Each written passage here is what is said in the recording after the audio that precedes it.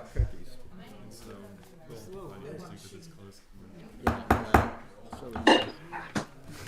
Hey guys, Okay. thanks for being 1 second. Rollingwood City Council will come to order Wednesday, December 21st, 2022 at 7:02 p.m. We will begin with roll call, and Councilwoman Brown, if you'd start us off. Present. Alec Robinson. Kevin Glasheen. Bill McDuffie. Sarah Hudson. Gavin Massengill. And with that, we will move on to public comments. We have anyone signed up for public comments on items not on the agenda? No, that is a no. All right, great. With that, we'll move on to agenda item number 3, update on the city council message board, and ask Ms. Wayman to catch us up. We officially have all of our users logged in and with the correct permissions on the message board. We are ready to go live. I think Councilmember McDuffie has volunteered or voluntold to help us with some training on that. So Phil, any thoughts? Well, I called up the Attorney General, and they were kind enough to call me back. And basically, everything that you printed in that little clicky thing on here, of the City Council message board, that was all the training that they provide. And that is basically exactly what they said. It's all in the it's all there in the in 551.006. And if we have trouble logging in or posting something, can we call you? You may. Maybe reach out to me for any password resets or Yeah. any of that sort. But Yeah. But I mean, the main thing to know is anything you put out there is pretty much there forever. So think twice. Measure twice, cut once. Yeah. But that's the extent of it. But it will allow us to talk amongst ourselves without violating the open meetings, and it'll allow the citizens of Rollingwood to see what we're up to. So it should help. Do you know if there's like a way for it? Does it give you an email notification or something? Yeah, Send us you comments? can. Okay. So on every message, you can click on there that if somebody responds to that message, you want to receive an email notifying you. So that is one of the features. I think Ashley did a great job on finding us a system that gives you all that kind of flexibility. All right, great. Yep. Yeah, it allows you to subscribe to different threads.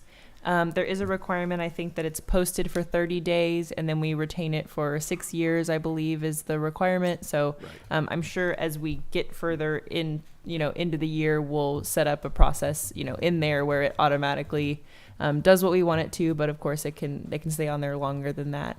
But yeah, it's ready to go.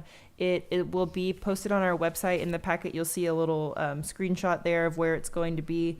We can put it a couple other places that are also kind of intuitive for anybody who's new to our website, but it will be posted. We'll get kind of those test messages cleared off, and then we'll have this ready to go next week, probably Monday.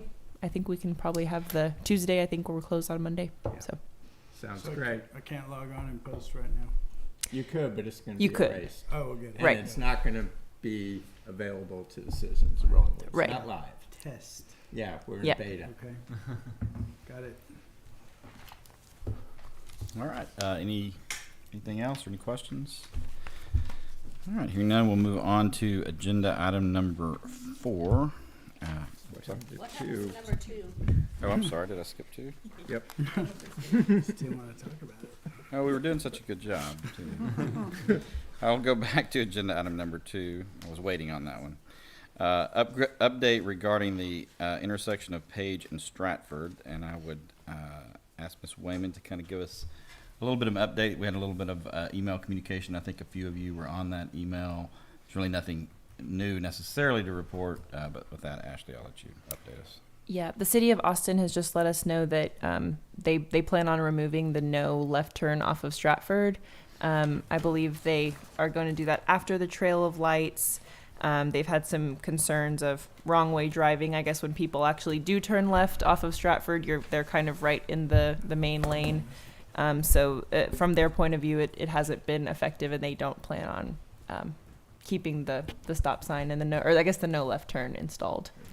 Yeah, I think, based on the limited information we have, it looks like they're going to keep some of the, not cones, but some of the Like markings along that sort of narrow that intersection to try to help with some of the traffic going in and out. But there's not a lot as we've talked about in previous years. That is their intersection. The road up to it, maybe 100 feet away or so, is our street, but the intersection itself is theirs. So there's limited ability for us to affect their decision on that topic. We'll see, I guess, how it goes. We'll see what the final layout is that they choose for that intersection, and then we can readdress it at a later date once we see what that's going to look like. Just wanted to give you the update on it. Any questions or thoughts? I hated that no left turn thing, so I'm glad it's gone. That's just my comment. And so does my wife. Really, that's why she wanted me to run.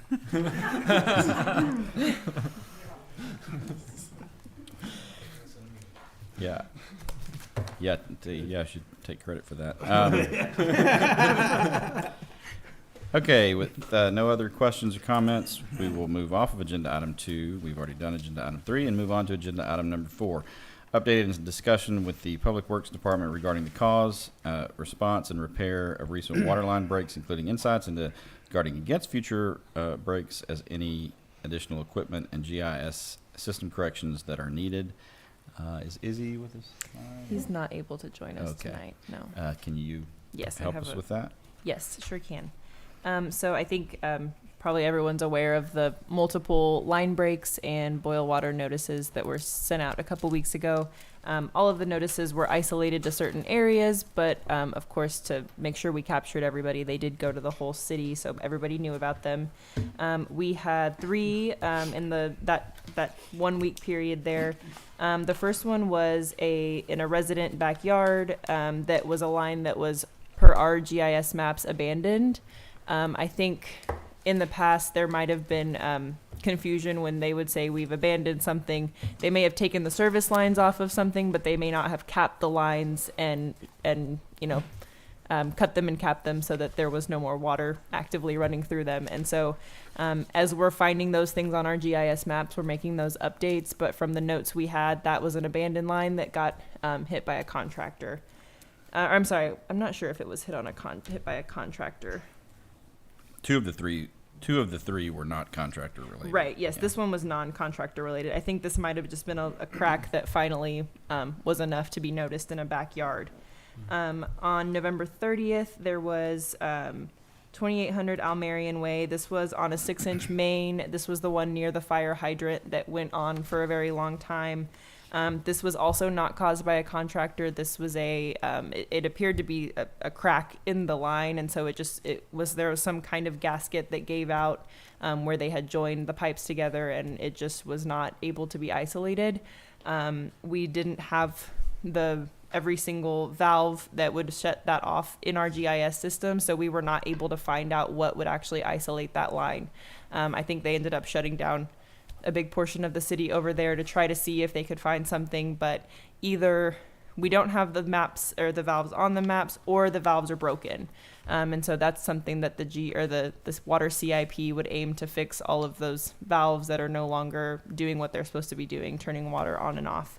But again, that one was not caused by a contractor. The third one, 304 Almerian, that was a 6-inch main break that was broken by contractors. It was isolated and fixed rather quickly, and it possibly could have been avoided. Some things we're going to start doing a better job of is at those pre-con meetings being very, very clear about the requirement to call before you dig. I think sometimes contractors maybe do that once, and then throughout the project paint washes away, things change, and we need to make sure that they're doing that on a regular basis. I think there's a 2-week requirement. Every 2 weeks you have to call in and get those lines marked again. And so that's just a practice we're going to try to put in place and be a lot more clear to our contractors about, just to try to avoid these from happening. So Did Izzy provide any information on anything that they did not have available to them that would be helpful, or things that, you know, would help them respond to issues like this in the future? on that particular break, the one that went on and on, that one, no, that was just a matter of not having, the valves were not shutting off that line. It wasn't a matter of, I mean, we of course didn't have a valve. We had to purchase a valve because those aren't something you normally keep on hand. The big water valves that we had to install to actually eventually shut that line off. But no, not in that case. I think just continuing to diligently work through and document when we find things in our water system. I kind of talked to the engineers, and it's not uncommon to not, know exactly what's down there until you get down there. And so that's just kind of where we're at. We've come a long way on the GIS mapping. A lot of it has been corrected, and every time we have any kind of issue, we're able to much closer pinpoint exactly where lines are, exactly how deep they are, what they're made of. And so we're getting there, but as far as, there's not really any additional equipment or anything other than when we do actual surveys, when we start getting our CIP projects underway. So That one, which is actually 2800 Rockway, not Almerian Way. Okay. But it's right across the street from me. That one washed out the Hudson's driveway, where it crossed the force of the water coming out of that for 2 days worked its way up to essentially washing out 2-3 foot wide path of asphalt in their driveway. Wow. And then when they put in the valve, dug up the grass and all the dirt. And I'm wondering, all of that was in the right of way, so technically all in the city's property. Mm-hmm. And I'm wondering, in situations like that, whose responsibility it is to repair the surface damage? Mhm. Because right now, when it rains, all that dirt is washing down into the street, and the drainage ditch is right there across the street from that. Mm-hmm. So it's continuing to create a mess down there, and I don't know whose responsibility it is to Sure. fix that. Two things. One, if I could ask our attorney to try to address that from a legal perspective, and then two, I'd like to continue that dialogue on maybe doing what's right perspective. So, what do we know the answer to the first question? I didn't hear the first question because I was looking at the ordinance for the next agenda item. That's fine. In an instance where we have a washout, a water line break in the right of way, but the example here is that the driveway was somewhat damaged. There was some surface damage related to that city water line break in our right of way, but caused some surface damage for the homeowner. Who is responsible for that repair? It depends on the facts. Who's legally responsible for repair is dependent upon the fact. Who's legally responsible is dependent on the facts. City has immunity from that type of stuff. If we were out there with a machine and we broke the water line, we would not have immunity for that under the you probably know, under the Texas Tort Claims Act. But if it's just some natural thing that occurred that was not the result of the city being out there with some sort of piece of machine doing work, then the city would not have any legal liability. And in fact, paying for any damage could result in an unconstitutional gift, paying for the improvement to somebody's property under the Constitution, when you had no legal obligation to do so. Question, did anyone make a claim or ask us to fix it or complain about us doing it? No, it just keeps washing dirt into the street, and and nobody seems to be taking responsibility to fix it, and I didn't know whose responsibility it was to fix it. And I guess, added detail, when the leak first was found, it was all in the grass, little bitty, it wasn't causing any problems, but the fact that it took us 2 days to get it, that's when all the damage occurred. Is So- it, and I'm sorry, is it damage or is it just, it needs to be cleaned up? Like, was there physical damage to property or is it just needs to be They cleaned? have an Chunks of yeah. asphalt Yeah. Oh, okay, were all right, Yeah. yeah, yeah. It was an asphalt Yeah, situation. okay. blown out of the driveway Okay, yeah. into the street. Okay. Yes. Yeah, and it was kind of a call when it was such a small leak. Let's don't turn everybody off. Right.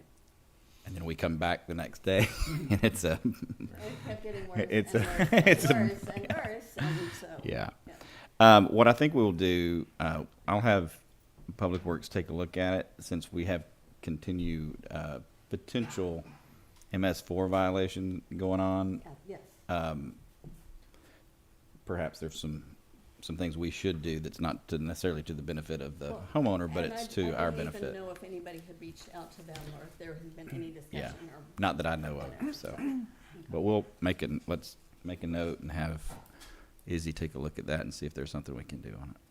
We have new equipment, so. Tell them we're sorry. Okay, any other thoughts or questions on that? Yes, sir. Yes, ma'am.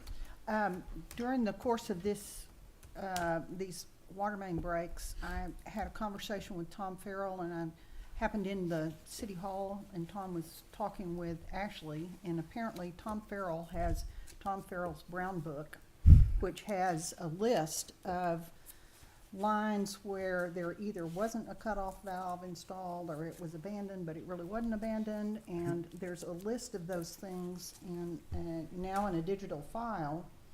Tom has suggested that, because he verified each of these locations, that these are locations of facilities that never got into a map because there wasn't a map at the time, and has suggested that Izzy and he and somebody young on the council do a survey of these locations so it's not lost to Yeah, the ages. that's great. I did not know So that. I would hope we could direct resources to that effort. Absolutely, that's great to know. We'll reach out to Tom and get that and get to work on it.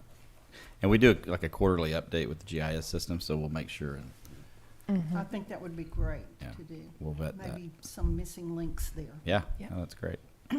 Between Tom's Brown Books and Shanti's attic, we should be able Yeah, to, put it all together. Put together. Yeah, yeah. uh, anything else? I will say one other comment. I was down there checking on that number of times because like I said, it's right across the street.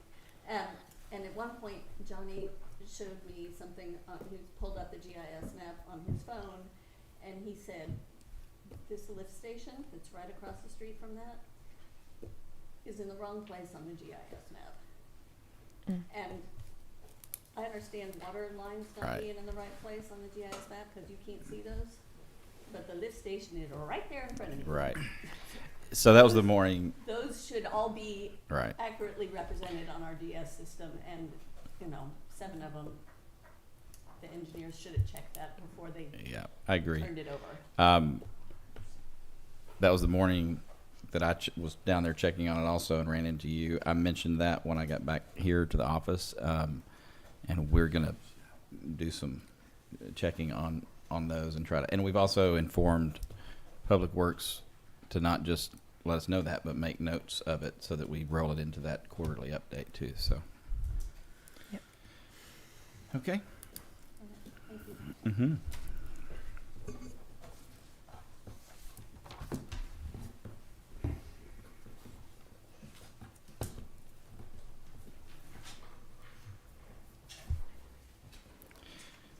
Okay, moving on to agenda item. Oh, we're moving on to the consent agenda. Is there a motion? Mr. Mayor, I'd like to pull number 5. Number 5 is pulled from the consent agenda. Makes it pretty straightforward on the rest of the consent agenda. Is there a motion on that? Move approval. Second. You have a motion, Councilwoman Hudson, a second by Councilwoman Brown. Further discussion? Hearing none, all those in favor say aye. Aye. Opposed say no. 5 ayes, no nays, motion carries. And now we'll move on to agenda item number 5, discussion and possible action on the minutes of November 15th, 2022 special city council meeting for canvassing returns of general and bond election, and recognize Ms. Brown. Mr. Mayor, on page 2 of the November 15 minutes, about the middle of the page, it reads, Mayor Gavin Massengill brought the city council meeting out of recess at 6 p.m. on October 16. I think that should be November 16. And then on the the last page, Mayor Massengill adjourned the meeting at 7:19 p.m., but that was on November 16. That was the meeting that we held over. We recessed and held over to the next day, so I would recommend we make those 2 changes. Great, good catches. You want- Yes, please. Just quickly identify yourself. I know Desiree who you are. Adair, City Secretary. The special city council meeting for the canvassing ended at 7:19, and then we began the city council meeting at, I think it's like 7:21. It's just the date, because the date was very different. I need to just change the date. No problem. Okay, thanks for that clarification. Do you want to go ahead and move approval with those Move amendments? approval with those Do you have a- amendments. You have a motion by Councilwoman Brown to approve the minutes as amended. Second. We have a second by Councilwoman Hudson. Is there further discussion? Hearing none, all those in favor say aye. Aye. Opposed say no. And 5 ayes, no nays, motion carries. Moving on to the regular agenda. Agenda item number 7, discussion and possible action on an ordinance amending the city's code of ordinances relating to site disturbance requirements and terraced retaining systems. This is an item that we discussed in length at last month's meeting. If you will recall, council, the instructions at the time were to our city engineering firm to work with the owners and contractors of the property to see if they couldn't figure out a solution that seemed to be the clear intent of the council at the time. And if they couldn't figure out how to make that work within the confines of the current ordinance, for them to then work together to figure out how to fix that ordinance and bring it back for council consideration this time. And that is why it's back before you, because they were not able to figure out how to remedy the situation under the ordinance as it existed. And there you have it. So that's why it's back. And I think Ms. Wayman can take us through the explanation from there. Sure. So we did work with Tyson Haas, our city engineer, with Kay Freese, as well as Denton Navarro with Bryce Cox and Charlie, to come up with these code amendments, these proposed amendments. You'll see the memo that's first listed in the packet kind of discusses what that proposed amendment would do, and then the draft ordinance in here actually puts that into our code and shows how that would amend our code. And so I think specific questions probably best directed to city engineer or Mr. Cox with Denton Navarro.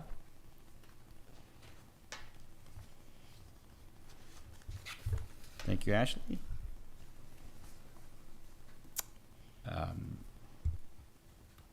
Council? I have a question. Yes, ma'am. This ordinance in several different places refers to, it says inside is 10-foot setback from the property line, but some of the setbacks are not 10 feet. And so the question is, what do you do if the setback is 20 feet or 30 feet from the front or 12 feet or 15 feet from the side on a residential setback? I don't know if what's intended is any spot 10 feet from the property line, or if this is applicable where the setback is 20 feet, for example. Would these terms apply if the setback for that property at that location is 20 feet? So I'm just not sure how it's intended to apply. Sure. So Bryce Cox with Denton Navarro, Rocha Bernal, and Zach.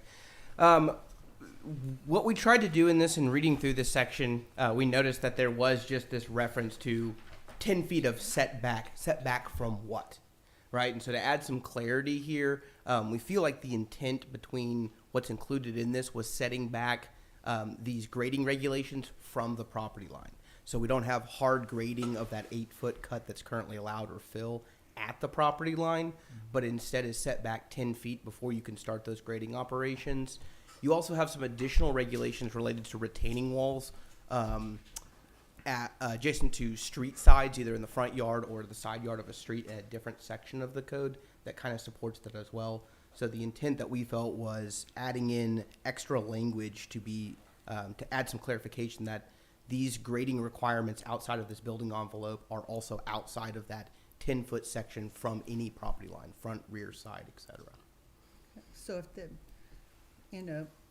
on a residential lot, if the setback is 20 feet, this regulation, the intent is this regulation would apply to allow a cut at 10 feet from the property line. Yes, so this is independent of building setback requirements. This is just a setback as it relates to where you can begin these different grading operations.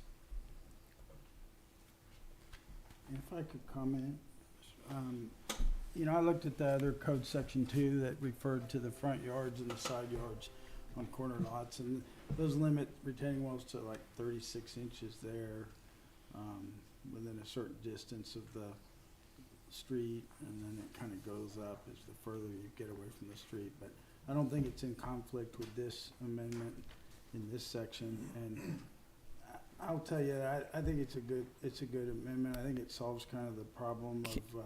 Councilman, I'm sorry to interrupt Oh, you. yeah. We're having trouble hearing you. If Oh, you I'm could- sorry. That's okay. Yeah, I appreciate any No coaching I no get problem. for my first full meeting. I was only, But I did review this ordinance and kind of analyzed it, and I've seen some other examples. I've got one on my phone where they did a 6-foot, 4-foot, 4-foot retaining wall with a 3-foot gap in them, and I think, and I've got a picture of that was built nearby, that a friend of mine built, and I think it's a good and fair solution. And if it's 10 feet from the back property line, I don't have a problem with that. I thought it was a good solution to, mitigate the risks that I saw from the initial request, which is an excessively dangerous, tall, high wall that is going to be unattractive. And this way, with a maximum 6-foot height, then a 3-foot ledge, Yeah, and ledge, then 4, Ferris. in this case, it'd be another 4 feet and 4 feet. I think it's reasonable. Anyway, I support it. Thank you for the clarification. Absolutely. thank you, Bryce, for the clarification and the questions. Further questions, further clarifications? Anyone else wishing to address council on this matter? Step right up. Please identify yourself. Good evening. My name's Jim Whitliff, and I'm here on behalf of the property owner, Andy Richardson. First, I do want to thank the city of Rollingwood, everyone that worked hard to put together this draft ordinance, which we feel is done to address our unique circumstances. I want to say it's very gratifying when a city chooses to work towards the creation of a win-win solution in order to meet the needs of its constituents. Not every city in this area thinks that way. I wish that more of them did. The property owner and I have reviewed the draft ordinance. We're in general agreement with nearly all of it. However, we are requesting that you consider modifying line 8 on page 2 of the ordinance to allow terraces of up to 8 feet in height rather than 6-foot height as currently written. I had a brief visual presentation. Unfortunately, we are unable to get it to work on the screen today. Well, if we did allowed 8 feet instead of 6, this would allow Mr. Richardson to utilize his design plans that he had previously submitted to the city, rather than having to do significant revisions in order to add a third retaining wall.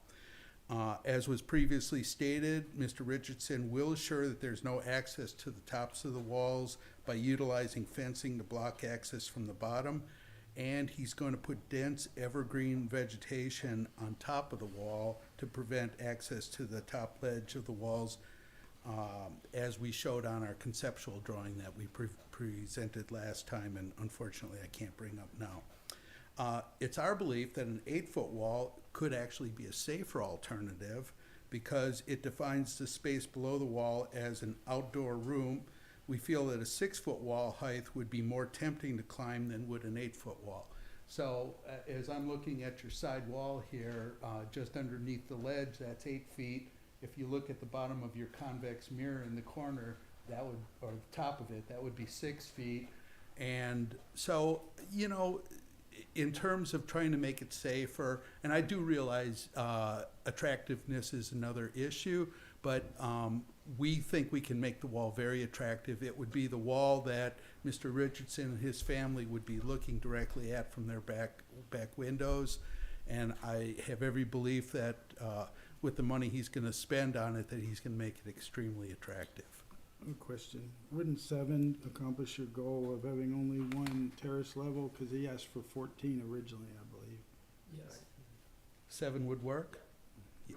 Yes, we amend our request from 6 feet to 7 feet. Thank you. And we appreciate your consideration of our request. Thank you very much. Thank you for the presentation. Council, any other questions, clarifications? So I have a question. In item 7 on page 2 of this, it says that not for you, for whoever put it together. Says outside of the designated building envelope and outside of a 10-foot setback from a property line, that the 8-foot maximum cut depth and fill height may be exceeded. So we have an 8-foot cut and fill depth in here, and then a 6-foot height for the terraces. And I'm wondering what the difference is there. Sure. So as you'll see in items 5 and 6 in that ordinance that are existing, that's where we have the current limitations of the 8 feet of cut or fill. And again, we use that same language of outside the designated building envelope and outside of that 10-foot setback from a property line. So the intent of that first part of the language is to say, without a terrace system today, as the code is written, you're allowed to do up to 8 feet of cut or fill. We're then including basically an exception, without calling an exception, but an alternative, where we say you can exceed that 8 feet maximum of cut and fill up to this maximum of 15 feet using a terrace system, and we lay out how many maximum amount of steps you can have in that terrace, as well as what the minimum spacing is face to face and the maximum height of those walls. Okay. A drawing would have been really helpful in this case. I got a picture I could show you of something that's very similar on my phone, but from another house. But I could draw you Thank- one. Thank you, Bryce. Perfect. Further questions? Well, I mean, I'm like I said, I'm having a hard time following. You can have an 8-foot cut, but the terrace can only be 6 feet tall. So using a terraced retaining system, you can actually have, as is proposed, up to 15 feet of cut and fill. So Okay. the way that the city engineer right now, and I'll let him speak to this if needed, interprets the 8-foot cuts is it's not 8 feet per retaining wall piece. It's 8 feet total of elevation change that you're allowed to do, whether that be cutting or filling. And so what we're trying to do is add in an allowance that if you're going to do a terraced stair-stepping system, that you can exceed that 8 feet up to that maximum 15 currently proposed. 14. I'm still not. So right now, in your current code, you can have up to 8 feet of cut or fill. So you can terrace it, you could have a single retaining wall, however you Like want to 8 do feet it and tall. comply with those feet. Up to 8 feet, and that's it, Right. nothing taller. And so what we're trying to at propose that spot, 8 feet. of cut and fill period. But it has to be specific to the location where you're doing the cut and fill. And so if I have, they take the lowest point of the cut or fill to the highest point of it. And so even if you terrace, so if you right now tried to say come in and do 2 6-foot terraces, that would actually be 12 feet of cut and fill and would not be allowed under the current code, even though each lift of that section is only 6 feet. Yeah, I don't think that was ever the intention. That's how it's being interpreted, and that's why That's why we're fixing it. I'm not sure we're fixing the right thing, but seems like we need to fix the interpretation and not necessarily the code. Absolutely. Tyson Haas with Cape Reason Associates, the city engineer.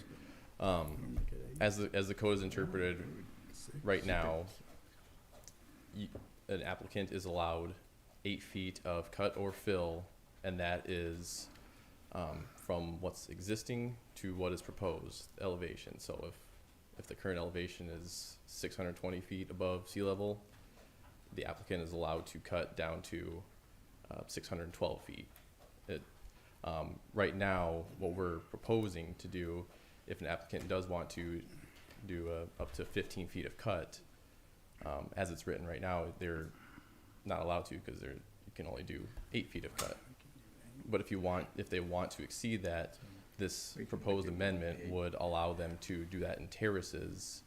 And as it's written currently, it would be each individual wall would be allowed to be 6 feet tall. Right, and everybody's looking at me like I don't understand what you're talking about, and I absolutely do.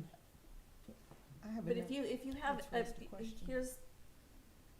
if the ground is sloping up like this,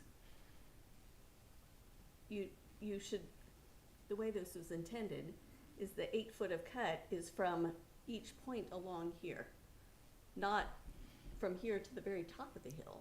Right, yeah, so, And so if you If you're cut at- here at- 8 feet, correct. and then you go across, and then you can cut here 8 feet, I think that's already allowed. Correct, but That's not how it reads, I don't think, is it? that's how I interpret No, it. you interpret it that way, right? Yes. Okay. I interpret it at this spot. This is the current elevation. This is what the proposed elevation is. If the difference is greater than 8 feet, that's not allowed.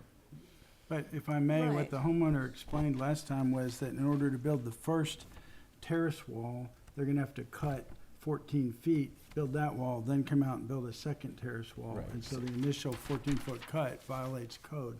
Yeah, there are situations So they're that have- saying you cannot put in, The you first can't terrace go wall. from the bottom and cut and put your walls in. You have to go to the furthest extent and cut all the way down and then backfill the whole thing? Yeah, I would So think the- it would go like that. You would think, but anyway, I do a picture, but you have to cut 14 feet here. No, that's not No? what's going on. It's that specific site's, Terrace cuts. it's a very unique site in that it's kind of this big dome Yeah, I that just saw it. drops off.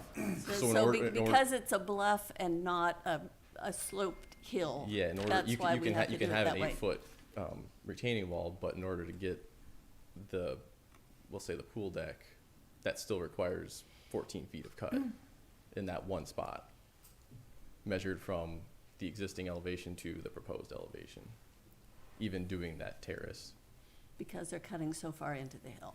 correct?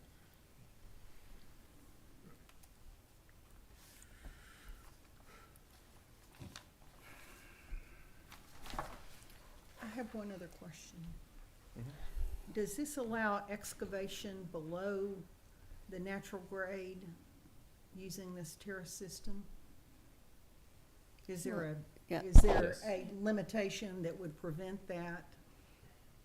Well, the excavation is all below natural grade. Yeah, if we're talking about cut, that would Well, be I meant- anything that would be I'm thinking of the example we had, which there's a hill, and then the house is gonna be below the hill, and they wanna dig into the hill to have a swimming pool. If another contractor said, well, I can dig down, I can excavate below what would otherwise be the allowed grade change at the foundation level of the building, and therefore get more building on the property, would that be allowed?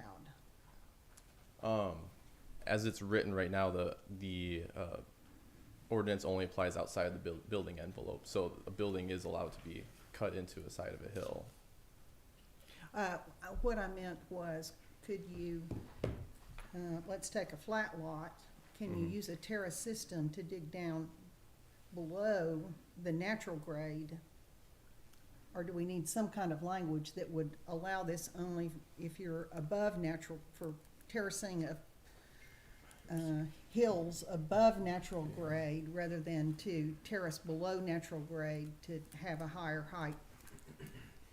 Sure. So I think the conversation that was had at Planning and Zoning Commission about building height really comes into play with that, where we talk about as far as how much building can you get on the lot. A lot of that's going to have to do with building height, how it's measured, where it's measured from, as opposed to grading in the envelope.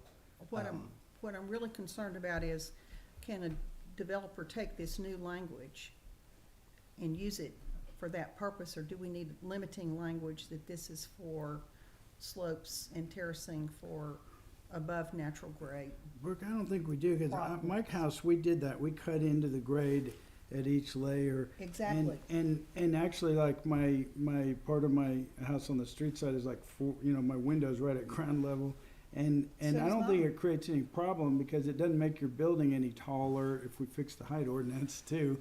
But it wouldn't anyway. I mean, it's just, I don't think it creates a problem that I can see. What I'm concerned about is, right now, and this can be changed, right now, the height is above, the maximum height is above a reference datum, Yes. which is on the surface.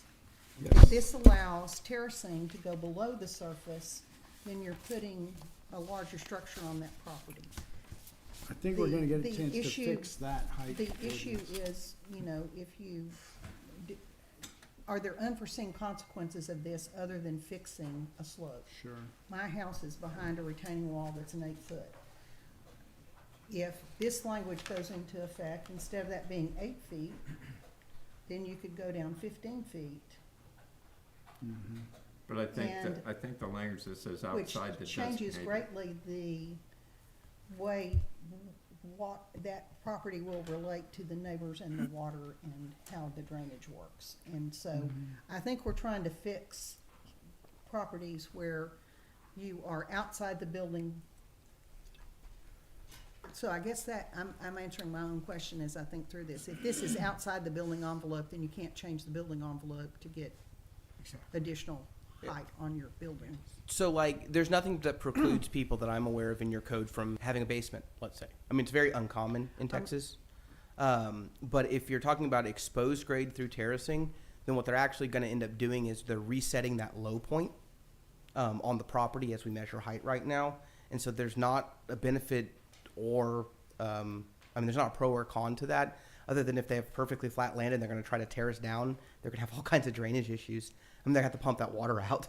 So, because essentially you're making Or the downside neighbor will. an earthen pool, right? I mean, if it's perfectly flat. Well, I think would this be correct? This would never apply inside the building envelope. Sure, I mean, they're allowed to do the grading with inside the building envelope. And grading As inside would is. only have the effect of lowering the overall building height under the current height measurement Yeah. definition, so it wouldn't add height, it would lower height. I'm not just concerned about height, Oh, okay. but I'm just asking, this language would apply only outside the building envelope. So it would apply only, you could Yeah. only use it in what we'd otherwise call the setback. Yeah, so the Okay. other piece to this that may help you out, especially the concerns of the neighbors, there is a provision in here that you can't grade against natural grade on the property line. And then again, when we have that 10-foot setback from the property line, you're pretty much stuck with the slope, the maximum slope requirements, which I think are 4-to-1 in here, which is not too terrible. So you couldn't really truly do a whole bunch of elevation change on a relatively flat surface, because you've kind of already got the endpoints that you have to make the grade match up to are kind of already set, right? Where we've got the existing property lines, and that has to be what it is today. And so the changes that we're doing are basically from 10 feet back, and we've got to feather that out pursuant to the code at a maximum of 4-to-1. One other question, what is building envelope? The building footprint. Is that the term used elsewhere in the code for the property inside the setback? So I'll have to double check and see if y'all have a specific definition. The typical industry term for that is the actual physical footprint of the structure. So Well, it's I not just the wanna make- buildable area, but it's truly, here's where the structure will be. So if it's a So- slab on grade foundation, it would be the slab. If it's a pier and beam foundation, it'd be the edge runners of that pier and beam piece. So it's the actual physical home itself, not just the So you where you could- can build in the buildable area inside of the lot. So you could go, this is, when you use building envelope, then it's from 10 feet inside the property line to the edge of the building, as opposed to the buildable area on the lot. I don't know if that, Yeah, I followed you. That's right. I think that's Yeah. right. I'm not sure. I want to think about that a little bit. Yeah, because I think the goal is to allow for grading pursuant to these regulations in that area. Basically, from the outside wall of the building of the structure to within 10 feet of the property line. And again, that exception. Well, there- I want to think about that, whether or not it should be at the edge of the yard, as you define it Mhm. for residential, which are the edge of the building. Yeah, so I will say, when we think about this in conjunction with the retaining wall requirements in the zoning section further on, those are more stringent as it relates to like the 36-inch maximum allowance when it's in the front yard or in the side yard adjacent to a street. Those are more stringent, and so those would apply first before the 8-foot allowance. And so when we think about buildable area, when we think about the gradable area, and if we use the buildable area of the lot, so the area that you can physically build on inside of your setbacks, your residential, I believe your front setback is 30 feet, your sides are 10 and 10, but they need to add up to a minimum of 25, so it's really 10 and 15 or 12 and a half apiece. And then your rear setback, I believe, is 20 feet. And so when we think about that 10-foot side piece, what we're really, if you only want it to apply to outside of that building envelope, then a lot of these areas, like along the side lots, we're talking about 8 feet of a strip of physical grading that you can do this in, which is probably not even enough to put in terraced retaining systems and have enough space to do footings and maintenance and all that piece, but I'll let engineering address that section. What I typically see in development codes where we have grading restriction is the goal is, I don't want to disrupt the property and the expectation of the neighbor. So we let you slowly slope things up for a certain distance from property lines. And then kind of that space between where that expectation stops and your physical building starts, we have different series of regulations, which is how your code is currently set up. Well, my view would be that we take another look at this and make sure we're not creating an exception to the retaining wall requirements that we currently have, or the fencing requirements, and then bring it back next month. I did look at the other retaining wall requirements, and I don't think it's an exception. They still apply, like the 36-inch limit in the front and side yards. And it's a weird ordinance because they actually go up in size for every foot you go back from the front or side property line on a corner lot. And it's kind of weird, but I thought, my concern was the homeowner I know has been waiting a long time to get this done and has been to council a couple of times, and I will tell you, I did sit down and study this with city staff for a while and propose some changes to it, including the 6-foot height limit, but I'm inclined to support passing it now so the homeowner can get on with his plans with no more, amend it to allow a 7-foot terrace so he can get it all done with one terrace level, and no more than 14 feet. I would amend it that way, and instead of saying up to 3 terrace cuts, I'd say multiple terraced cuts, because it could be smaller than that, but no single cut larger than 7 feet and no more than a maximum of 14 feet. And otherwise, I would support it as it's presented, but that's my view. Yeah, I'm inclined to support it with the changes you just suggested. So if, Well- just in it, and not to cut you guys off, but I want to make sure that I understand your suggested changes. If you could just talk to me about pages and lines. Sure, on page 2, line 5, instead of up to 3, Mm-hmm. I would change that to multiple. Okay. And on line 8, I would change it to 7 feet. And on line 10, I would change it to 14 feet. So that it's narrowly drawn for this homeowner to be able to do what he wants to do, and it's reasonable, in my opinion, with the changes.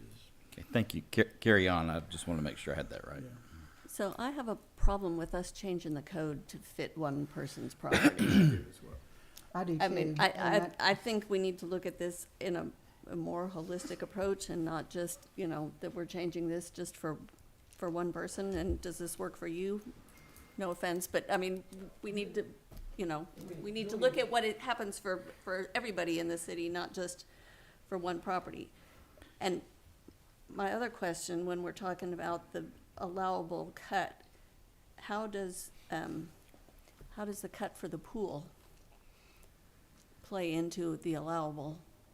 Because there's an additional cut below grade right up next to this terrace for the, Yeah, we For the pool. currently don't factor the depth of the pool into the maximum cut or fill figures. It goes to the coping of the pool. but for geologic stability of what you are cutting, you're cutting down further into the rock. Right. I think the counter argument to that would be that the walls of the pool would act to stabilize that ground that you're cutting into.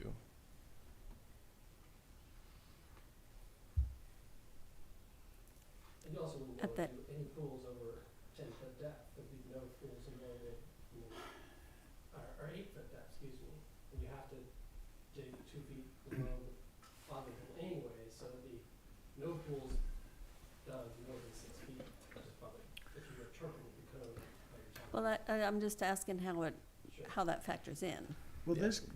this code says that it's for cut and fill, and if you look at section 6, it talks about the maximum height of fill is 8 feet, so I don't think it really has to do with pools, it has to do more with cut and fill. And, I would also add that based on the presentation last week, If I could just get you to come to the back. That's okay.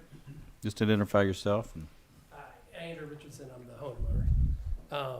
Based on the presentation that we did last week, we looked at every lot in Rollingwood, and there was 3 lots that affected, and mine was basically the only one, except for my neighbor, who's already essentially done this already.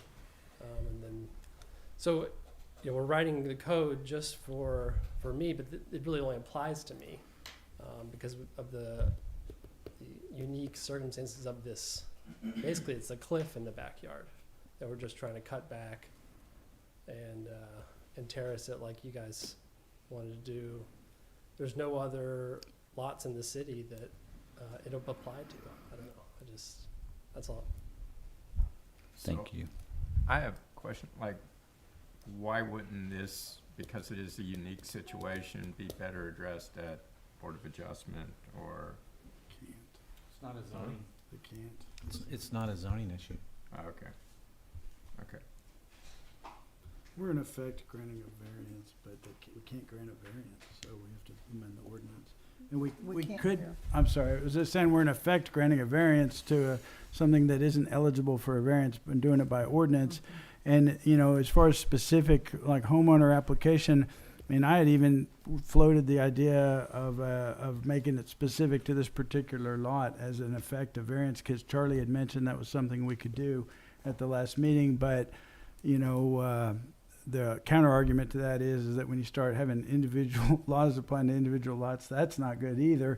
And, even though this solution applies to this one homeowner, the fact is that there's only one homeowner who has a problem under the current ordinance, and so it's specific to him, and as it's written now. Well, I would say I don't know that we've verified that, right? my concern is that we not create a way that it might be used in a way we don't intend.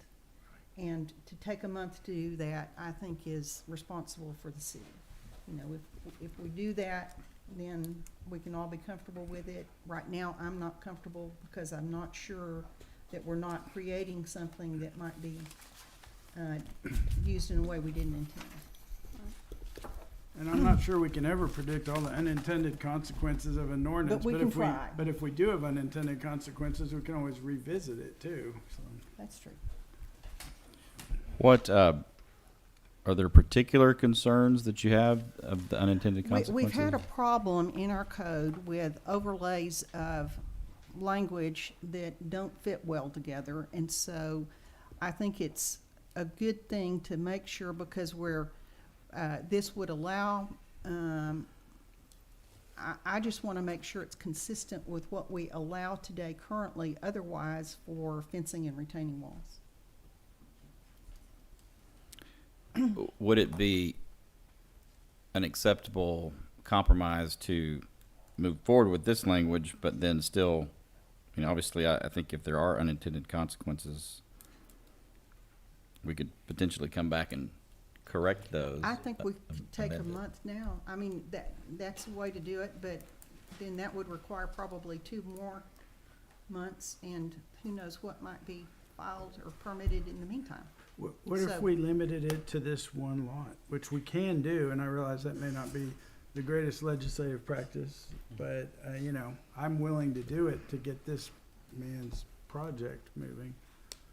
And then if it ever comes up again, and then, which it may never come up again, we may never hear anyone ever ask about a retaining wall again. Would that be by address then?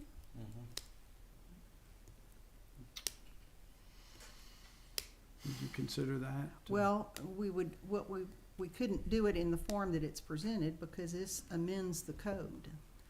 So we have to retain what's there and have a draft ordinance that would do what this man wants for his property.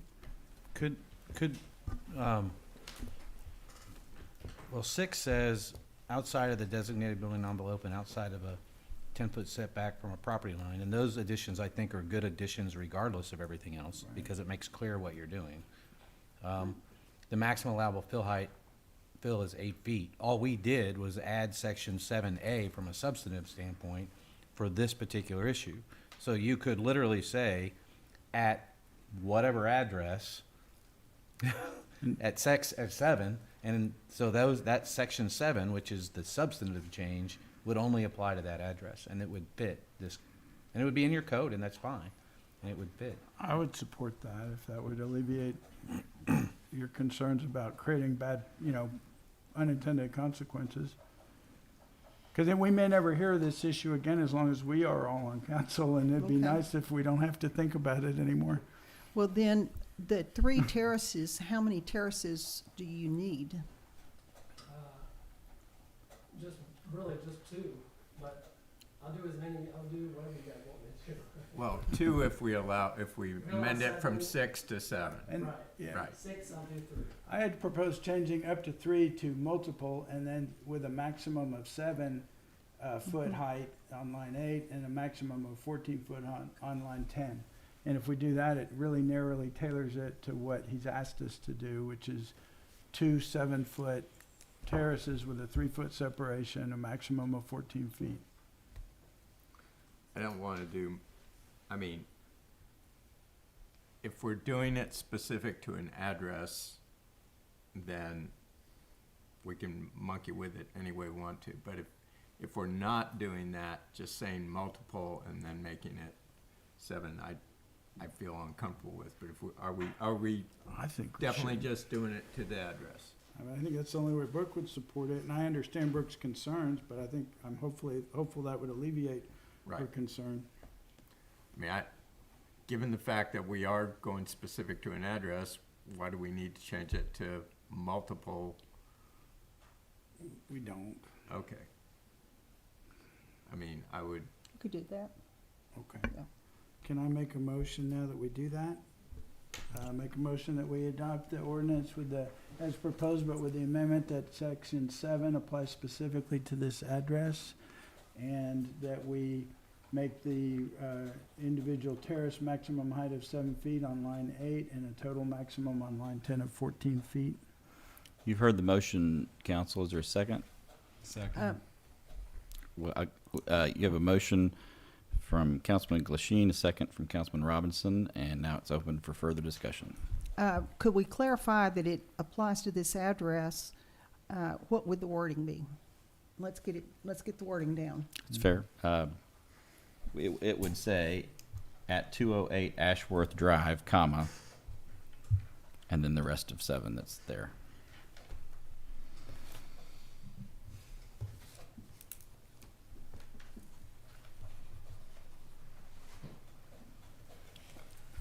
And it's 3 terraces, 7 feet and 14, or 2, or yes, ma'am. multiple?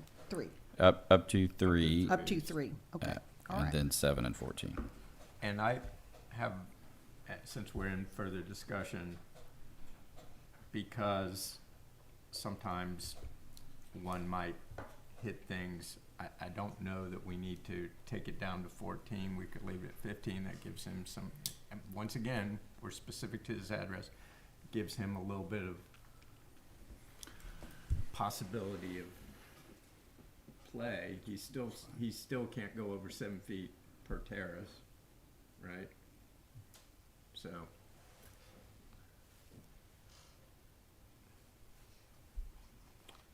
I accept the proposed amendment to my motion. Okay, thank you.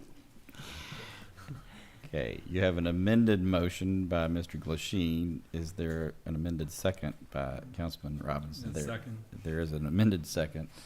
And it will now read at 208 Ashworth Drive, comma, the rest of 7. And then we'll leave the up to 3. We'll replace 6 with 7 in terms of exceed 7, and then we'll change it back to 15 feet. Okay, is there further discussion? Hearing, I just don't want hearing us to some. make a regular practice of changing code for individual properties. Nor do I. If he wasn't so nice, we would. We're not gonna use that as a criteria either. Don't move. Okay, with that, council, all those in favor say aye. Aye. Opposed, say no. Being 5 ayes, no nays, motion carries. Thank you, council. Thank you. Congratulations. It's a very unique property, but yeah, I agree with you. We should not make it practice. What about the one at Inland Cove? Oh, yeah, I know. Oh, I know. The same kind of thing. That's why he says there's only 3 properties available. And I said, really? Which ones? No, Are you sure? Have we verified that? I don't think Right. so. Right, well, that's why we, yeah. Right. That's why me, you, and Brooke were saying, Right. Yeah, you never know what we would get. Kevin's too nice a guy. I'm not that nice. You'll get me. I'm not that nice. No, I know you're not.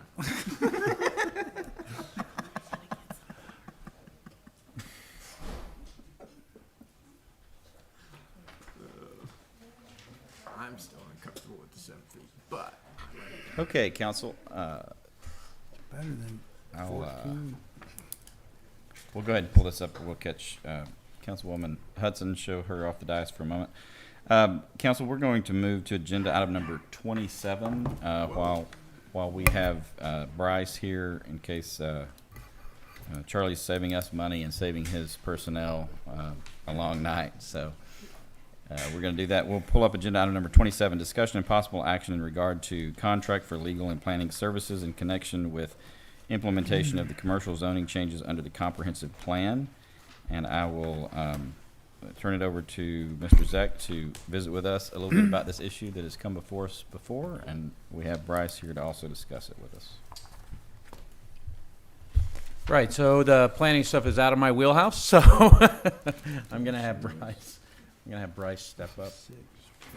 Sure, Bryce Cox, Denton Navarro, Roach, Bernal, and Zach.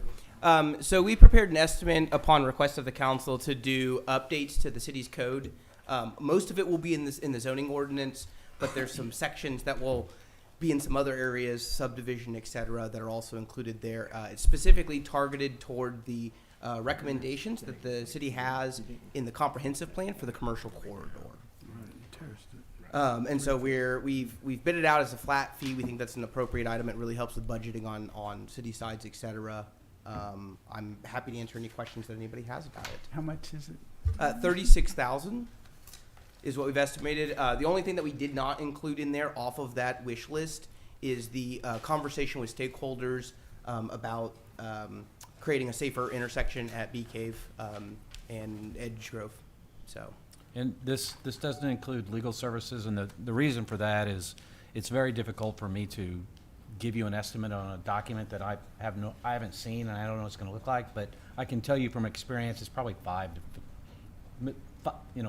at minimum to most 10 to 15 hours. So it's not a lot of legal hours. This is all heavily planning work.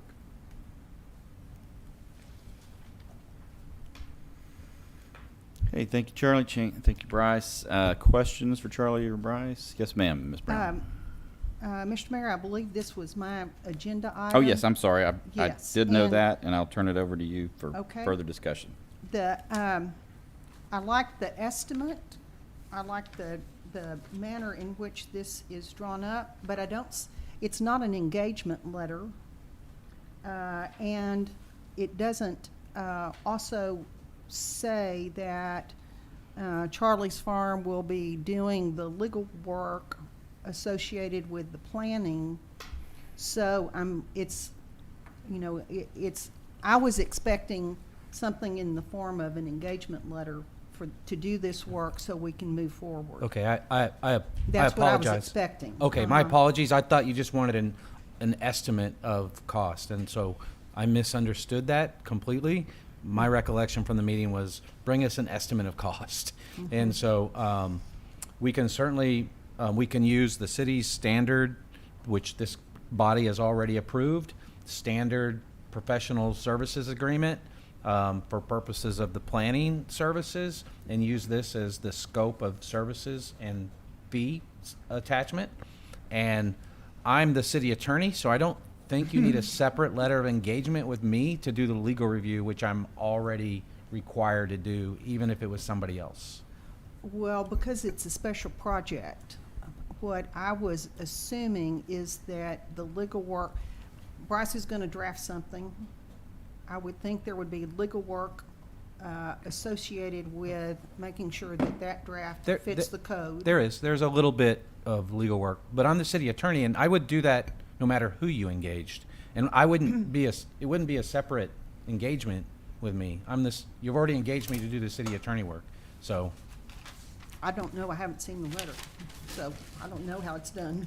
Yeah, I'm the city attorney. I do I- all the I do legal for know this. that, yes. I do all the legal work for the city, unless you engage somebody else to do the work. What So- I've done, what I've been familiar with is to be engaged on a project and you do a scope of work and an amount not to exceed without further approval.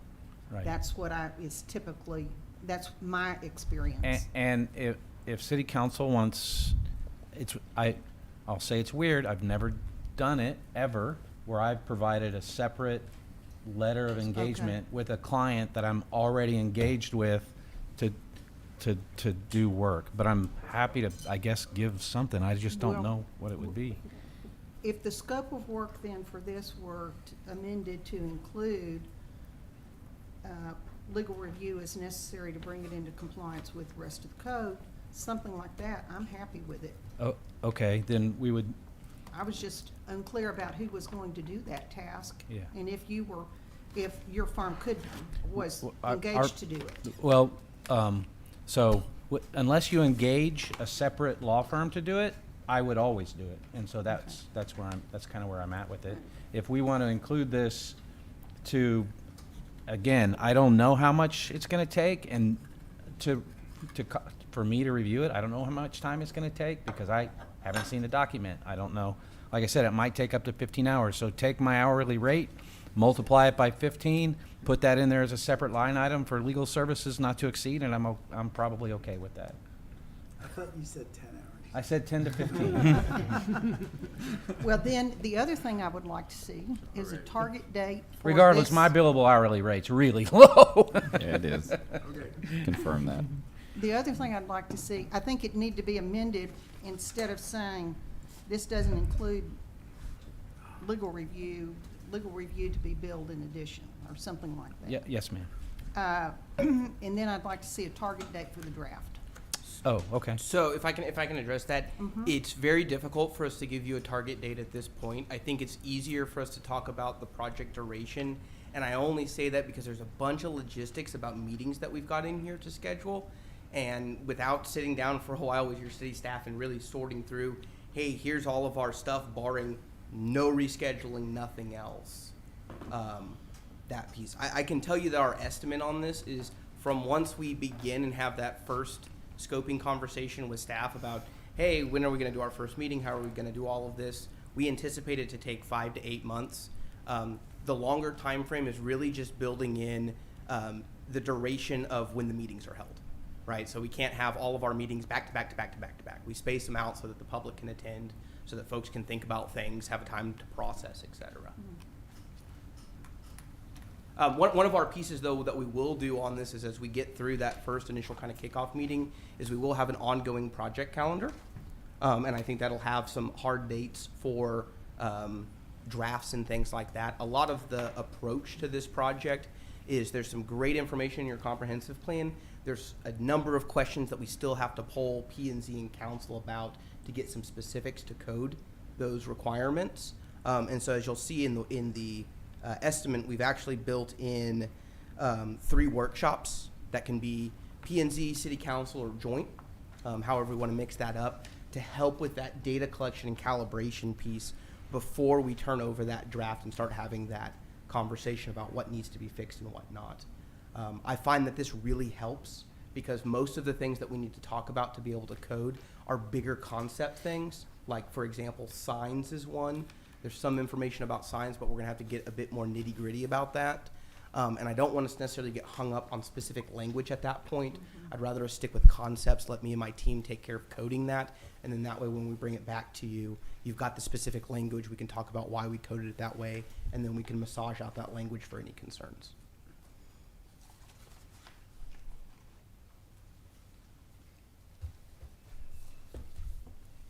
So this is a small question, but just concerned about the way it's worded. So you have a flat rate of $36,000, okay, plus expenses. So I was wondering why the travel and copies are all separately listed at what the cost for those are. So we would have to either not have a fixed cost as the approved budget for this, or we would have to have some idea of what you think that those expenses are going to be in order to approve. Yeah, minimal, but I mean, very minimal.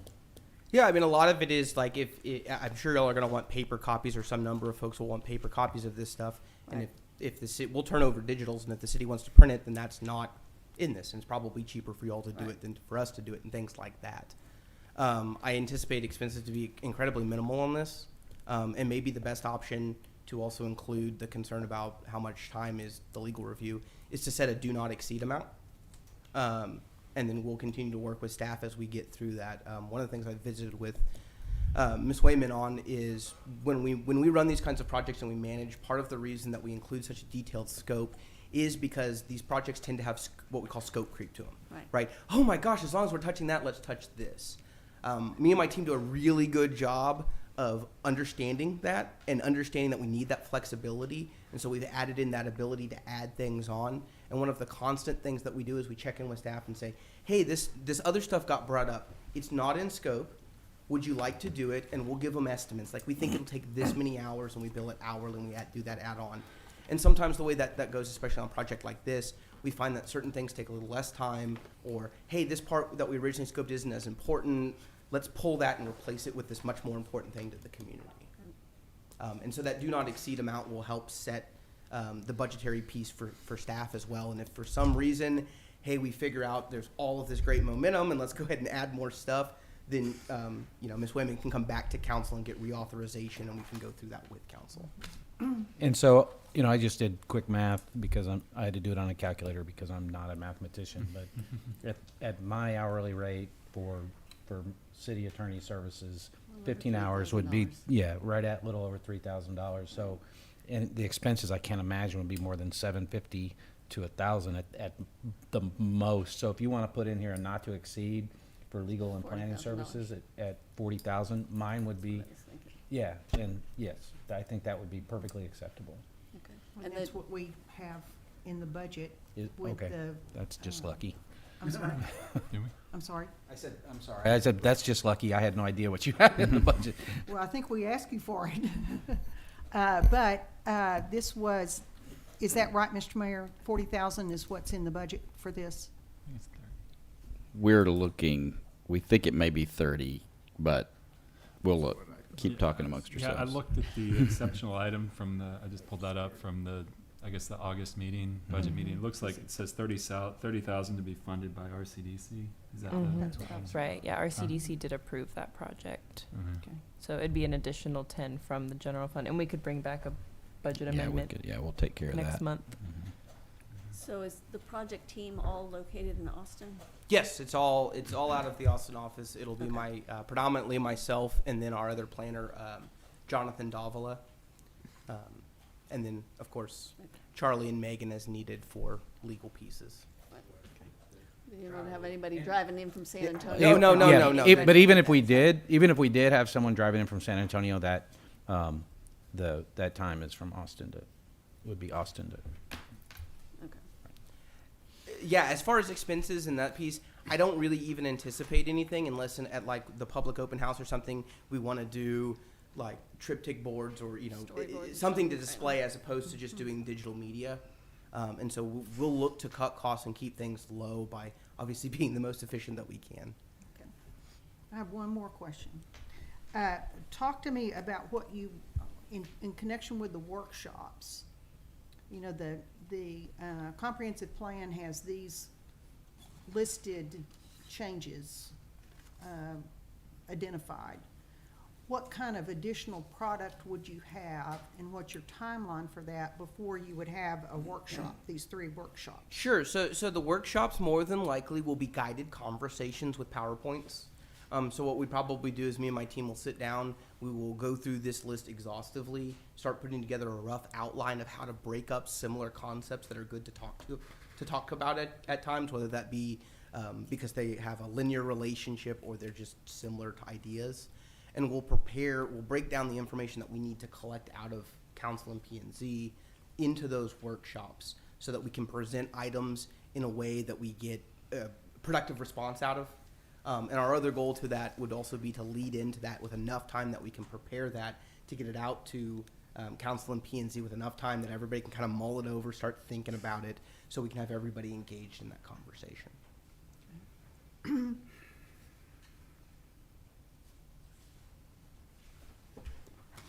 But if y'all look to authorize this tonight, I mean, we'll start Tuesday. Me and my team will start sitting down on Tuesday and schedule a meeting with staff to start putting together a project calendar. And would there be objection to including, like, for example, at the bottom of page 3, revisions to draft based on comments from city staff, planning and zoning, and city council? And maybe that's not the step, but the workshops and the scoping, to include a representative from the task force, comprehensive plan task force, as you scope those projects. As you do that presentation, so you have someone that was on the task force in that conversation as well. Absolutely. I mean, the workshops, it's ultimately completely up to what the city wants, right? I mean, whether you got a big joint group of everyone or you have just select representatives and you don't want to do a stakeholder kind of piece where you have a couple representatives from council, P&Z, EDC, wherever. I leave that completely up to you. The workshop's going to take us the same amount of time to prep for it. Okay. And I think that would be a good conversation as a follow-up or, something that y'all can defer to Ashley on if you want her to kind of pitch that back to y'all and say, hey, let's do it this way. And again, some of that may be helpful once we're able to generate the topics or generalized things that will be included in that, because you may find, hey, this one's great for just council, or no, we need everybody at the table for this conversation. And it's just going to depend, and I don't know what those look like quite yet. Well, and it would, including, as I'm thinking about it, I'm not sure that there's anyone on the current P and Z that was on the task force. Yeah. And there's history that the task force has with respect to these different items that I think might be helpful to keeping true to the task force recommendation, so to speak. Absolutely. And if there's enough interest from council as well, I strongly encourage that we do those workshops as public hearings as well, and let the public participate in an organized manner and respond to the commentary being presented. Great. Okay. Thank you. Any other questions, council? Happy to entertain a motion as specific as you'd like to be in terms of the engagement letter and how to carry out the wishes of the council.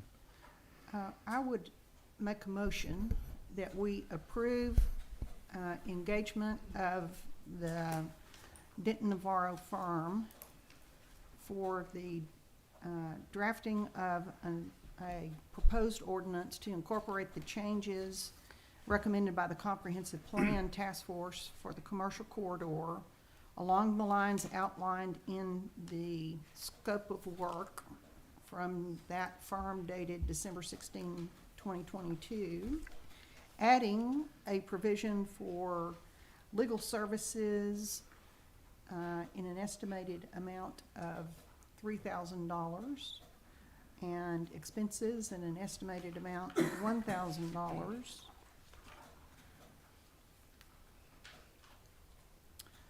With a target draft date of, for the initial, when you say initial draft, you mean something ready to go to public meeting? Yeah, so we'll go through all the workshops, collect all the data, talk about all these concepts first, then we'll turn over a draft, and that's when we then do the public, we do the open house after the draft's been released, and then as we start going through the adoption meetings is when we massage all of that language out, as there's any concern. Could the motion say initial target date of 5 months, not to exceed 8 months? Can say whatever you want to say.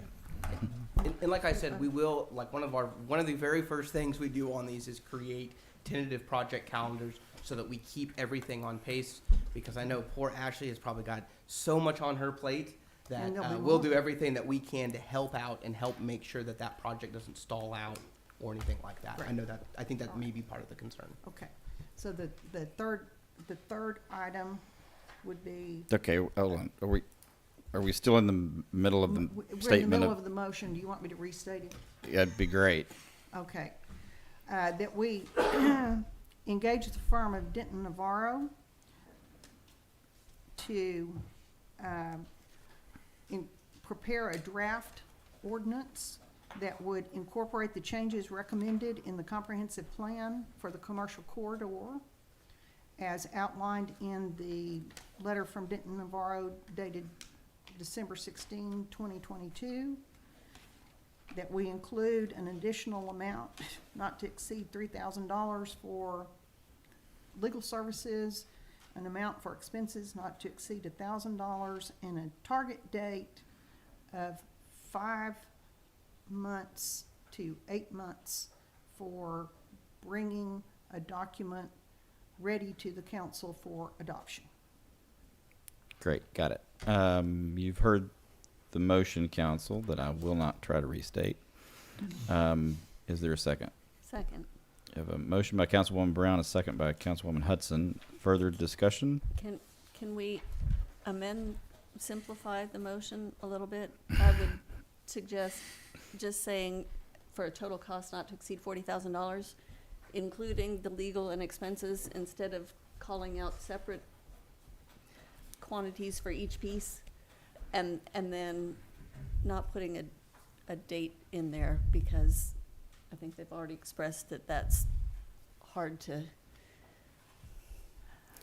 I think we want to express that we have an expectation that this will be handled expedite, all of those things, that we will not drag out and not make progress on this, but I think that taking the specific deadline out of there would be helpful. So you got two options, Council. Councilwoman Brown can accept your friendly amendment, and we'll go with that. Or if not, we will vote on the motion that's before you, and if it were to go down, then you can make a second motion to that regard. So whatever you guys want to do.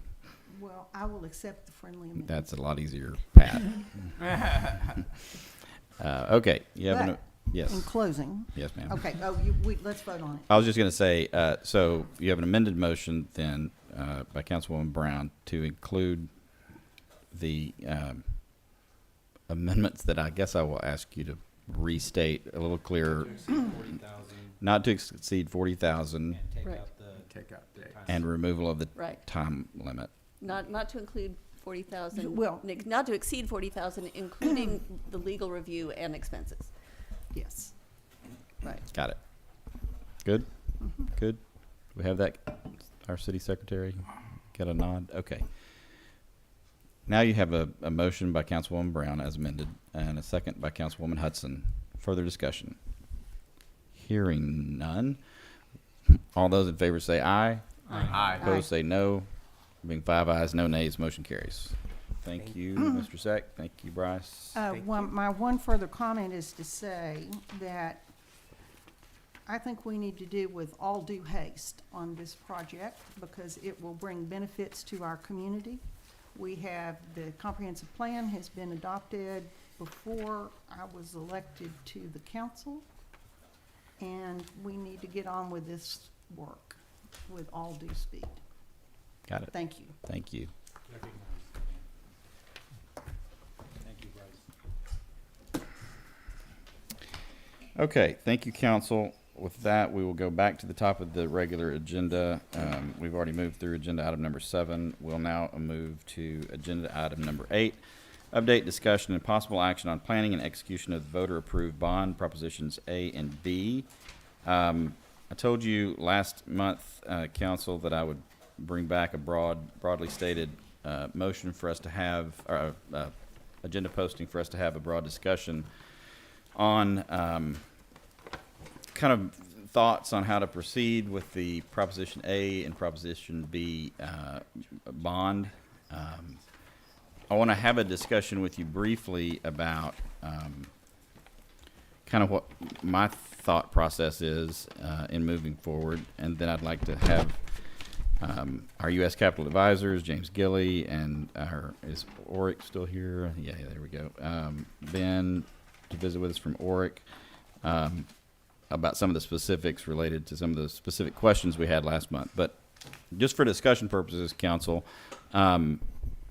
my thought, and this is hot off the press as I was preparing for council this evening before I came, I put a hard copy on your desk of just sort of, it's a draft, but it's sort of my thoughts on a possible path forward. And I'll kind of talk through that on the record with you in terms of Prop A, the water infrastructure piece of it. My thought would be, and I'm laying this out for our discussion, but also for discussion with Kate Freeze and our other professionals who are here, as well as staff. My thought on the water infrastructure piece of it, Proposition A, would be that in January, we would try to go ahead and receive a detailed project outline from KFA for your consideration. I think we'll probably potentially have some of that discussion this evening as well. And then council consideration of the engineering procurement requirements and options. I'd like to hear from Charlie, in the near future, maybe next meeting, of if there are certain procurement requirements, what our options are to go with K-Freeze, or do we have to bid this out if it's a certain, and if those things are separated, just a more full discussion of those types of issues in January.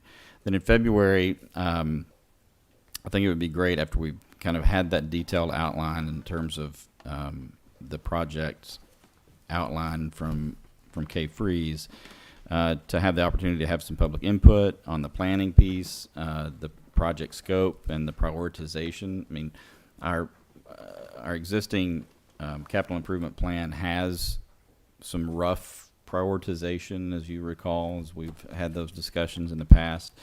So we have sort of a sense of that. Part of the discussion this evening will be some financial discussions on how to, what the most intelligent way is to utilize some of these funds and what the timing is of that funding. And so some of those discussions will, I think, probably lend insight for us to have a more robust discussion on the project scope and how many of those we would try to do at one time and that sort of thing. So I'd envision that maybe happening in February, along with some council decision making on, again, that what is the project undertaking? Are we doing this $1 million at a time? Are we doing this in larger chunks? What does that look like? What does it include after you've had some opportunity to hear from K-Freeze on some of those CIP issues that we've talked about in the past? And then also, what do we want project management to look like? And is that done only with K-Freeze? Is it done with another specific personnel that's hired for that? Is it done, just what does that project management look like? And then probably begin the selected projects, the engineering piece of that. I would probably envision that happening after that February meeting once some of those decisions have been made. And then as we look to March, probably a final approval kind of on that full package from council as to what all of those issues that we've talked about up to that point, and then some instructions from council on how and when and how you want to go about the RFD process. Some instructions related to the RFD. Then my thought would be probably issuance of the construction related RFD in April, hopefully, and then after those bids come in and we have an opportunity to have those discussions, look at probably a selection of a contractor in May, hopefully, and then try to start some initial project. Hopefully would start those projects as early as June would be my hope and desire. I'll keep going through the Prop B, let you think about that. We can come back and Can I ask a question? Sure. Yeah. So I know RFQ and RFP, but what's RFD? Oh, I'm sorry. What's RFD? I was in a hurry and I just read what my typo was. It's an RFP. Okay. All right. Thanks. I thought I was It was gonna meant learn to be. something new. No, it was. The rural fire department. Yeah, it was meant to be. Request for disaster. Yeah. Well, I thought maybe it's design. No, 'cause it's design it's services. RFP. I'm sorry. Because we're going to get a proposal for design services, and then we're going to get a proposal for construction services from whoever bids on it, as I understand it. Right. Okay. Yeah. Thanks. Sorry. That's my only question. It was a typo, and then I was just reading. Okay. Okay, so that was an easy one. I hope all questions are easy. Prop B on the facilities piece of it. So I've given a lot of. So in terms of Prop A, I think we've done a lot of due diligence on this issue in the past. This council and previous councils have done a lot of discussion on those issues. So in my mind, there's somewhat of a clear path, a clear way forward. There's some obviously some thoughtful things we need to take under consideration, but we sort of have a clear path. That path is a little bit less clear, I think, on the facilities side of it, on the Prop B side of the equation. So I bring to you tonight my thoughts on what I think would be an efficient way forward, and a way to include some of our community leaders who I think we all have good relationship and appreciate their level heads and their expertise too. But I would like to be able to establish what I'm made up this name, but what I am calling the Prop B Architectural Advisory Panel. A very streamlined panel of some folks who I have a lot of respect for, and those individuals would be Duke Garwood, Kevin Shell, and Jordan Scott. And the thought would be to ask those individuals to help us just do some really basic and initial kind of planning and investigation. And I kind of outlined what I feel like some real key components would be to what they would be kind of assisting us with, and that is first and foremost in my mind is to fully investigate the Emergency Service District number 9 needs. As you recall, the ESD has been before us many times. They were great in trying to come forward and suggest that we enter this partnership. As you recall, prior to the bond election, they did pass a resolution that gave some detail on kind of what they were thinking, and in that resolution said that they would be potentially willing to contribute up to $1.5 million in addition to the 2.5 if our bond passed. But that is somewhat contingent on the reason it says up to is because they do have certain spatial needs, certain requirements, certain aspects of a facility that they would need to see to be a part of. And a lot of those would be shared facilities with our PD and possibly even the rest of staff. But I think it's important for us to meet with them in detail and in depth and really get a sense of what specifically those needs are, what they would need to see, with an eye towards being able to maximize as much of that 1.5 as possible. I think that makes sense. I think it's smart for us to try to do that and meet their needs where they are.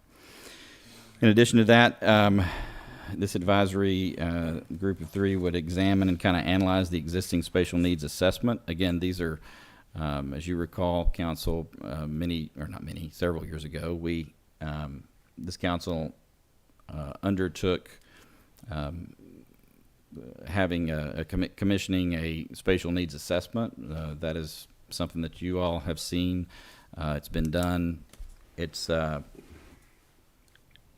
there for our use, and I think we spent money on it, and we need to go back and review that. I'm not sure that my personal recollection is that it's sort of a Christmas list, and I think there's a lot in it that would be nice if we could afford and have, but I'm not sure that all of it is necessary or that we could afford it, even if we maximize the 1.5 in additional funds. And so I think it's important for us to review that, utilize it where we can, take the things out of it that are useful to us, and utilize those. The next thing that I would envision them helping us do is fully investigate, and visit with our city staffing and our police department spatial requests. Again, a lot of those are going to be included in that spatial needs assessment, but there are things that have changed even in this room since that spatial needs assessment was done.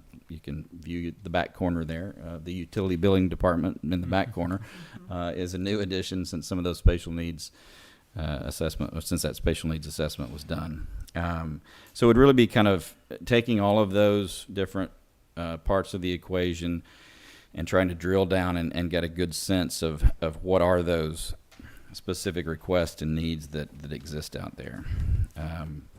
This group would then, in my mind, sort of compile those various needs considerations into sort of one location. Again, we have a lot of this work already done. It needs to be analyzed, looked at, thought about, and then sort of combined and put together in one location. And then using their expertise, obviously, I know we all know these individuals, but just for the record, Duke, a longtime resident of Rolling Wood, longtime volunteer, and that we've called on many times to help the city in different ways. Great and accomplished architect, but really utilizing some of his expertise in that architectural field. Kevin Shell, which I think Kevin may even be listening tonight.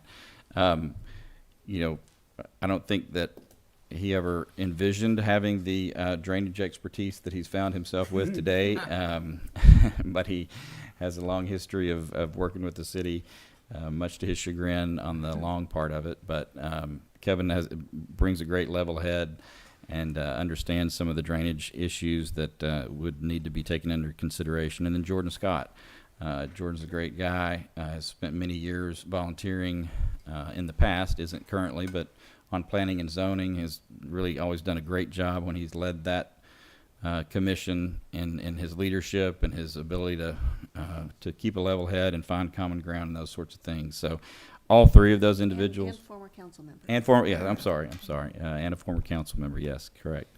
So all three of those guys, I have a great deal of trust and faith in their abilities and their expertise.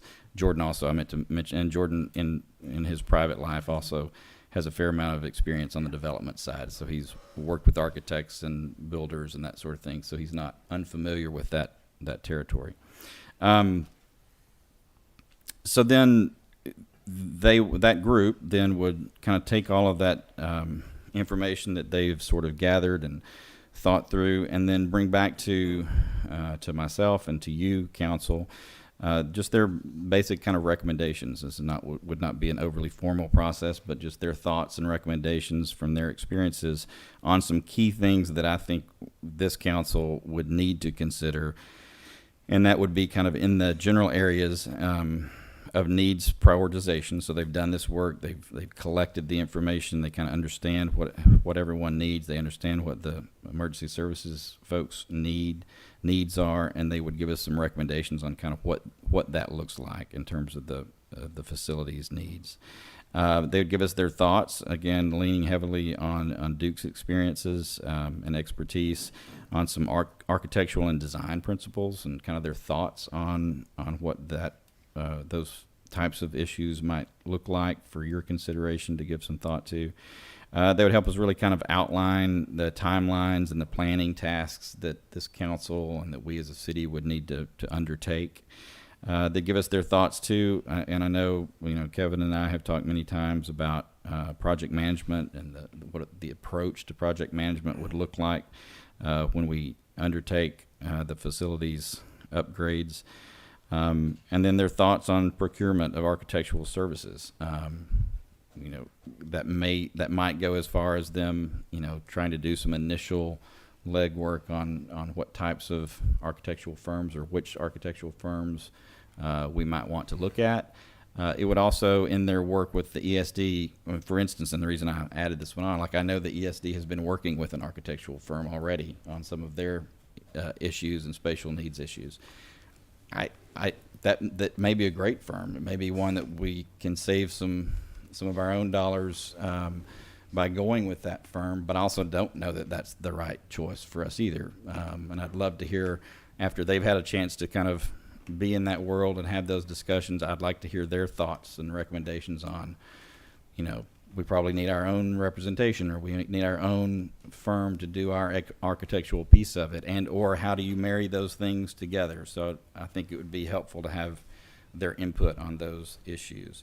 And then we would sort of receive those recommendations in a formal kind of public setting, and then that would set us up to have the public input that we would then sort of take it back over on from the public input perspective.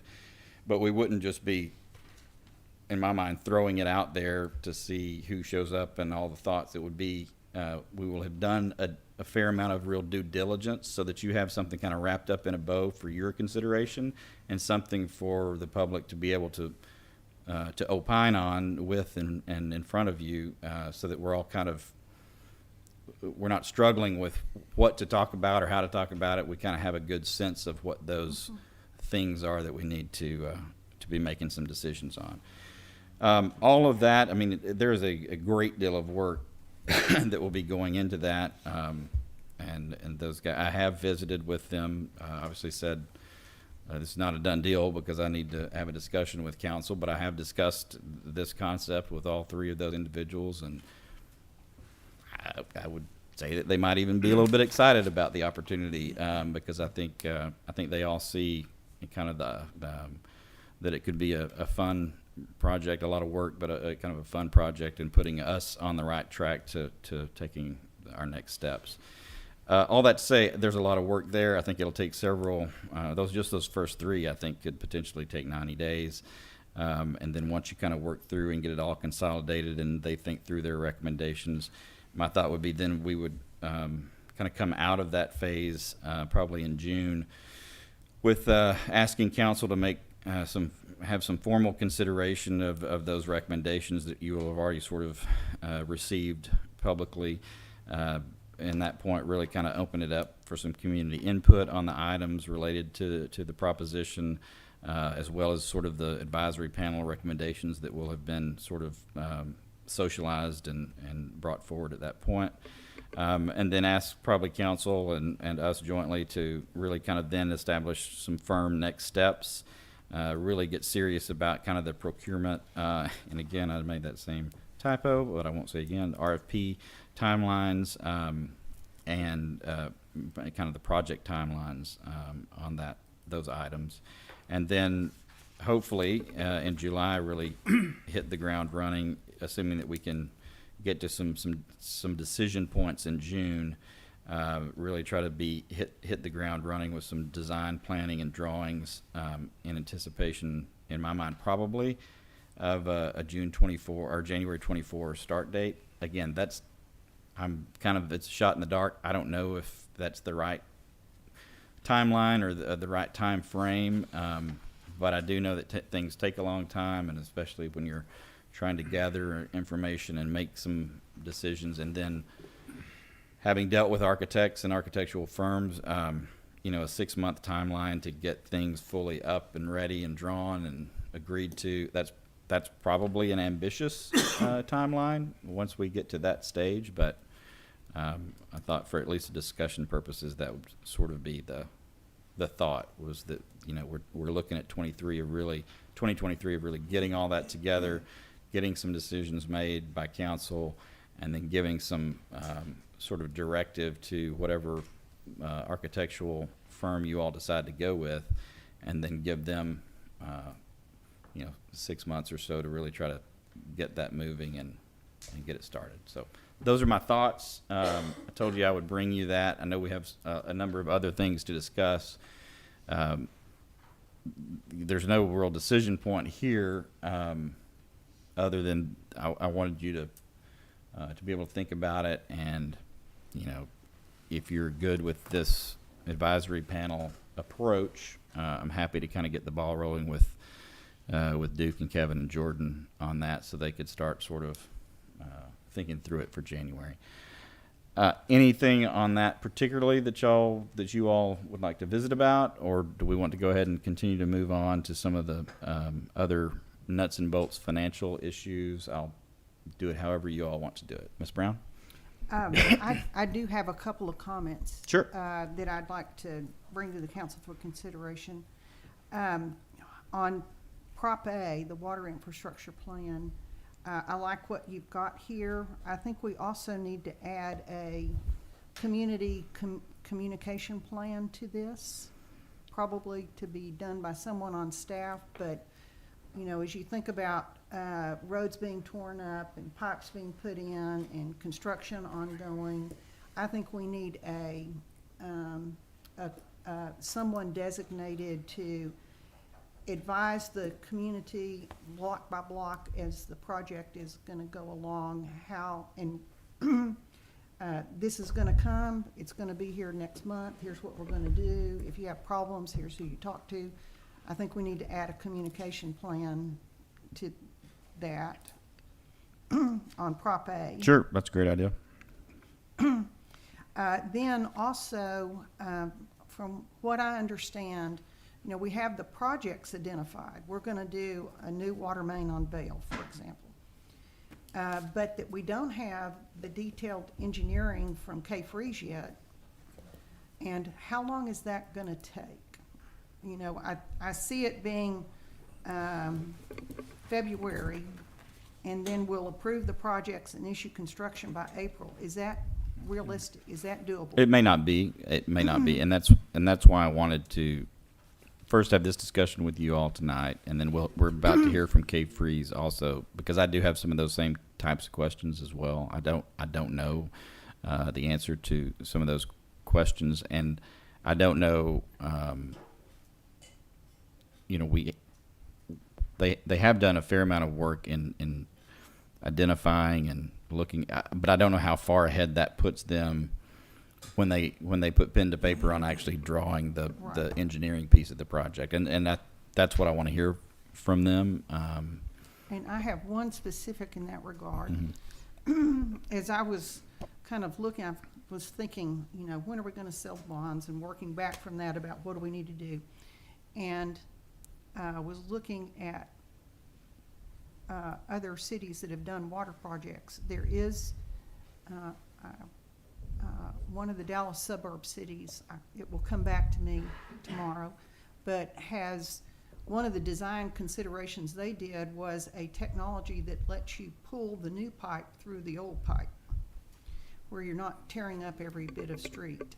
And I wonder if we may not have the quality of pipe to do that here, but one of the design features is whether or not we take the time or the cost to do that kind of, I think that's an upfront decision to be made. Whether that technology is workable, where you put in a pipe that once you put it in, it lasts and you don't have to tear up the streets again. You can pull the pipe through it. And I don't know what that, I need an engineer to tell me if that's feasible or not, but it seems like something we ought to consider. Yeah, I agree with that. I hate to admit that I watched a documentary on that once. Yeah, sure. And then on Prop B, I think we need 2 more people on the advisory panel. I think we need someone from this council to be a part of it, and I think we need someone who will look at the plans and projects from the point of view of the community groups who also use this building. You know, we've got, this building's used by the city council, it's used by the police, it's used by the city staff, obviously. But when I've talked about, one of the options may be to use the ground floor for staff officing, put a second floor on there that's mainly a council room. And when I've described, discussed this, what's this project gonna be with people around the community, all the women say, you put a meeting room up there, we can do all kinds of stuff. And so I think we need someone who's kind of a community mover, community event kind of person. We could have a book club up there, we could have a history club, we could have kids stuff in the summer, we could do a lot of stuff like that. And I'm thinking we need someone like that as a member of this panel, so that those kinds of needs are taken into account, as well as just, staff, police, and council. That may be Jordan. I do think Jordan to some extent could fill that role. I don't necessarily disagree with you on that. My goal in doing a kind of a three member panel was to really try to keep it streamlined and easy for them to coordinate their schedules and meetings and that sort of thing. And in my mind, the part that you're talking about comes more in that, well, first of all, I do think Jordan, I think all 3 of them actually would fit some of that category, but, I'm not opposed to it. I just wanted to keep it as streamlined as possible so that it could move quickly, and there's really no decision making that this group would do. There's no official report or anything like that. And even maybe giving them directive to, maybe adding in terms of recommendations that piece of it, or them to investigate some of those types of issues would be absolutely fine with me. I'd like a woman on there, That's fine. and I'd like a council member on there. If we could get Alex Robinette to get on there, she's such a She'd good be great. architect, and she did a beautiful job on her house. Yes. She's a real smart Mhm. lady. Yeah, again, I'm not opposed to the idea. I just want to Do keep it. it. I want to keep it nimble and 5 of them work, I would think. yeah. And again, it's not like this group. Like they don't have to meet together. They can kind of tackle it however they want to. They'll have to get together at some point. But I and served so- on a committee like this for a church, mhm. and the architects said, this is the most important part of it. Mhm. If you need to know the needs first before you can build a facility that's gonna be the best use. So I would think we need to add those 2 spots to the formal panel and have people that are committed to doing the work, and it can happen. But I think it's very important that we have that kind of input. And I think it's especially important to have somebody from this council on. If I could comment on it, I've built lots of stuff and engaged architects, and there are points in the process at which I think we're gonna have engagement that we don't really talk about necessarily engaging council at these points, but, you know, we're gonna have a design development phase, and then we're gonna have a construction drawing phase, and I think, you know, we'll have I would envision that once this committee does some work and has some recommendations, that they might come in and give a report to us, and we have a discussion and give them feedback as part of the design development phase, and even before they go out and hire an architect. And then once we get an architect, and we've approved the direction the architect will come in with some preliminary concepts and present those to us, and we give them feedback at that time before they go on to, you know, approving a final design and then construction drawing phase, which is gonna take a few months after that. But I think that it's not really spelled out in this process, but I think that's important as we go through the process that council engage at different points in the process.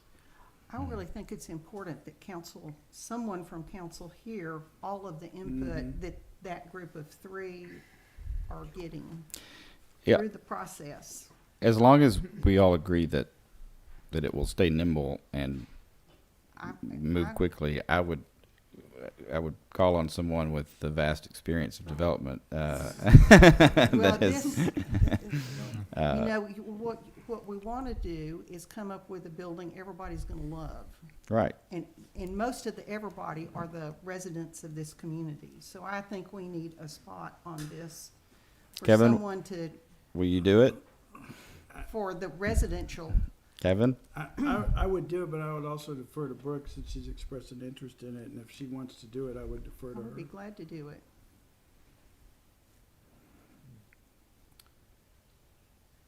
Okay.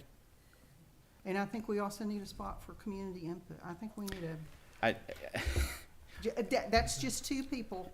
I wrote Alex Robinette's name down, so. I'm sorry? I wrote Alex Robinette's name Okay. down. If she'll do it, I think she'd be great. I think she'd be great too. She's really talented.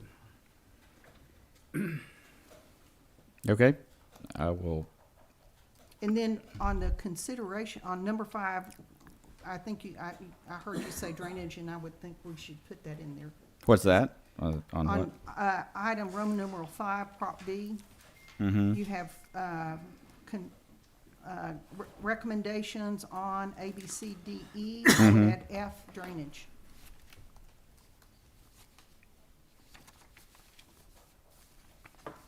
Because if we get a pump for a well, then we can add a pump to a more water retention that's coming off this building currently and get it to fields.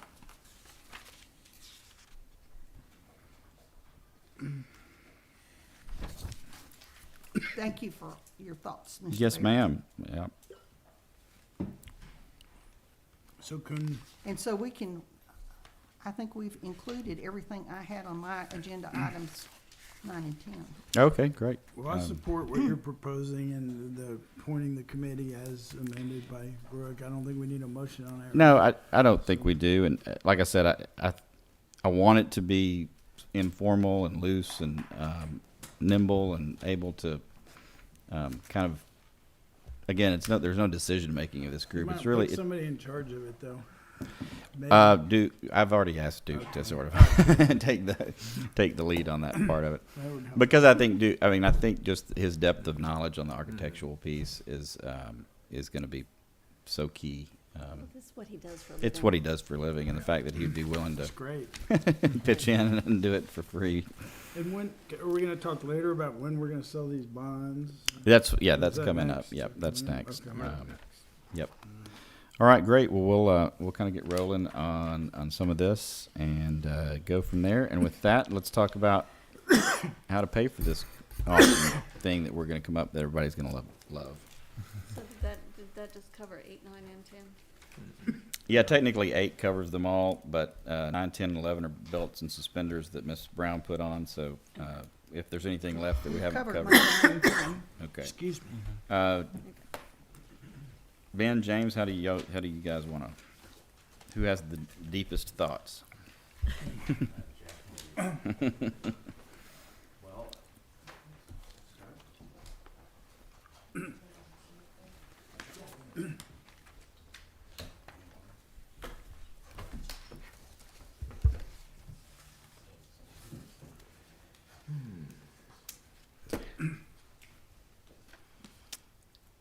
Welcome back, and just identify yourself, and you guys can tag, however you want to do this.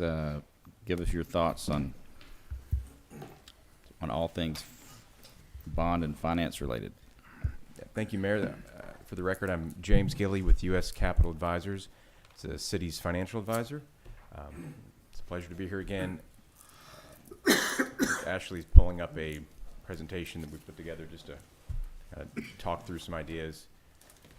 I think that the most important question we want to answer is, when do you need the money?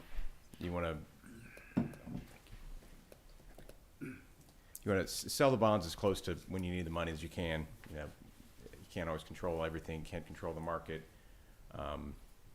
But there's a few factors we want to think of. If the city intends to pay for the debt service with taxes, we discussed this at a previous meeting, I believe, earlier this year, and you want to sell the bonds and then levy a tax. So that would be, let's say you sell the bonds in the summer, you go through the budget process and finalize your tax and budget in the fall, say September. That would be a somewhat of an ideal timeline. So then in winter, January, you begin collecting tax revenues. Then you have the money to pay the debt service. So you don't want a payment to come due before you have the tax levy to make that payment. So this is maybe hard to read, but these are just some basic rough timelines for the issuance of bonds. Let's say the first is, say you wanted to have sell the bonds in March of this year, or I'm sorry, of 2023. The general process, we would, thank you. Say in January, we would collaborate with bond counsel, drafting the offering documents, the official statement. We likely would conduct a rating call with Standard & Poor's Rating Services. That might happen in maybe sometime in February, towards the end of February. We would expect to receive that rating, the bond rating, from Standard & Poor's a couple weeks later, maybe beginning of March. And we're targeting that March 15th council meeting date. I believe that's the regular council meeting date. And so if the bonds are sold on the 15th, council would consider adoption of the bond ordinance. If it passed, the transaction will close about a month later, at which time you'd have funds in hand.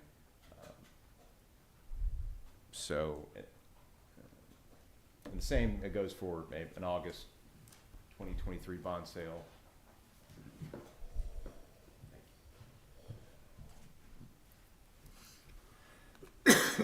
Don't want to go into too much detail on that, but it's basically the same. It takes about roughly 60 to 90 days between the time we get going and the time that funds are delivered. So in August, that would be your August 16th council meeting date. That's the date that we'd set for the bond sale. So we would take bids in the morning, competitive bids, and present the results to council that evening. Question. Yes, sir. What term would you envision, and would they be callable? Well, the term, we've discussed a 20-year term and a 30-year term. We've discussed, matching up the life of the bonds to the useful life of the improvements.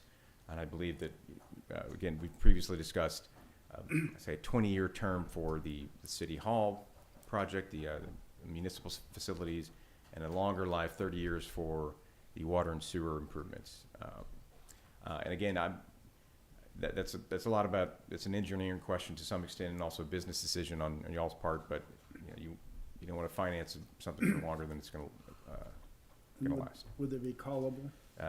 In the current market, a 9 to 10 year call feature is pretty standard, and we'd expect the city wouldn't receive much penalty and interest rate for that type of call. That's likely what we would target, unless you requested a shorter call.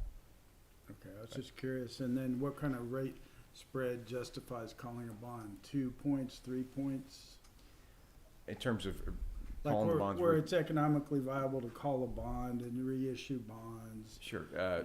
So in terms of refinancing, we monitor these opportunities, and we like to, as a rule of thumb, about 3% savings on this for the city. That's kind of we'd say it's a good deal. So anywhere above that is a viable opportunity. And what's the underwriting cost for bond issuance? Well, it depends on a lot of factors: the size of the issue, the term, the credit rating, the structure. Like what you expect here? Yeah, anywhere from $8 a bond up to maybe even $15 a bond, even more than that sometimes. Is that per $1,000 or what? Yes, sir, per $1,000. Okay. All right, thank you.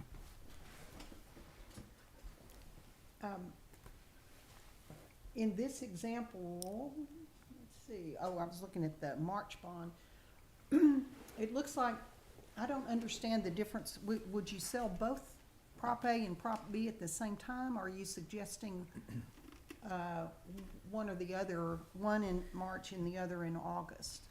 This was just more to illustrate a Two different different time. times. Yeah, this wouldn't necessarily be selling Prop A in the beginning of the year and B at the end. It was just to show. Well, if you my understanding was that y'all may want to get going as quickly as possible, but given the conversation that just the agenda items prior to this, I understand that might take a little bit longer.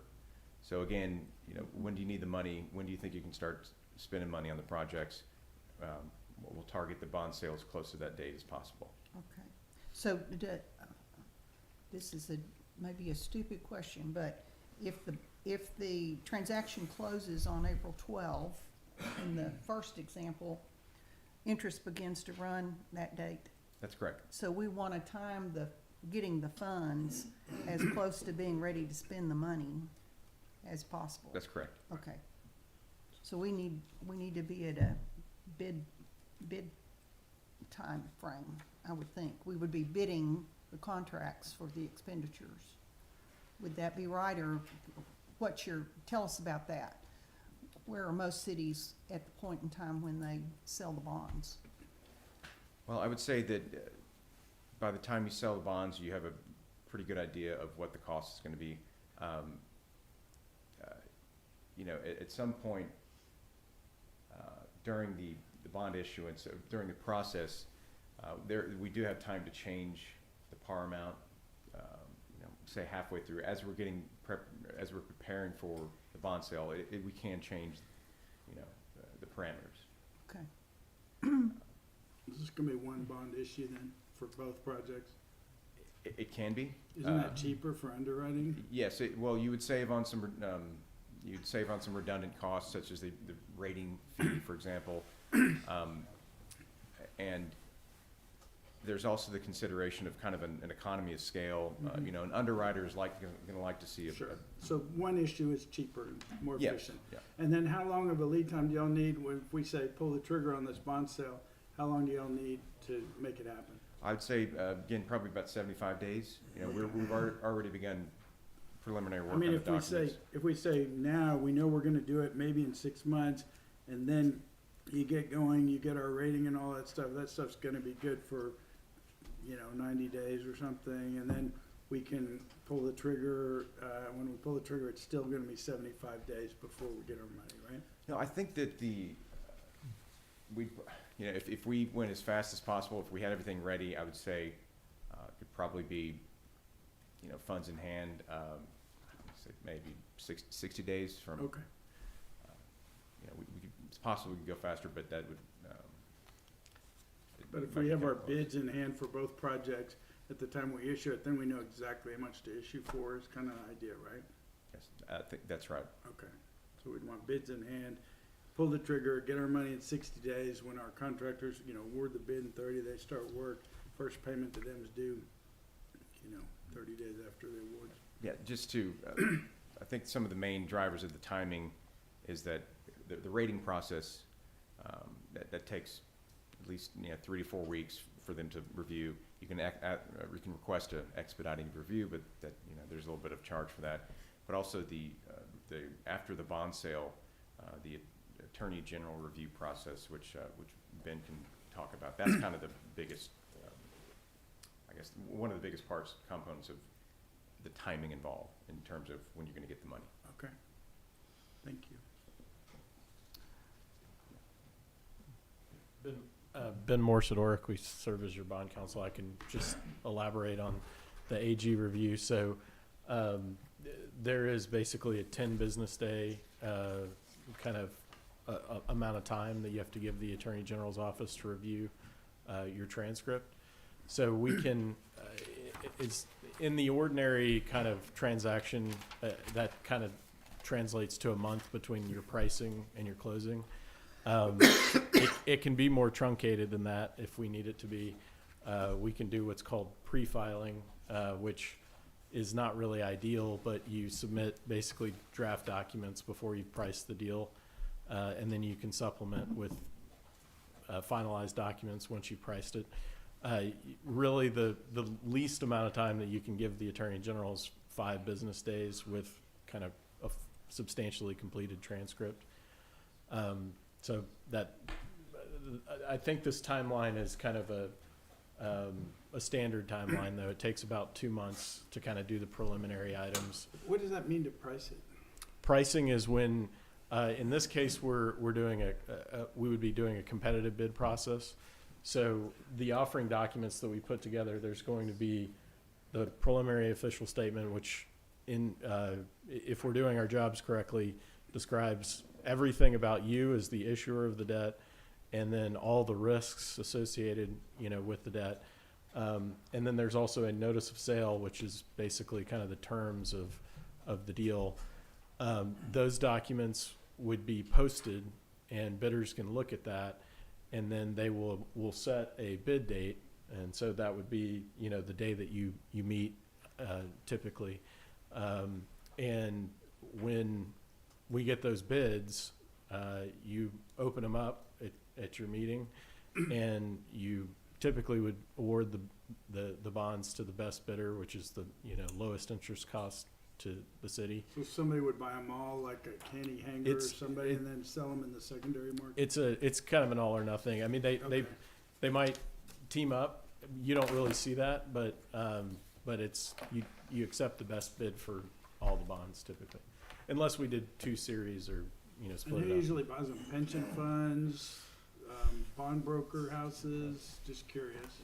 These would be large institutional investors that you've likely heard of. Names like Piper Jaffray, Morgan Stanley. So you're correct. They're large investors, and they typically are reselling them, pricing them, buying them wholesale, and then selling them to some of their smaller retail customers. Okay. I was just curious. If I could, a lot of this is a financial kind of consideration and just your timing needs and that sort of thing. One thing to consider from a legal perspective, though, is I mentioned this to Ms. Wayman the other day, is considering adopting a reimbursement resolution. What that allows you to do is, let's say you have miscellaneous kind of costs up front, design, some of those sorts of things. What you can do if you adopt a reimbursement resolution is you can come out of your general operating funds, $100,000, $200,000, whatever it is, and you can basically shore up the funds that you've expended before the bond issue. If you adopt that reimbursement resolution, it doesn't obligate you to use those funds, but it allows you to reimburse yourself. And what that does is it doesn't require you to issue all of your bonds To do architectural. Exactly. So that's something that most issuers would adopt, especially I think in kind of the timeline we're looking at, where you still have to do some planning. Can you give us one of those? Yeah, that was where I was going. I think I've actually prepared one, so it's ready to go. The one thing that we would need is we can just use the entire bond authorization, but really this is a kind of an IRS document.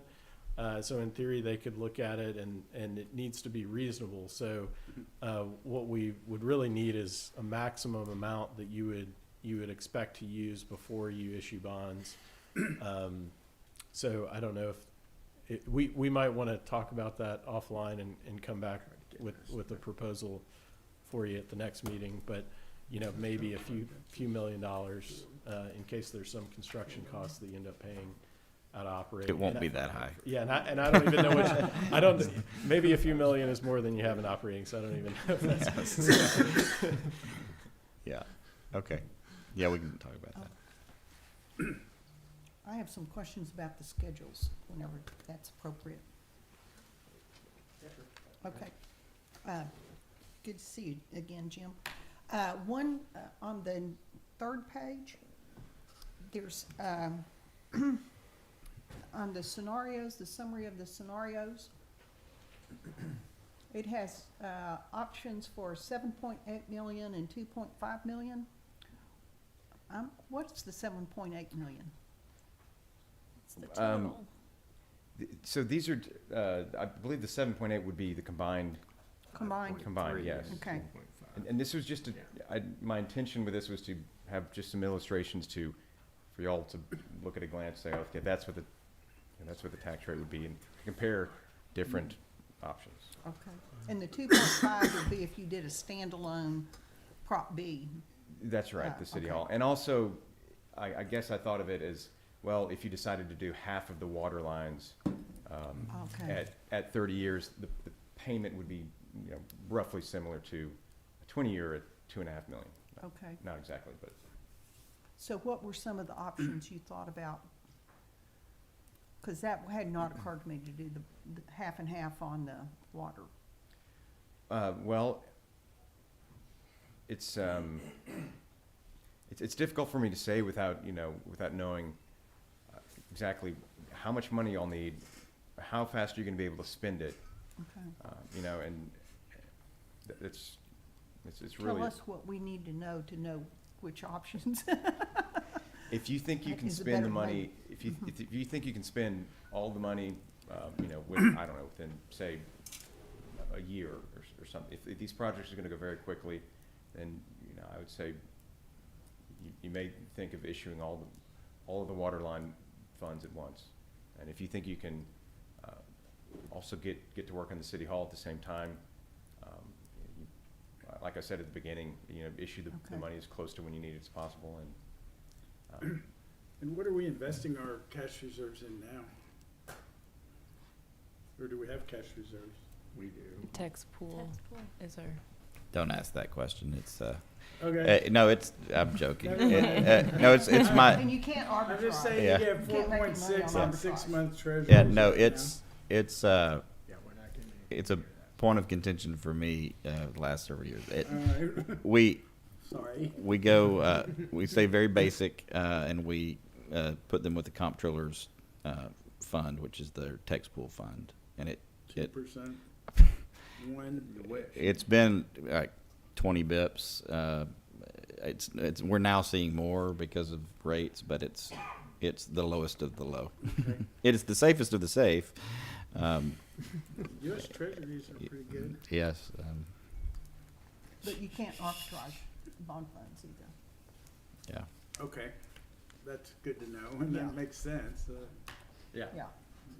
Yeah, I went down that road one day too. There's probably- Tried that. Well, and Okay. one more question, and this is maybe kind of a broad one, but when I looked at the impact on tax rates, it looks like that you wouldn't recommend calling any of the outstanding bonded indebtedness at this time. That's And right. I'm assuming that's because they're at lower rates than what you could get today. That's right. On the right hand of the page is the city has the 2020 tax notes are currently callable. We had an anytime call feature on that. It was a direct placement. It was different kind of situation. If I did just a kind of a hypothetical exercise of, well, what if you wanted to refund those, restructure them and extend them over a longer period of time. So, think about going from a 15-year mortgage to a 30-year mortgage. So this shows, if you stretch it out to 10 years, added another 6 years on it. The debt service on the tax notes would be cut in half just about.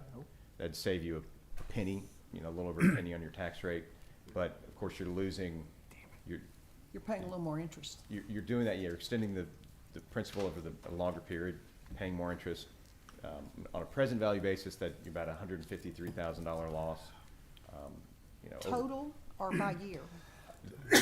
Total. So that would be Okay. total.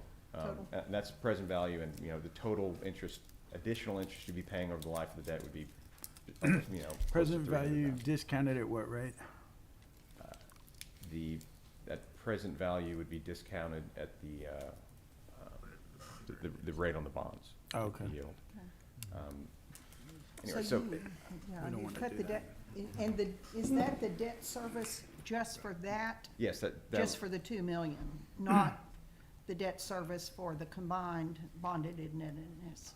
That would just be the remaining principal, the principal on the tax notes. Okay. Which is, I think, about 1.2, 1.3 million, after this most recent payment, I believe. Okay. So you would, I'm sorry, it'd be about 1.5 million, I believe. so,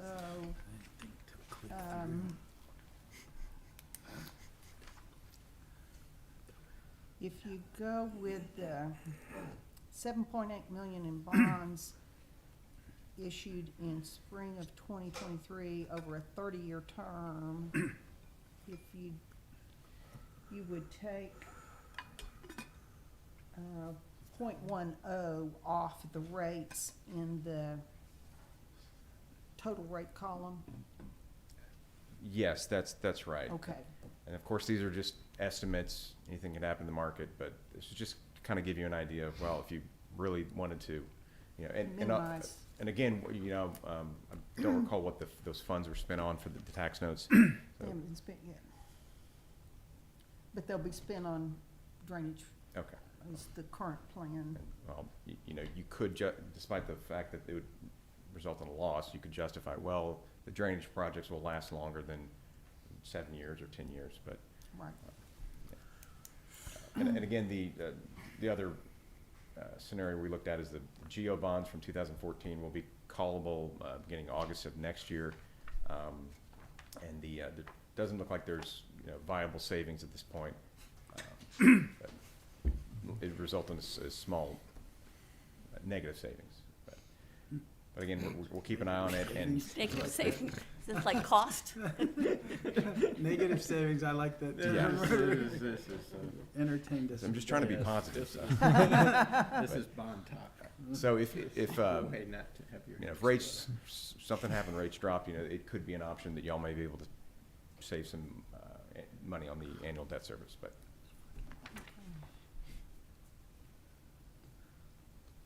But those kind of details we would flesh out again, get another run of the assumptions once we are closer to the point we want to sell. Yes, for example, if next summer y'all knew you needed the funds and interest rates were such that the 2014 bonds could be refinanced and achieve cash flow savings, then it could be an option that we look at and sell them together, sell them at the same time. But Okay. something we'll keep an eye on. Okay. Good. Thank you. Okay, council, any further questions for our financial guys? All right, thank you both. Thanks for being here, making time, and we'll be It spending. gives us a ballpark for Yeah. what that taxpayer impact will be. be s- Thank you. We'll be spending more time with you over the course of the. Thank y'all. Thanks. Yeah, thank you. Thank you. And then I would like to ask Tyson to come up and have a little bit of what I kind of consider another puzzle piece for us in this discussion, and that's a discussion certainly on the Prop A water infrastructure piece of it, to get a little bit more definitive thought from K3s on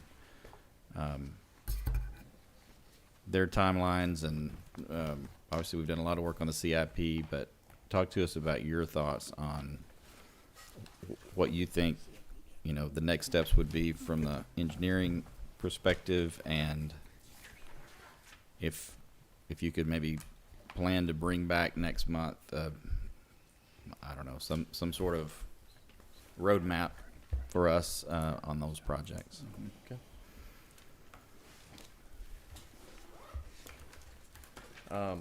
So at this current time, we are we're working on trying to package the different projects that were identified through the CIP. One of the big missing pieces to this puzzle right now is just getting an idea of what the minimum and maximum amount that the city wants to spend per year on this. Is it something where the city wants to spend a little bit and prolong, you know, go spend a little bit each year, prolong it out, or you want to knock it all out as quick as you can and spend most, if not all of it, right away. Along those lines, our recommendation for a minimum that we think would be in the city's best interest would be to spend, if you're gonna go spend as little as you can, or spread it out throughout the years. The minimum would be probably about $1 million a year, just kind of the economy of scale, and there's just some set costs that, regardless of the size of the project, you're going to have to spend on contractor mobilization or surveying services, that kind of stuff. So if you can combine projects and reduce the amount of times that mobilization is going to have to get paid for, that would be some savings. I will say, we had 3 water lane breaks in 1 week. Mm-hmm. We don't need to be dragging this out for years on end. Okay. Yeah, it's more efficient to do it all at once, and also more efficient to issue the bonds all at once. And does everyone kind of Well, think I we mean- need to just do it all? You can't do it all at once, but I mean, Well, in one I'm not- contract, br- like one design process where we design the whole thing, and then one bid where we contract, award a contract for the whole project. And of course, they'd have to do it over whatever period is efficient to do it, but that's what I meant, was by one. yeah. And one other recommendation would be to not do all the projects at once. Prioritize the higher priority ones Right. first. There's the estimates that were done were very high level, so there is a possibility that some of the bids could come in higher than expected. So you'd want to make sure that you're getting Right. the way higher priority stuff out of the way first before you potentially run out of money. Sure. Would you design it all at once, though? We would design package by package, Okay. whatever those packages end up being. And we expect each package to take about 9 months from notice to proceed to final design. And then construction of each package would be probably about a year. I have some concern about that. No. Okay. And that is that, I want to ensure that cost overruns on package 1 don't impact package 2, and vice versa. And so I would tend to want everything designed. We're close enough to that. We've done one pass at it. We've identified what it is. I would rather get the design work done and get it ready to bid, and then, based on community need, decide in what order we do it. But I want to make sure we do all of the projects that are in that package. We have some that have been on the books for 10 years.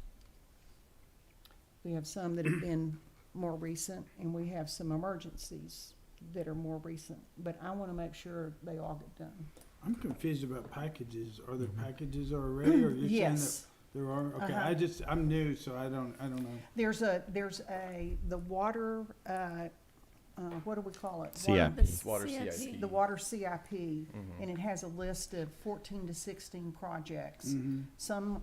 Most are water mains, and 8 or 10 are smaller projects, but they're cul-de-sacs where Mhm. people don't have the fire hydrant capacity they need, and that's been a problem for 10 years or more. Mhm. And those people want these projects done. So just those two packages then? We know, it's not, So- it's 10 different, it's 10 or 12, But- oh, it's about yeah, 12 or there's- 14, you know, a line on Vale, a Mhm. line down Bettis, a line down Park Hills, an upgrade in some other parts, valves and pumps or something. But each one of them's listed, but they were all given high priority. And most of them have a fire safety component. Sure. And so part of the sales of these packages was to say, we're gonna get you up to your proper fire rating, and you'll get your insurance deduction for that. And so we need to carry through on that. Yeah, We need to carry through on that, and I would rather get it all designed, and then to the extent we can't to the extent we have to stretch the projects out, we've got a firm plan to do that, so that we don't end up with tail-end projects and have run out of money. That's my concern. Well, except that I think we also need to rely on the expertise of the engineers who we have engaged to do this, because some projects rely on Yes. other projects to Exactly. be able to be Yes. completed. Right. And if we try and design everything all at once, before we get started on anything, then we don't get started as soon. As opposed to saying, here are the really high priority things, and you have to do A, B, and C in that order in order for, you know, the last one to be effective.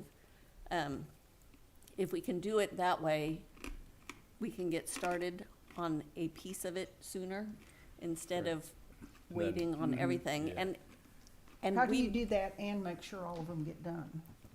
well, I think the problem is that you can't guarantee with the Yeah. money that we have budgeted that we will get all of them done. Right, so then. So that's why you start with the highest priorities and make sure you do those. And then if you get to the end and it's like, we're out of money, that's when you say, okay, we need another bond. Well, and to Sarah's point, you said 90 days to do a packet design process.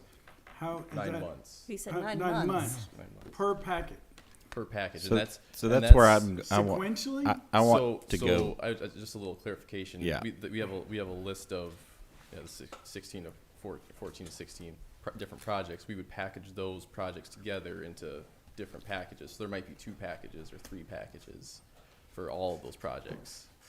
So we're gonna have to break up the construction contract anyway by package too, right? Correct. Yes. And you're saying 3 is the feasible division that you're looking at? I mean, Well, they So- have, they have, Three to, they have to packages? look at we what, still, we what all still have to, we relates. still have to kind of figure out exactly how they would all fit together, but Right. And that's it could be feasible to do it in 2 packages. It could be feasible to do it in 3. and that's the discussion I'd like you guys to bring back Mhm. next month of when I say roadmap, that's really what I'm talking about. Okay. Like how do you envision the most efficient way to Right. package those together? How Mhm. many packages is that? Right. And Um, is the big question would be, is there a set limit to the maximum dollar amount that the city would want to cap it at, or is it figure out the most efficient way to do it within these 5.3 million? I think we're looking at the most efficient way to do it under Right. 5.3 million. Right. Okay. And if it makes sense for Sarah and Brooke to like communicate with you all in the interim, I think that'd be great, you know, as you prepare what you're gonna present next week and we don't have to hear it all for the first time. I don't know if y'all need to communicate, I'm happy for them to be a liaison for that process of kind of putting the packages together.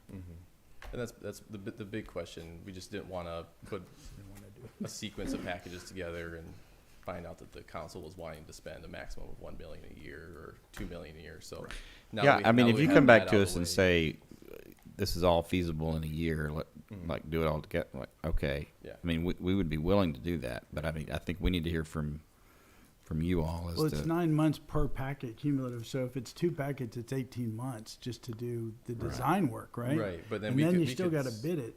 Right, we can start the design work on the second package while the first package is being built. yeah.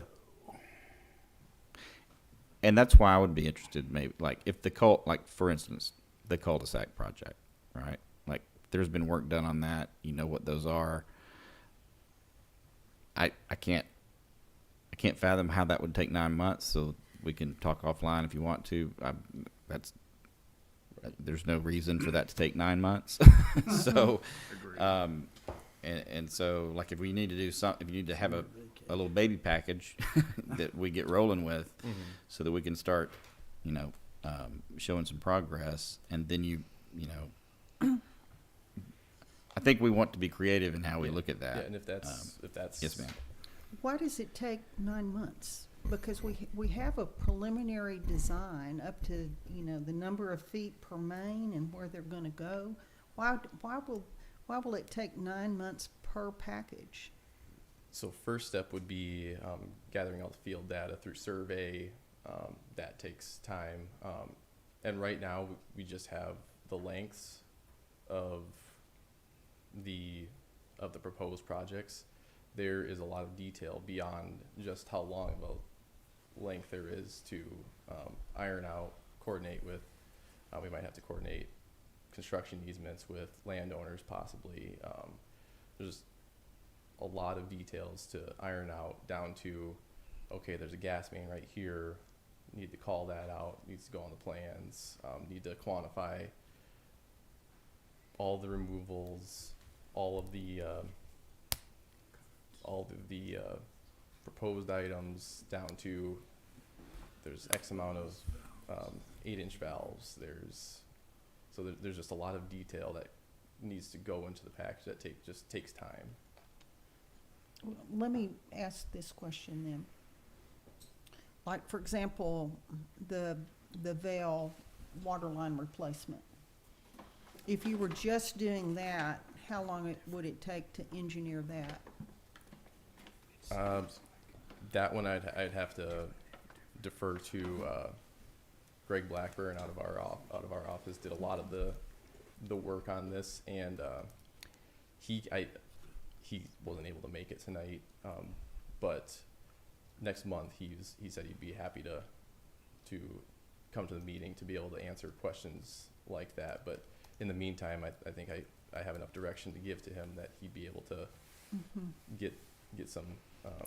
So I And- think. and, Go ahead. what I'm really trying to get to is it a man-hour problem at K-Freeze, or is it just takes that much time no matter how many people you put on it? That's my real question. Right. It pretty much comes down to a man-hour problem. There's Okay. yeah, it's just a lot of detail to get put in there, and you know, there's only so many hours in a day type of thing. Okay. So I think when you come back, and I can visit with Ashley, and we can visit again before the next council meeting. But so kind of come back with that roadmap. I think hearing from council, things that would need to be taken into consideration in laying that out would be, to Ms. Hudson's point, like what are the projects that naturally fit together, right? And then also,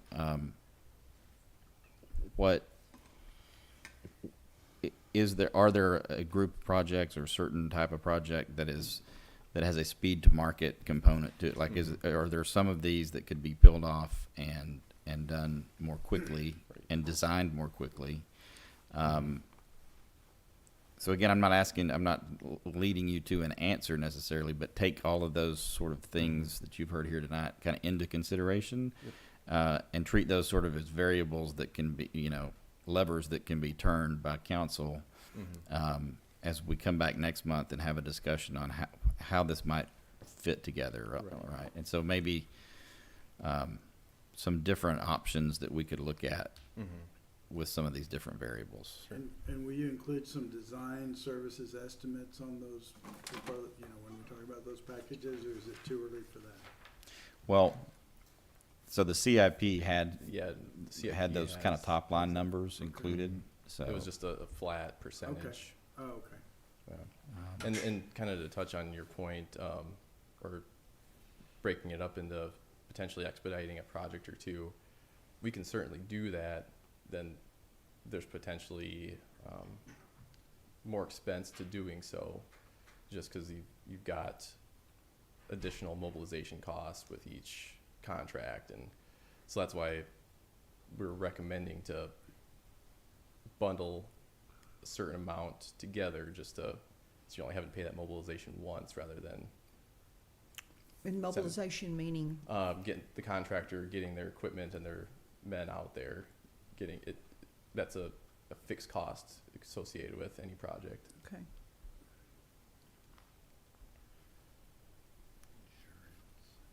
okay, be good food for thought next month, and we can have some more dialogue too. Just in if whatever you guys need to think through, we can talk more about it.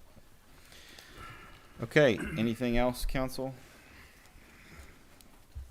Okay, Thank you. thank you, Tyson. With that, we'll move off of agenda, unless there are any actions. I don't see any. With that, we'll move off agenda item number 8.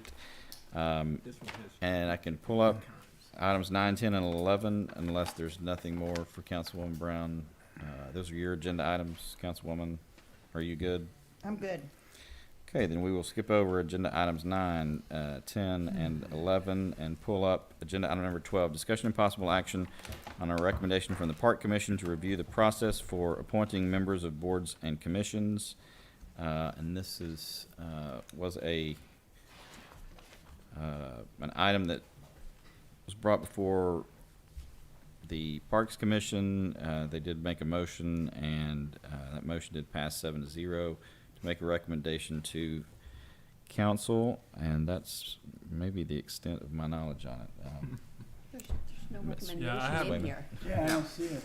Okay, then with since Alex gonna talk. Oh, no, yeah, No. no, I'll tell you, it was a discussion about, like, how do we go about appointing, residents to, boards and commissions. What is the process? And I think one of the recommendations or one of the discussion points was like maybe having like some window of time, like where people can find out that there's an opening, like maybe 30 days or something. And allowing residents, notifying residents of this and allowing them an opportunity to apply, basically. And I know that we're going to have some more discussion points, I think, or time to talk about this when we get to the boards, the appointments items, later in the meeting. But yeah, that was the main. So Nicole brought that up to me when I was running for office, and I inquired about it, and the answer I got was that anyone that expresses an interest in serving on a board is encouraged to apply, and then those applications are on file, and then when there's an opening that comes up, we go to that application Exactly. stack, and they're kind of in line that way, and to me, that makes sense, and it doesn't make, necessarily need to then announce an opening, because you've already got sort of a constant rolling process. I think also maybe I agree. I think, but one of the things is I think a couple maybe members didn't realize someone was stepping off of the thing and didn't know until the next meeting that there was someone that had gotten appointed. So that's where it kind of, Gotcha. Okay. Can I make a motion to take no action on that and move on? You may. So moved. Second. You have a motion by Councilman Glasheen, a second by Ms. Hudson. Further discussion? Hearing none. All those in favor say aye. Aye. Opposed say no. Being 5 ayes, no nays, motion carries. Moving on to agenda item number 13, updated discussion regarding a request to compile outstanding items for research and review related to the possible installation of artificial turf infield on Hatley Field 1. Ms. Wayman, if you would, I think everybody remembers this, but if you would walk through it. Sure. At the last park commission meeting, the commission just discussed getting all of the outstanding questions and comments collected so they could respond to those and bring the information that was looked for. We did receive a few emails. We emailed council and got some back. Those are in the packet. And if there's any other questions here, that was the intent of this item, was just to bring up any other outstanding concerns or questions that we could share with them so that they would be prepared to bring back any answers y'all needed. And it looks, I saw an email, I think, from Chad Smith regarding this issue. Just make sure council knows about that and takes a look at it. Sounded like, first of all, we're not posted correctly as related to that email that Chad sent. Related to maybe taking a different tack, and I think we're not posted correctly to take any definitive action one way or another on the turf. But I guess what I would say is take a look at the correspondence that you've had from the Park Commission, and you can get back to us on how you want this posted next at the next meeting. I would suggest we post it on the next meeting to take action on the request for artificial turf and take action on their request to approve their expenditure of funds to improve the infield and clay, as set forth in their email. That's the type of direction I was looking for. Yeah, that, you're talking about the 18,000 Yeah, for yeah, sod let's and dirt upgrade. Put it on the agenda for next Yes. time so we can vote on it. Okay. If that works for It everyone, works that's for what we'll me. plan to do. Yeah. So we can move on. Like that. Okay, that's what we'll plan to do. And I will say, I met with Chad and I'm working with him on trying to, improve the maintenance of the grass and find cooperative win-win solutions to improve the fields that are good for, the residents and good for baseball. So we're working real well together. And Great. I appreciate you doing that, and I'd encourage you to continue that, and then we'll try to post something as you directed at the next meeting to allow some action, and then I know that top of mind for Chad, and also I've heard from a few other folks in the baseball program that they are looking for speed to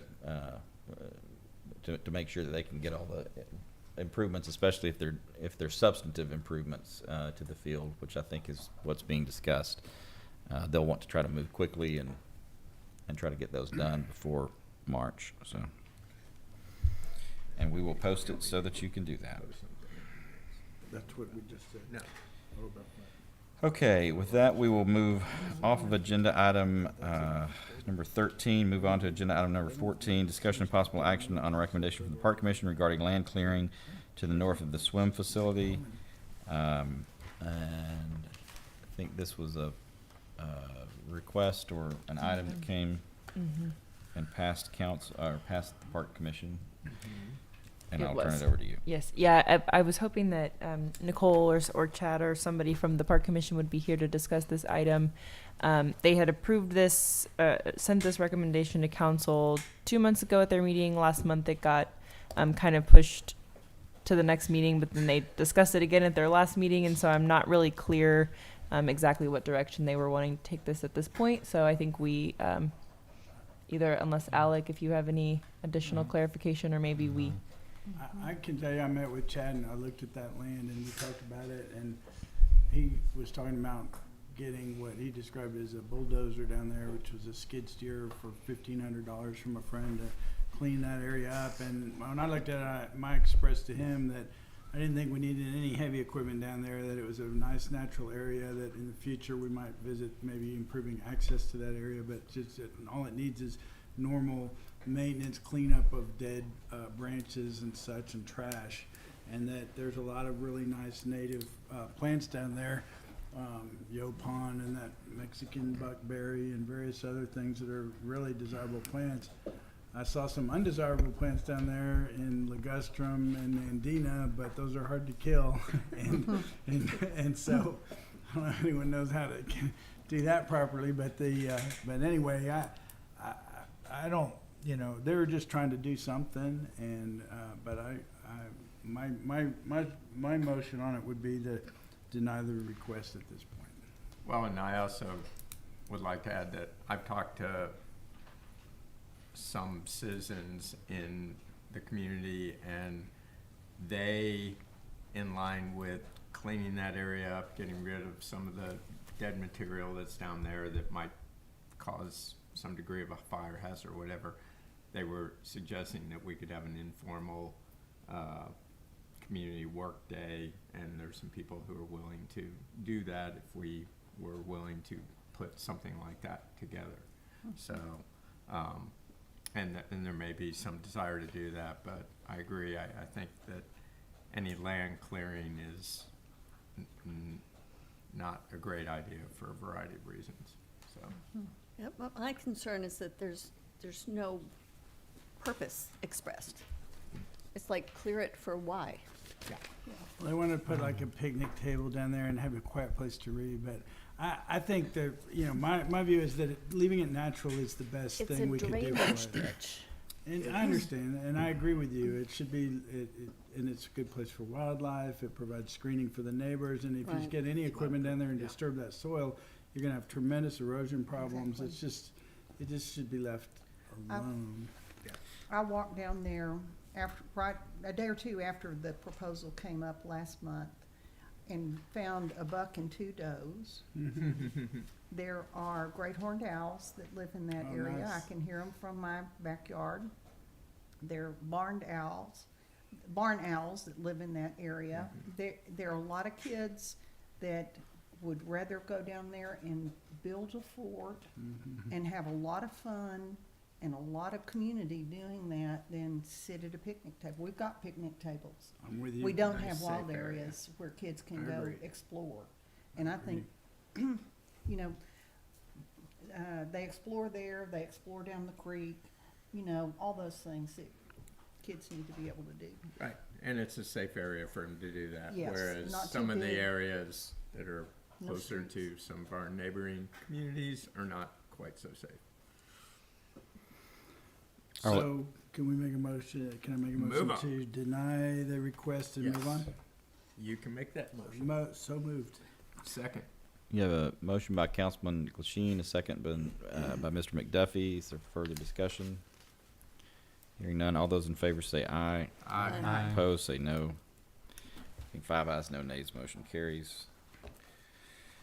We will move on to agenda item number 15. And given that agenda item number 15 was in response to agenda item number 14, I move that we move on from agenda item number 15. We will skip agenda item number 15, move to agenda item number 16, discussion and possible action to direct staff to hire a hydrologist to file a well permit application with Barton Creek Edwards Aquifer Conservation District, and then to secure bids to drill supply pumps and set up an approved water wells in Rollwood Park. This is Mr. Glasheen's item. So I'm gonna, at the end of my explanation, move to, you know, basically withdraw that from the agenda, and I'll tell you what the status of it is I've done some work on researching that, and I do believe that we have a high likelihood of being able to get a well permit, either at Edwards or Trinity Well, probably a Trinity Well. And I think we could probably get sufficient water to be useful and water the fields. We could maybe get, even if we got 20 gallons a minute well out of a Trinity Well, it'd be a good thing. It would cost us about, rough ballpark numbers, $10,000 to get a hydrologist and a permit, and another $50,000 to put in a well. So we'd spend $60,000. The question is, what's the cost benefit? And the answer is, we don't know yet. So we're still studying how much water we actually use irrigating the fields. We've got new landscape maintenance crews now. We've got a good, you know, I met with Izzy and looked at the irrigation systems. They're running well, they're well planned, but we don't really have a good feel for how much water we're using yet, so we can do a cost benefit analysis. Just looking at the irrigation needs of turf grass, I would expect that at $450, $1,000 wholesale rates, that in order to, you know, put down you know, 30+ inches of irrigation in a year, we'd be spending about $15,000 a year, would be my guess. But those are guesses, and I'd rather wait and get data through this summer on how much water we're actually using to see whether this is something that would be, have a cost benefit, is my main issue with it right now. And also how close we are to pumping up. Oh, that was the other issue, was and we talked about this, about, with Ashley, about getting information on how close we are bumping up to the maximum water that Austin's agreed to supply us, because if we are close to that, we could relieve that demand from the treated water from the city, to give us a little more buffer on our water usage by replacing it with well water. That could be a good thing, but you were gonna look into that, and you probably haven't had a chance to yet, but since we're gonna table this and maybe take it up at the end of the summer once we see how much water we're burning, and that's another issue that we'll wanna look at, is whether it helps us with our contract supply limitations. Yeah, I do think it's That sounds worthy good. discussion to have. Probably also makes sense to see what substantive changes or improvements we're gonna make to the fields, in terms of sod and that sort of thing. So makes sense. I think it's something for us to look at. I have a brief question. Are we using the water that is captured in the rain tank? The rain tanks have, and I haven't looked at this one, but if they follow the same design as the other ones, they have they slowly release the I water. believe they're what's watering the Yeah. plants Front out in yard. front, in front of City Hall, all that Okay. landscaping out there, if I'm not mistaken. I believe I was told that by someone at one point. I think that's right. And they do slowly, they're designed to empty out so that the water doesn't stay there for more than a Okay. day or so. Drips. Do they, okay, do they fill up with a rain event like we've had this past week? Yes, they're designed to catch what's called the first flush. First, So they catch the first flush of stormwater that comes off. and then the rest of it goes in the street? And then it's really just designed to catch Okay. particulate matter. Well, one of the hopes I have is that some way we can find a way to capture the water that comes off the parking lot. I have videos of, there's thousands of gallons of water that come off the parking lot in a rain event, and they end up going down this drainage field behind Nixon, and then behind Amy Patillo's house, and then to the creek. Which parking lot? The parking lot right here. That one? Yeah. Okay, yeah. And if that can happen, that can water the grass over here. If there were a pump, it could get up to the upper field, but I'm a novice in any of that. We're capturing it. I just know how in much Lady- comes down. It's getting captured in Lady Bird Lake, is where it's being It's- captured. Exactly, exactly. Okay, so you're good with moving on? Yep. Okay, so we'll move on from agenda item number 16, and look forward to having that back at some point. Move on to agenda item number 17, discussion and possible action on proposal from RCDC for a Welcome to Rollingwood Business Promotion Project, and I think we have Mr. Ryder and Ms. Doran here to discuss these issues. Wasn't really why I came tonight, but I see Barry, I don't see Barry still hanging in with us. Brian Ryder, 2906 Hatley Drive, on the Rollingwood Development Corporation. There's actually 17 and 18 are both RCDC matters. I'd like to take them up together, if I may, Mr. Mayor. One of them, I think they're two separate projects, are they not? They are. they're talked about as two separate projects. Okay, I'm probably gonna, 17 is the shortened proposal. When we did our annual plan, we had a plan to do a more aggressive enlivening of the park with possible tents and other No, types of 17 uses.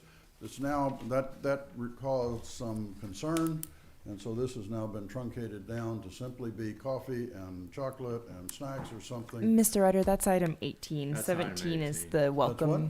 That's 18, so That's 18? 17 is the welcome to, Okay, for business. All right, do you want me to finish 18 or do you want me to go back to 17? No, we're gonna handle them one at a time, and so that we can, if there's any approvals to do, we can do those in Okay, order. I'm gonna go in order. Okay, 17. 17 is a new item. It is not on our budget, it's not on our annual project plan, but it's something we felt needs to be done for the business community. And this arose from recent experiment or experience that people have had. Not me, I don't shop at Julian Gold. They don't carry stuff in my size. But having Julian Gold come into the neighborhood across the street, and the idea was, hey, we need to do something for new businesses that come to make sure that the population knows about them. The Rollingwood Community Development Corporation is supposed to develop businesses, and helping do that, helping just A, our neighbors know that something is there, and B, drive some sales tax revenue for the city from having them there and having them succeed was the idea. So we took frankly a wild guess as to what the money would be necessary, and we came up with the numbers that were given to you, which I think was, let's see, where's my notes on 17? Was 10,000 annually and Yeah. 2,000. It's Emily Doran here. It was 10,000 at most for a project, at a minimum of $2,000. Great. Thank you, Emily. 10,000 annually and 2,000 per project. Yeah. Correct. Per business. Yeah. And we don't know exactly what we would do. It would be something, maybe put, distribute flyers around the neighborhood saying, hey, there's a new business over here and here's what it does. It could be spending some money for a much more fancy brochure that they would then spend the money to duplicate and hand out. This is basically an effort to figure out what would work to help new businesses that come into the community. Great. And I'll ask Ashley to give us a little bit more procedural detail here for.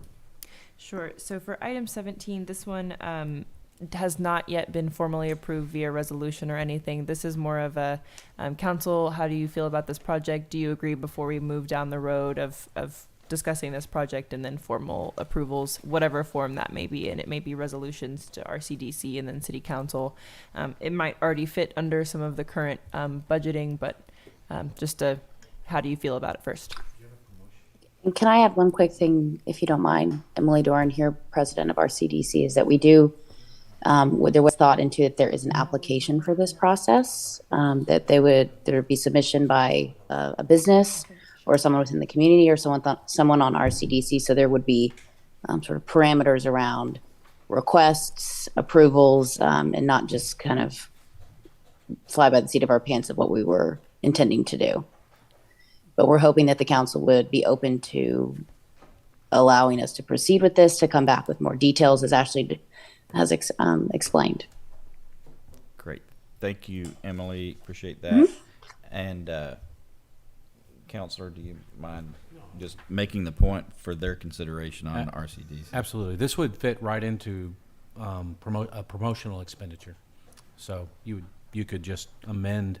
I asked if we had a promotional budget, and the answer was yes, but probably not enough to cover this. So if something you're in favor of, I would just recommend that you amend the promotional budget for the RCDC to include these dollars. And that would be really all that's necessary. Whether that's done by resolution or motion, that's a different question. But Charlie, I've got a question. So when they discussed this, they were discussing that there would be, as Emily's pointed out, some kind of approval process, and probably this would be a reimbursement, like the business would make an expenditure, submit the receipts and all that, and it would be a reimbursement. Is that going to affect the language or the resolution or anything like that? no, however they want to put the program together, and if they want to bring it back for formal presentation and approval, all of that is however they want to do it. But it doesn't affect the line item that I would propose that it goes under, and the authorization of the use of that funds for that purpose. Great.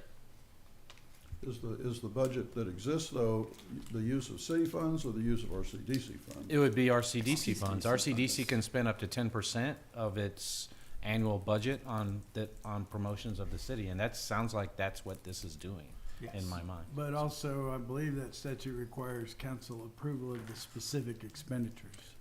So, good question. So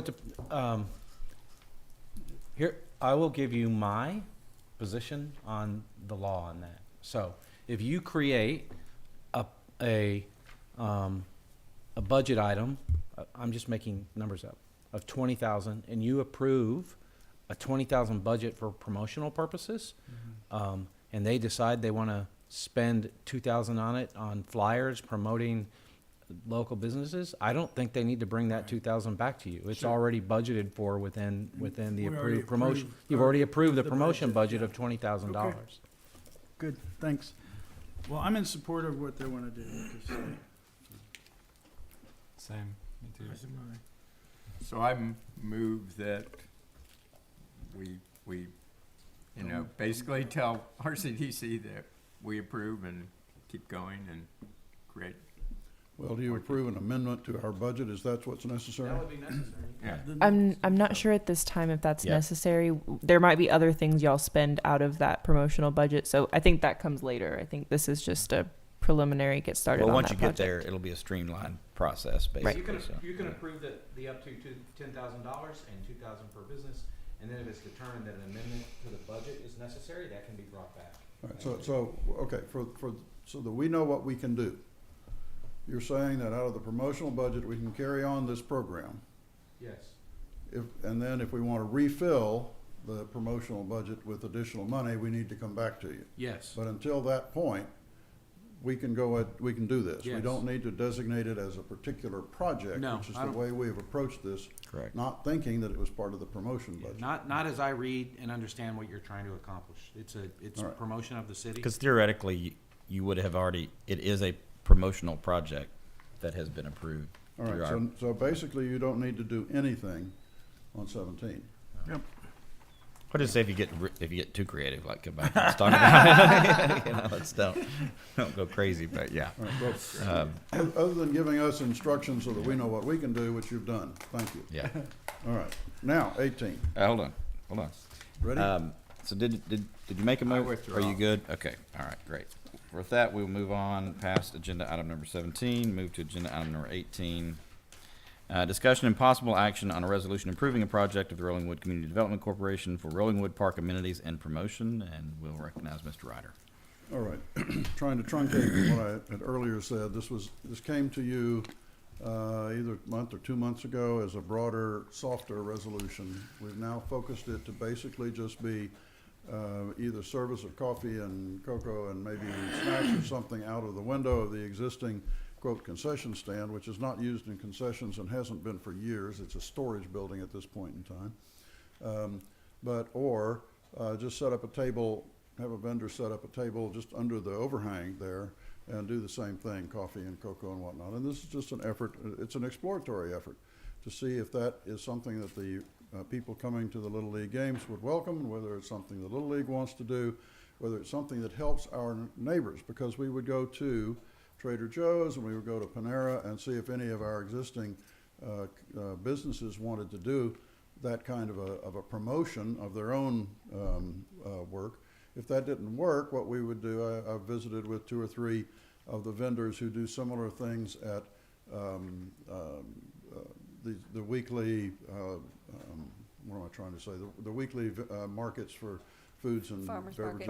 market. The farmers market things, and they're willing to do it. So, but first we would try, again, to make this something that benefited both our community, getting people to the park, making the park a friendly place for the people that do come, and then also, on the flip side of the same coin, help drive some sales from which we get sales tax revenue.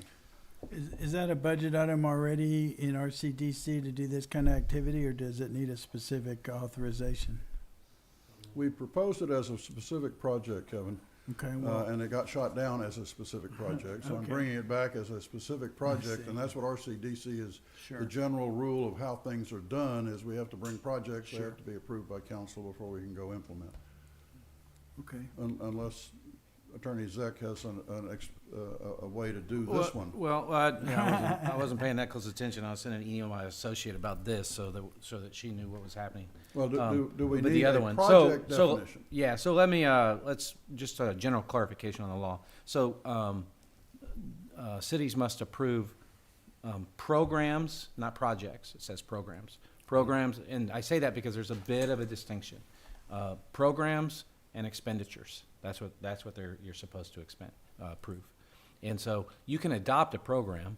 Let me give an example. You can adopt a program that you bring to city council that says, we want to do a downtown revitalization program that is for the purposes of assisting downtown. And I know that y'all don't have a downtown. I'm just using an example. Makes it a good example. Because it's not specific, right? And it's gonna, and the program is a reimbursement program where businesses can come and request dollars to revitalize the front of their stores, and they revitalize the front of their stores, and they provide us receipts, and we reimburse them, and we want the program to be worth, we want to spend up to $50,000 on that program. All right, you approve that program, great. It's an authorized project, but it's a program, and so they never have to come back for that either, right? Every business comes in, it's the program, they do it. On the other hand, if you don't have a program set up, these are authorized projects where you haven't otherwise approved the expenditures. Does that make sense? does. Okay. That was a really long-winded explanation, but I thought it necessary to give the distinctions. So I guess that the RCDC is asking for the approval of the expenditure to do this particular program. Yes. Or project, Yeah. call it, Yeah. whatever. Whatever it is. Or program, call it whatever you want, but it's an expenditure. Well, I Okay. support it. Any other questions, council? Well, I have, so if we go down this, the resolution, I just have one correction to the resolution. On section 2, so if you're going down there, 3 has 3 E's in it when you write out 3,000.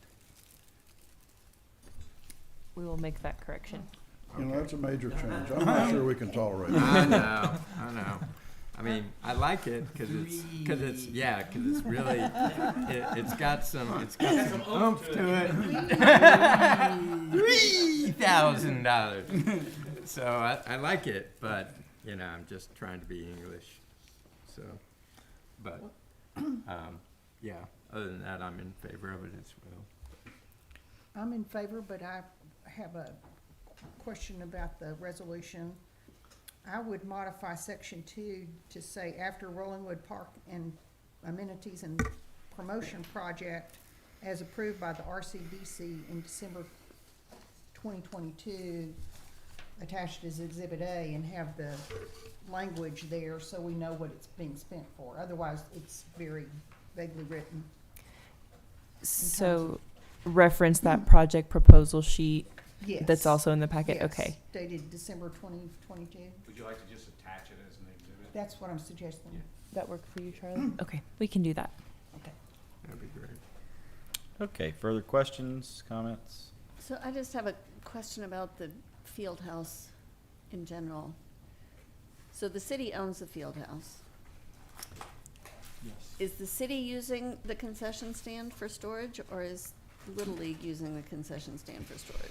So The tour I was given of the concession stand by the chair of the Little League indicated to me that it's being used for their field maintenance equipment and their baseball equipment store. when did you get that tour? Last fall about this time. Okay, so Kevin and I went up there and looked at it this week, and I've seen it before in the fall. They've cleaned it up a lot, and I think it could be used for this purpose. However, and I wish Kevin was still here, apparently they do not have hot water service to it currently, and there is some kind of a Well, that would be a health department health code Exactly. violation if you're And serving that's- food, so. And that's why we might not be able to use it unless we correct and get hot water up there. We are absolutely able to fix that. It was just a matter of, are y'all using this? No. Okay, we'll purchase the hot water heater when Is it. it gonna be the on-demand The- hot water? You know, I think it's even like a if- little. Yeah. Yeah. Even Okay. if you get hot water, Tankless. it's a skeletal operation up there. Yeah. It's got, I don't know, is the refrigerator working? I think there's a I refrigerator think the up there. refrigerator works. There's a small stove and Yeah. that's There's a about it. microwave. There's a small stove and a window. It was not designed to be a It's not a heavy restaurant. concession use. It's not a But I restaurant. mean, we're Wait. just doing coffee and hot chocolate. I think it would be an appropriate use of that space. I would like to see that space used for what it was designed to be used for. We just Right. need to get hot water up there. Yeah, we're gonna have to Right. get hot water up there. Okay, we're on it. Can do. We're on it. Yeah, you would. Because there Sorry. is also a storage room up there that they should be using for their Well, there's storage. the restrooms in the building, there are the restrooms.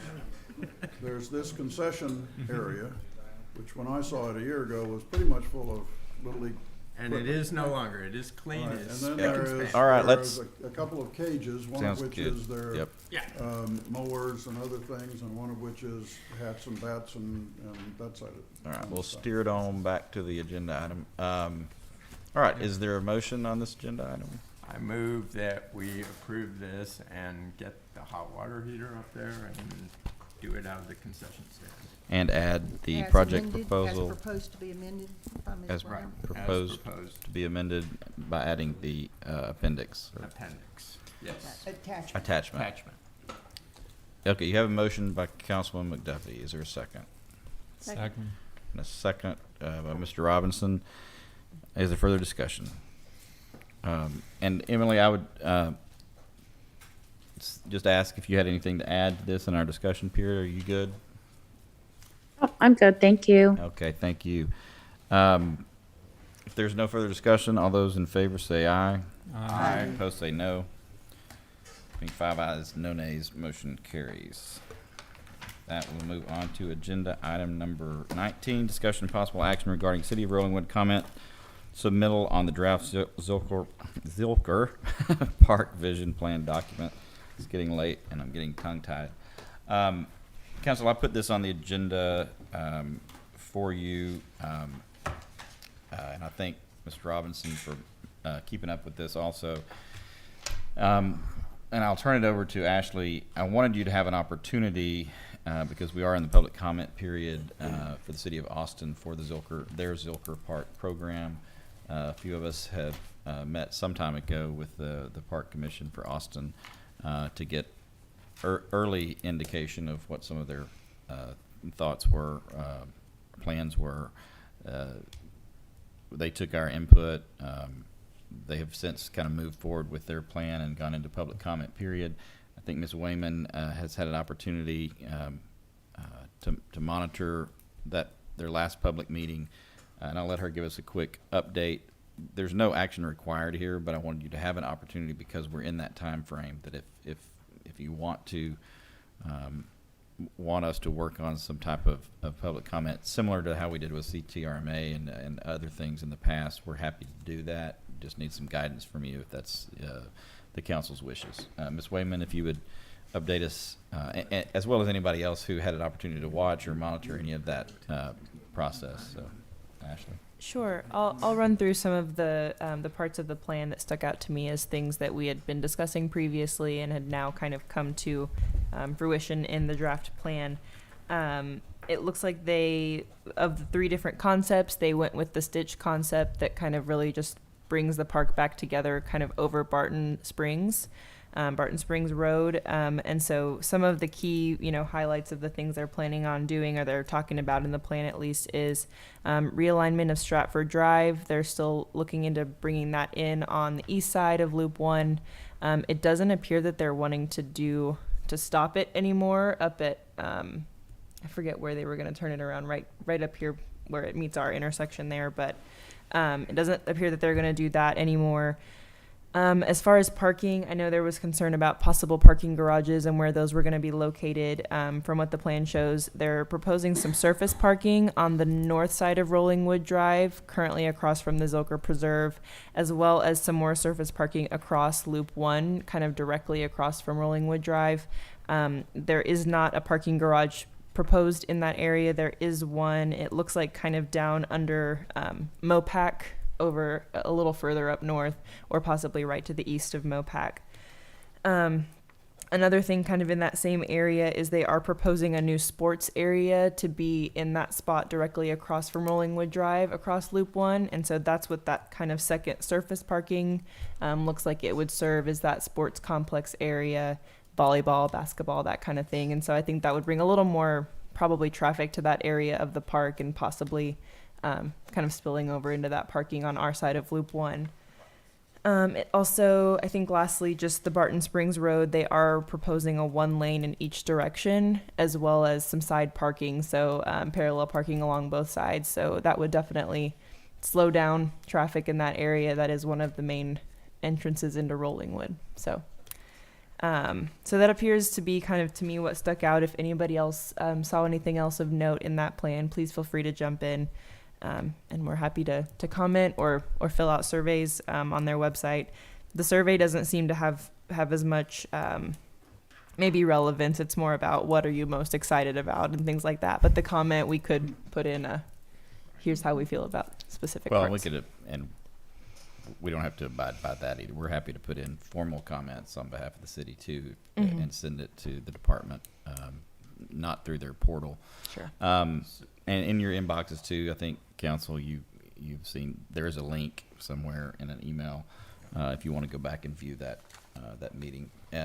Ms. Brown and then Mr. McDuffie. I've looked at the plan, and the thing I would comment on is shutting Barton Springs down to 1 way in each direction. Not only the impact it has on the residents along Barton Springs Road getting to Mopac, but the impact on Rolling Wood residents having an alternate to Mopac to get to downtown. And it's, I think that's a really bad idea. I concur. I also concur. I watched the meeting, went to the open house on Saturday and talked to Claire Hempel and Justin Schneider. They're two of the people with the vision. So I would encourage the community, if they desire, to stay engaged. However, I was happy to hear that basically everyone I spoke to said that anything west of Mopac is way off into the future. So things aren't directly targeting that are going to affect us. They had a nature play area over near the old shooting range. I asked what that was, and they just said it's logs and found objects and stuff like that that kids can scamper around on, and maybe a couple of kiosks or something. And then there was some maybe widening that Rolling Wood Drive a little bit, allowing a little bit more off-street parking, maybe even some parallel parking going in there on either side of the park and the shooting range area.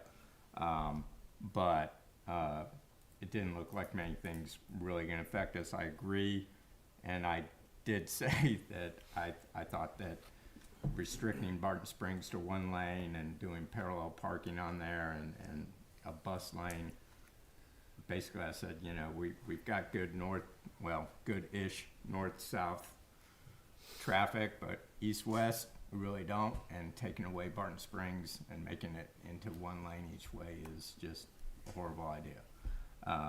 And I did hear that they don't think that has a lot of chances of moving forward and passing, but I do think it's worthwhile that we express our thoughts that that's a really bad idea. Also agreed. And I think the Stitch idea is the one. There's a big land bridge going to Barton Springs that would allow the north and south sides of the park to basically be, you know, one. So people and animals can move from one to the other without going across Barton Springs Road. That seems to be the one idea that everybody is overwhelmingly excited about. I said, isn't that going to be very expensive? And they're like, yeah, but in the land of the budget that we have in Austin, it's probably feasible and doable. And so that is the one thing that everybody seems to really be excited about. So I also there you agree. go. I also think that's cool. Yeah. And it's not our tax dollars doing it, so. What's that? They have a tunnel under Cesar Chavez, you know, Right. at the YMCA, so Right. there's ways to do that. So, council, what's it, how would you like us to proceed? I think I hear, and happy to take a motion from you regarding any of this, but I think what I'm hearing is probably a pretty firm agreement of weighing in on the restriction of Barton Springs Road. Can I throw something else out there? Yes. So I happened to be driving home on Sunday evening, coming south on Mopac, and got caught up in the trail of lights, traffic exiting, you know, it was like just after 7 o'clock. And the outside lane on Mopac was stopped all the way over the river, which is crazy. But anyway, there's not a lot of traffic, but that was backed up. You know, that's like half a mile. And when I finally got up to the exit and saw what was happened, it's because they had all of the traffic funneled down to one lane. You couldn't go straight through at the intersection. You had to turn down Bee Caves Road. And all the people that were parking in the Endeavor parking lot and the church were crossing the road from that area across the turn lane that took all those cars down Bee Caves Road, going across that lane, then all the way across Barton Springs, or the feeder road, to get all the way into the park itself.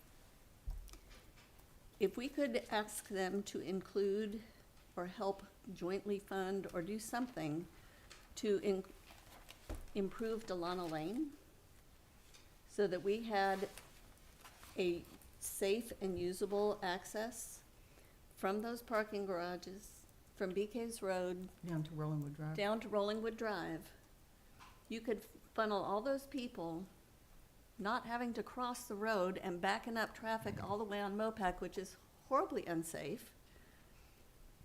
It's also very unsafe because there's poor visibility for people crossing the street there. I mean, that just was insane when I saw that that's what was causing the backup on there. You would get all those people going under there because the only traffic that's coming up the feeder road from the park is the people that are leaving the event, and not, you would be having to cross that or go up the side and around to the botanical gardens where they could go over whatever land bridge, wherever they're gonna put that. But you would remove the ability, the cross point of traffic and people in a very sensitive area into a much safer area, and it would provide access for our residents to go from Bee Caves Road to Rollingwood Drive without having to go to the feeder road. I mean, it would, to me, it would solve a number of problems. It would make parking more accessible because those parking garages are not used on weekends. So when most of their, or in evenings, so when most of their events are that needs lots of parking in the park, the parking garages are empty anyway. And so that would provide them some, if we incentivize that or, you know, let Endeavor use that for those park purposes. I mean, it seems like we could kind of solve a lot of issues at the same. About recommissioning, like making Delano Lane a usable road year-round. a trail, foot traffic only. Okay. So a couple things that I'd say, in terms of the comment specific to the Zilker vision plan, obviously that would fall outside of, Well, that's part of, that part of the Zilker Park is on that side of the road, and that I get Delana it. Lane goes right. I understand it, but the right there, footprint so- of their plan, the footprint of their plan though would fall outside of the Delana Lane discussion. But what I was gonna suggest is that, in terms of the comments that we could work on, to maybe not get into the specifics, but encourage them to work with Rolling Wood, going forward on pedestrian-related solutions Yes. for the pedestrian traffic that their event is creating to and from Rolling Wood, and then what that solution looks like, we could, work with And them going throw forward. the MOPAC issues in there too, because Right. that was crazy that was the reason that traffic was backed up all the way. Well, and especially in my mind, if part of their Zilker Vision project is to, and I don't actually think it probably benefits Rollingwood long-term to probably bring that Stratford around and tie it back in on this side. That probably makes sense, probably not a problem, but you also can't just do that without giving some thought to what you're also potentially doing and adding traffic into that intersection that you're talking about that they're not giving a lot of thought to. And Right. anyway, my point being, Right. in terms of the comments that we would work on at y'all's direction to the city of Austin, I think happy to add the pedestrian piece. I think our main focus would be on the Barton Springs Road piece. And then I would ask council, I mean, if you have any, I think we ought to keep, and we would maybe throw them a bone, and hey, by the way, we're okay, we like your land bridge thing, not that it matters, but put something good in there that we think that they've done right. But kind of keep it focused to 2 or 3 issues of potential concern that we would ask them to look at. Anything else? And we could, if you want us to, and maybe we would include, and as you, we'd like to see more, maybe we'd also say we'd like to see more detail in what your specific plans are for the parking and the, what do they call it? The nature play. The nature play. Like, we'd like to see, They don't have any, I mean, they said that's 10 years out or more. and it's probably just good for us to throw it in, put a marker down, like, hey, we're interested in that, like, what are you gonna do here? Yeah. But the real One thing focus about- of yeah. concern being more on the traffic, the pedestrian, and those pieces. I mean, one thing too, apparently that whole area is that going all the way down to the nature center is a nature preserve Right. zone.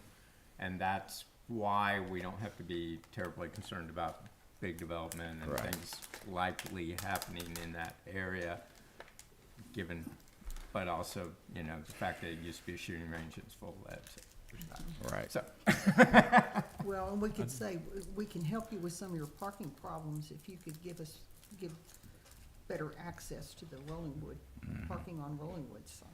'Cause I- And to the nature To be honest with you, center I and think to that part this- of their, all if they're that. going to bring Stratford up that, I think that they should give some consideration to pedestrian access going also back down that service road too.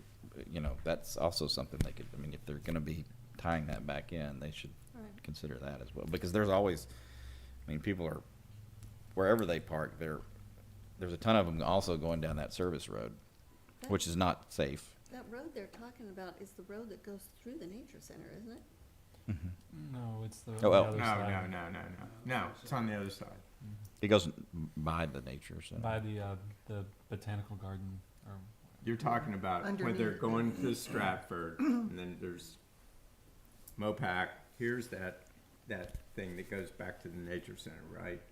Right. They're talking about going on the other side, taking Stratford, and then Oh, closing up there, down, okay.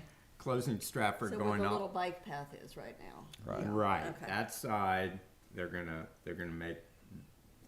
potentially make that a road thoroughfare, and then They'll make traffic even, I mean, foot traffic even worse, because people use that way to get.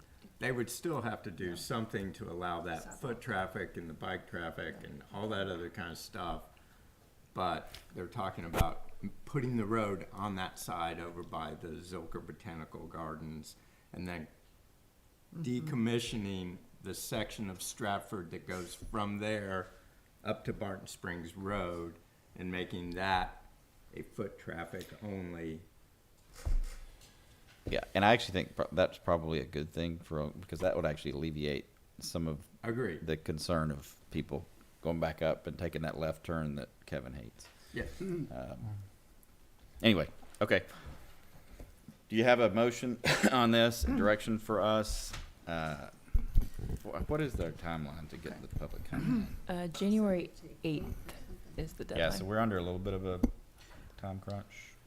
I would move that we resolve to file comments in response to the request for comments on the Zilker Park Vision Plan, addressing 3 items: the single lane on Barton Springs Road, pedestrian-related solutions to and from Rolling Wood parking garages, and we like the land bridge thing. Love it. You have a motion. Is there a second? Second. You have a motion by Councilwoman Brown, second by Mr. McDuffie.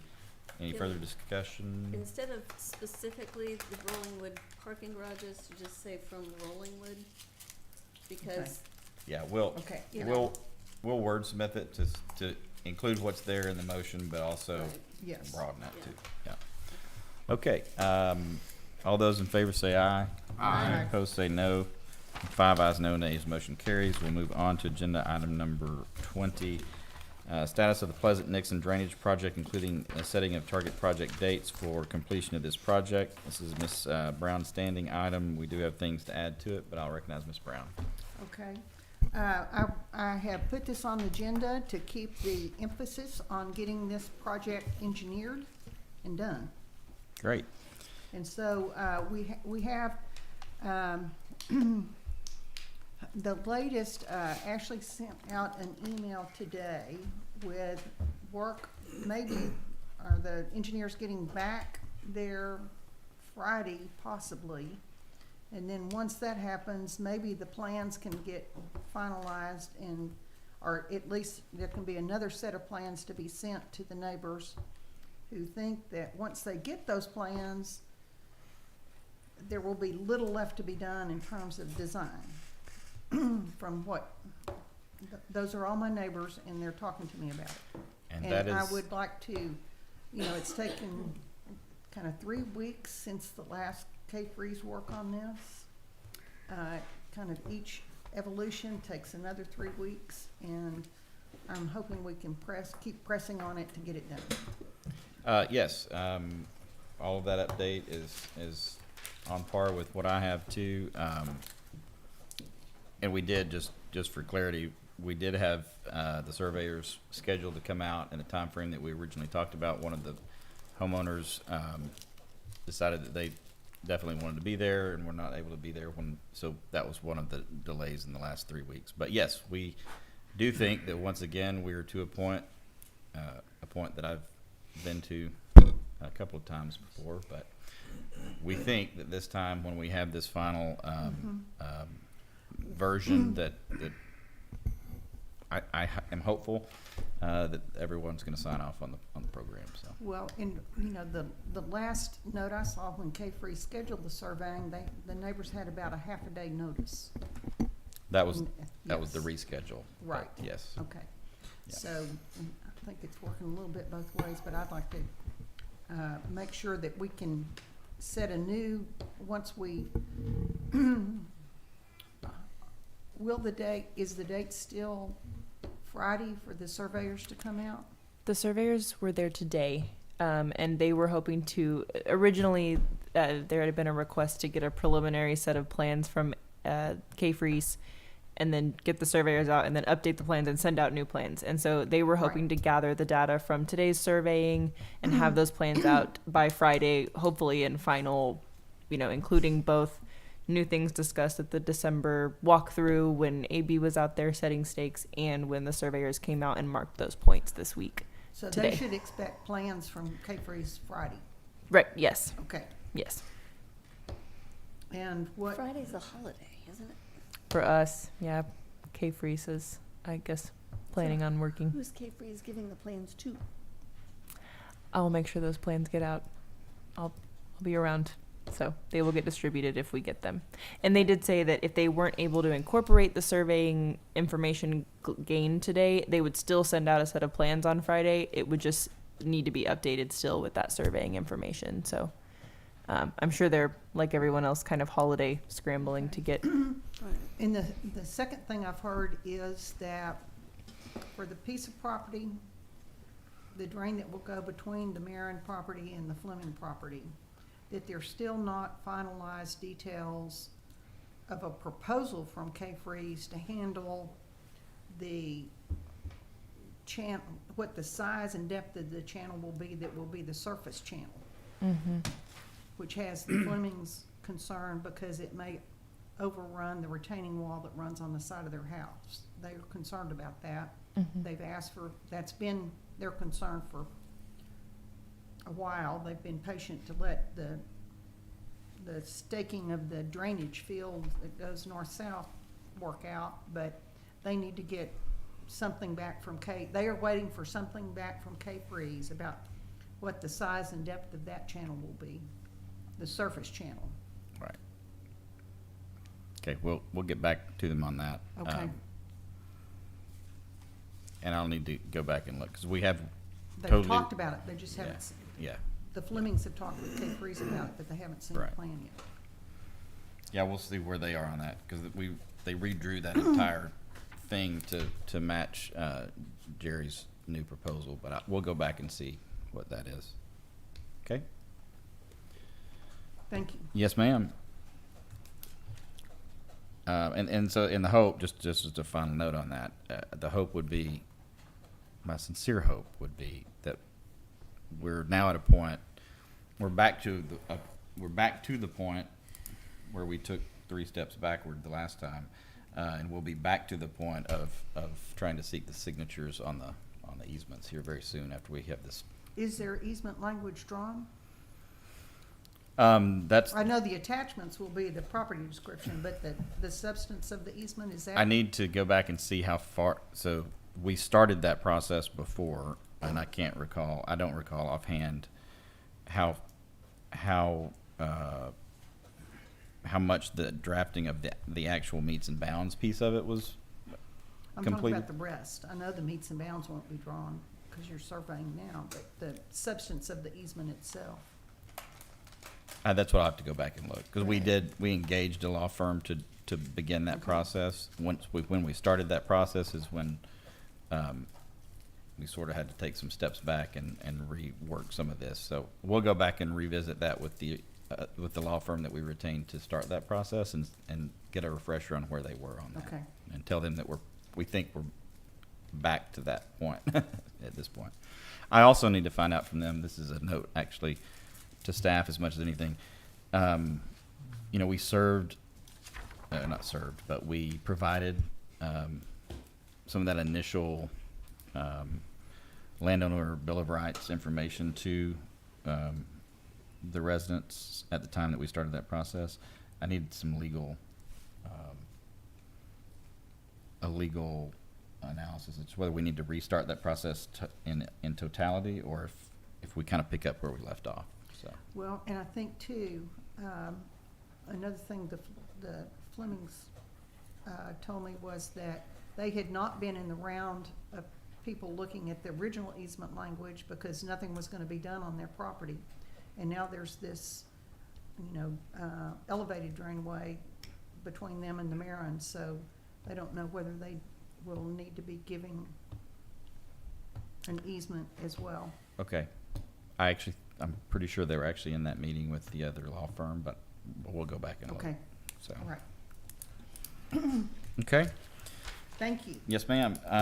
Moving on, past agenda item number 20 to pulling up agenda 21, discussion regarding a potential ordinance to create a limit on impervious cover for residential lots, and recognize Mr. Glasheen as his agenda item.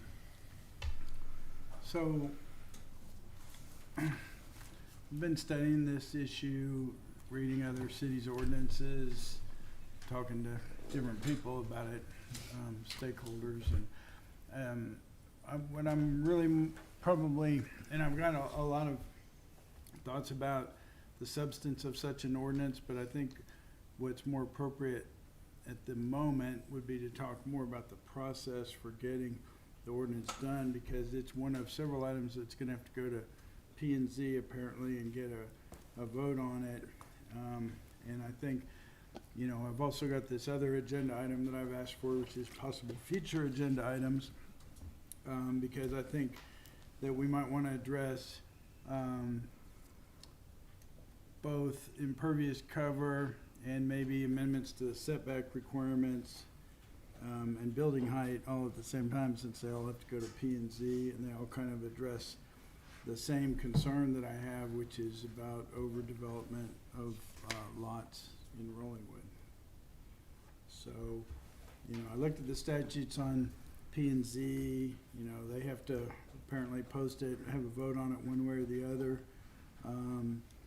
I was a little unclear on what their time frame is, what they would have to do or wouldn't have to do in that regard. I assume there's some mandamus procedure if they don't actually do anything about it. No, no, you just fire them and replace them with people who will do what We'll you do ask. something. Yeah, right. Okay.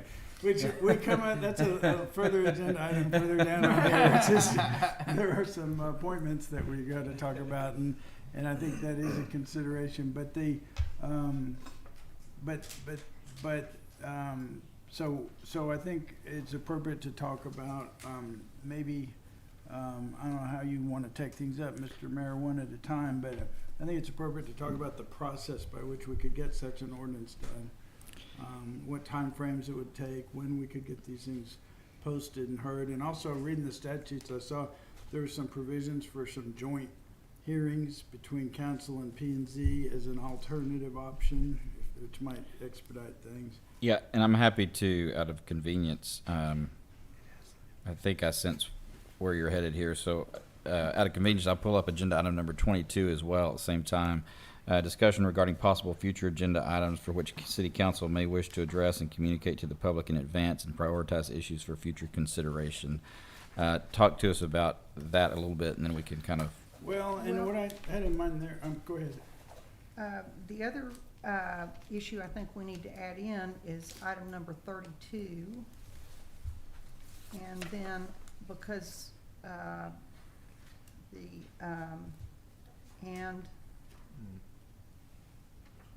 is it? 24? Yeah. 23. 24. I guess it was 23 mine.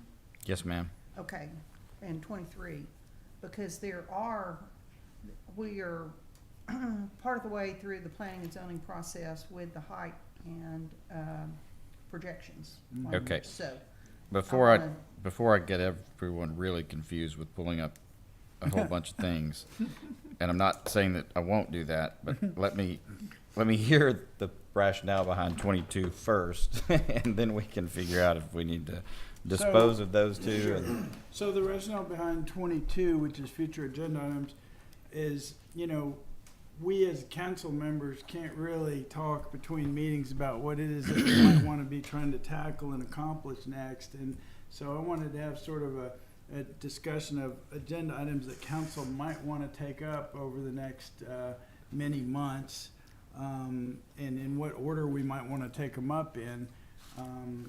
And not to get into the substance of the issues necessarily, or certainly not, I should say, but at least as far as, you know, when they might come up and which ones might be considered together and which ones might be considered sequentially. And in that regard, it was my impression that perhaps, and my suggestion was going to be that we, as a future agenda items, take up the impervious cover, proposal, take up the potential amendments to building setbacks ordinances, and then I don't know where building height would fit in that since it's already started, whether that's already sailing along, and it seems like a fairly straightforward and simple issue, building height does. But, and because these things have to get onto a track. So, so is the purpose then of 22 to sort of in a broader sense, so putting aside specific types of issues,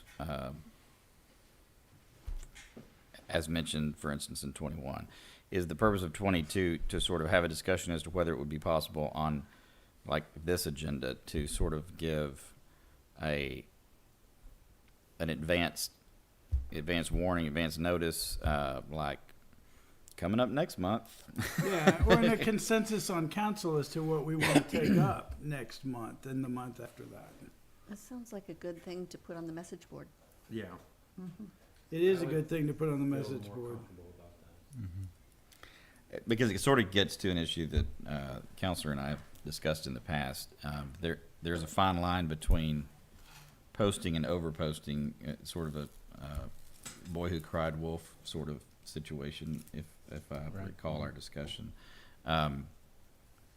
So there's a balancing act to be had, because you don't want to put things on the agenda as going to come up and then sort of continue to yank them back, and then to the point that the public Has no idea whether it's actually going to be discussed. Right.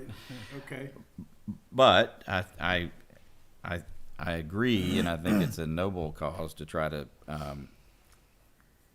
have that transparency piece, to let everybody know, hey, everybody, be ready to talk about this, and if clear your schedule if you want to come to the next count. Like, I don't know the right answer in terms of that balancing act. I think Sarah's answer is right, that the message board is a good way to do that, and I'm really glad that we're getting that. I think that'll address the issue as far as the process of getting consensus on what to take up. Are we done? Fire drill. Yeah. Leave the building. Okay. So I think that's a good point, but but going back to the issue of what's the process? We got these issues we want to get through P&Z, and we want to get to council. What do we need to do? I would like to comment on that. Okay. We started back in September, or actually in the summer, talking about the setback issue, projections into side yards, and the height issue.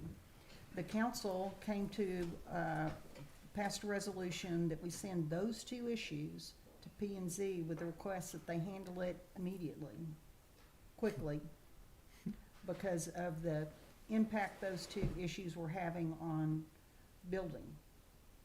And so the P&Z has now had 2 meetings where they've discussed those 2 issues. They were convinced by comments that they needed to do another public hearing, which Ashley has a date for that, I believe. I do. I think it's February 1.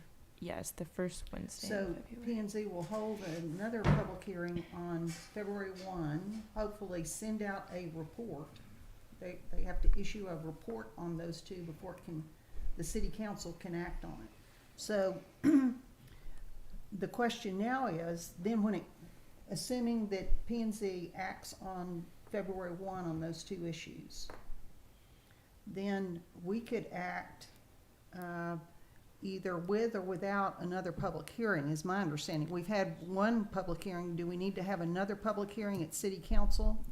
Mm-hmm. And then the question is, do we do it jointly with P&Z on February 1? Can we do it? Which would expedite. May we do it? Or should we do it? Yeah, Bryce looked at that briefly, and I have not looked at it in detail, but, and I will. But your ordinances, I don't know, will actually contemplate allowing you to hold those joint public hearings, even though the statute does. We've already held one. Okay, but it may not have been for purposes of compliance with the statute. I don't have any recollection Well, of that. we thought it was. Okay. Right. We held a joint one in October. Did you? All right. Yes. So we've already made a determination that that's we must have. I'm not Is that a sure. hearing? I'm not sure it was a joint public hearing. What I talked to Bryce about this earlier, and the statute is pretty clear. You can, do a joint. Ours are a little bit different. It's kind of talks more about a process where P&Z must first hold a public hearing and then do this, and then council must. You can do that in the same night. We think we can figure out a way to make those happen in the same meeting. There just may have to be some boundaries around how the deliberation goes, who holds a public hearing, who opens it, who closes it, kind of just to follow the process. But I'm sure we have the ability to do that on the same evening. Okay, well, I was hoping with my agenda item, we could get those dates set. So is that something you can determine and then send us a letter? Or do we have to wait until February, which means we busted the February 1 date to do that, to hold that hearing? No, we can, we can give you clarity on that when we get to that agenda item. Sure, and to be just kind of based on the P&Z discussion. This is agenda item 23. Right, that hasn't been 24. called up yet. So Okay. we could dispose of 21 and 22. Well, we can't dispose of them because Mr. Glasheen is raising items for a future public hearing that are currently already teed up with P&Z, is my point. No, he's not. He's asking about a generalized process of how we would have these discussions. That's why I was trying to get clarity on 22. And we've got impervious cover in there as an issue that we could also tee up with the other two issues that are already, in process, which is the setbacks and the building height, right? I think that will slow down that process, and we're really trying to push getting that done. You want to get those Frankly. two done first? Yes, Okay. and that was the consensus of the council. Sure, and those Yeah, I are wasn't on those are council. scheduled. Those They are are? those are officially scheduled. We were based on the P&Z, discussion, planning on bringing the public hearing to P&Z on February 1st and City Council at the February 15th meeting. Those are scheduled. We will have to notice before their next January meeting, and so if we can't wait until then to decide when council's going to hold theirs, but if council wishes to hold it at the same time at the February 1st meeting, we can notice for both of those then. But we were clear on, they were planning on making a recommendation at their February public hearing, and it was going to go to council in February. But we need to have we need to decide tonight whether we're gonna hold our public hearing, the city council public hearing on February 1. Sure. Right. In order to not Expedite have to it. postpone it Right. until March. Right. It won't be postponed till March. It will be at could the do it in February February. 15th city council meeting is when that Would public be hearing. both the public hearing and the city council meeting? Right. Yes. Okay. It will be an item on the regular agenda if we don't decide to If we hold it don't do it at the in February. Correct. At the February 1st meeting. But, Mr. Glassine, when you said, building setbacks and height, those are I didn't know from building setbacks whether you meant the projections issue or you just meant I meant the the projections side yard, issue. changing and- the side yards. And I meant both of them, and I haven't seen any proposed drafts or language. There's a lot of them. Yeah, I just haven't seen I them. can send them to you. Thank you, because part of it's Okay. this whole communication Mhm. handicap that we're suffering from. I wanted to call you and ask you for them, or Sarah, and I didn't know who to ask, so. Brooke, I can- don't think you can send them without, but we can use the message board to Yes. communicate that with all of us Yes. without any kind of a. What we've done so far is we had a draft that came from the city council as a recommendation on the projections issue to planning and zoning. Then we've had a second recommendation from Kay Freeze on that, and there's pretty good consensus, it seemed to me, within planning and zoning to do something on that. Okay. The height recommendation is less tightly drawn at this point, and when we talk about your solution on that, maybe that is something we can send. But we're supposed to be getting further language. Ashley's working with Kay Freeze on height language to get back to P&Z for their February 1 public hearing. Okay, I didn't know that, and I actually looked at the height ordinance and got some proposed language that I can give you as well. But, Sure. I mean, all it is the definition of heights that's in 107.3 which is a totally goofy definition that I illustrated how it works, which is crazy because it allows 45 feet tall buildings. So And what agenda item were we on? we're I'm off on track. 21 We and are- 22. we're I don't know off what track. everybody We else are- has Well, chosen to talk Mr. about. Mayor, Yeah. we asked that you bring up 20. Well, but he didn't. Right, I didn't because Because I'd I like to didn't realize dispose that of. you didn't. I'd like to Okay. dispose of 21 and 22. Right. Is there a motion on 21? Could I make a comment Yes, before ma'am. we have anything on 21? So we have also asked P and Z to take a look at all of the residential building code. And impervious cover would be a part of that. And so I don't know that, it's kind of getting to the whole issue that people have complained about is the whack-a-mole process for our building code updates. And the two that we've got on the projections and the height are because those have been causing very specific issues, and we're trying to address those. But the others, we need to have a comprehensive look at our residential building code, and we are putting that in process. That's why we had the joint meeting in October. And so the impervious cover is absolutely a part of that discussion that we need to be having. Is overhauling the residential code a broad enough charge to submit to P and Z that would allow us then to take a vote and take action to amend the entire code, with or without their, support? I mean, I know we can overrule them with a 4-vote deal, but my question is if we just say, look at the whole residential development code, and they say, okay, we've declined to amend it, or we amend it, agree to amend this or that part of it, and then it comes back to us, does that mean we can do anything we want to the residential development code? Or do we need a specific proposal? Yeah, you for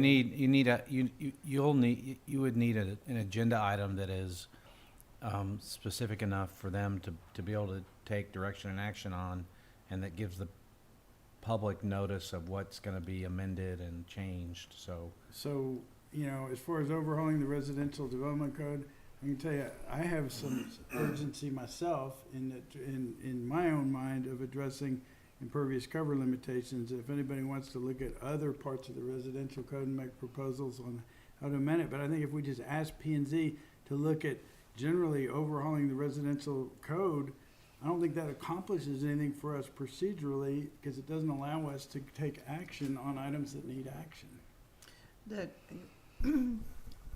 I think if you want to take, Sarah has a list of issues that have been in discussion since the middle of the summer on what specific changes we need to make to the code.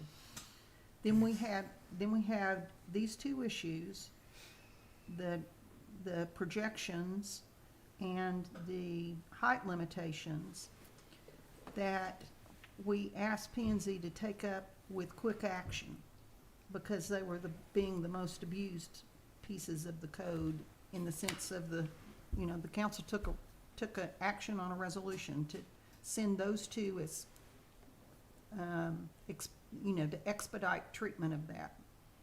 If we, I don't have a problem having a similar resolution to expedite treatment of impervious cover. Sure. I just don't want to hold up what's in progress. I totally understand, Okay. and I think that having them take it up next after they take action on this February issue of the setbacks and the building height would be appropriate, so we don't interfere with or slow down those two items.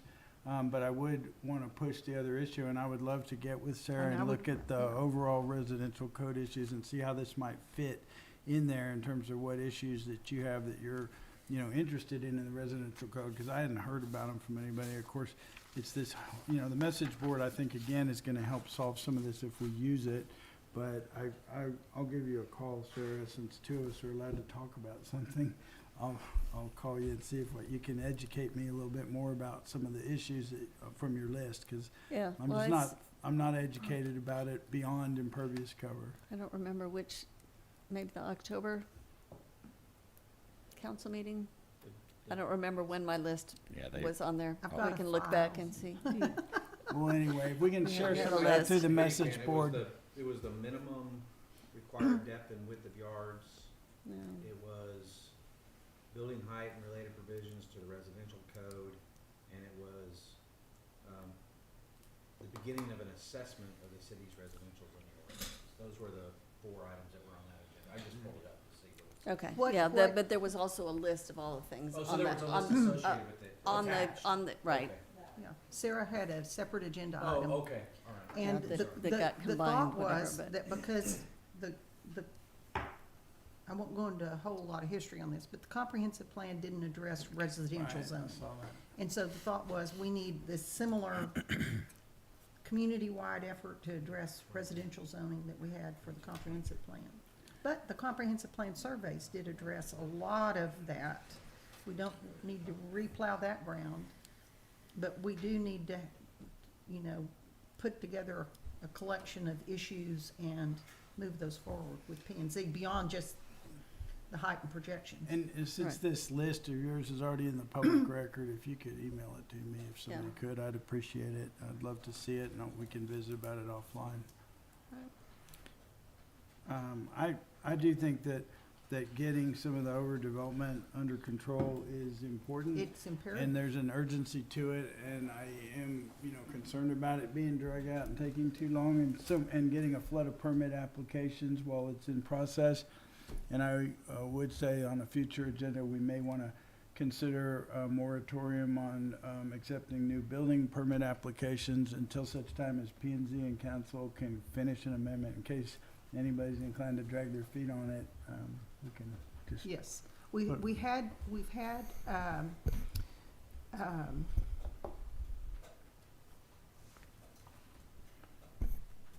I've lost it. I forgot what I was gonna say, but I'm in It'll agreement. come back to you. It'll come back. Maybe get that list. Okay, so do you have a motion or any action on 21? On Mr. Glasheen? 21, I would like to get it in queue with P and Z to take up at their meeting following the meeting where they're gonna deal with building heights and setbacks. Well, and I, I was ready to talk about the language you'd proposed, On which? Building? the, building height. Okay, yeah, we'll get to that building height issue in a minute, but as far as my impervious Impervious cover cover. issue, I would just like to get it in queue behind your building height and setback issue. I don't want to interfere with those, but I want to get to the P and Z meeting after that. And I would like to have a proposal for P and Z to consider that we can take up in January after Sarah and I get to visit about what that might entail, and including any other issues that we want to take up from our list on building residential development. So I think, and I'll let, One moment, ma'am. yes, ma'am. What I would suggest is that you come forward at the February meeting with language on I'm going to. on impervious cover. I plan to. And the other, what I was thinking before, my comment before was that if you look at the drainage study that was done several years ago, it basically says, here's the problems. We can't fix them until we have an impervious cover limit, because we don't know what to design for if we don't have one. And- And that is another reason for prioritizing that issue as well. And I'll tell you, the two issues that we hope to address with impervious cover is gonna be, overdevelopment of the lots plus the drainage issue. And the overdevelopment, it's an aesthetic issue of maintaining green space. And I will tell you, I've visited with some of the professor of architecture at UT on planning and development, and about different solutions they've seen used in urban planning, which is they call form-based design, which Austin has done, and I don't think that's necessarily for us. There are, most of the cities have addressed both issues through impervious cover, and they've done it in wildly different ways. We've talked to the Sunset Valley former mayor, Ms. Brown, at length about their experience, and studied their ordinance, which is unique, Lakeway, and also we've sat down with Mr. Ashby, the planning development chief over at Westlake Hills. I've studied their ordinance carefully, and there's a lot of issues to consider, and there's all kinds of potential unintended consequences you get when you start laying out these ordinances. And we're trying to talk to other cities and say, what has your experience been with this ordinance, and what has it led to? There's other potential ways to address overdevelopment, such as a building footprint to lot size ratio.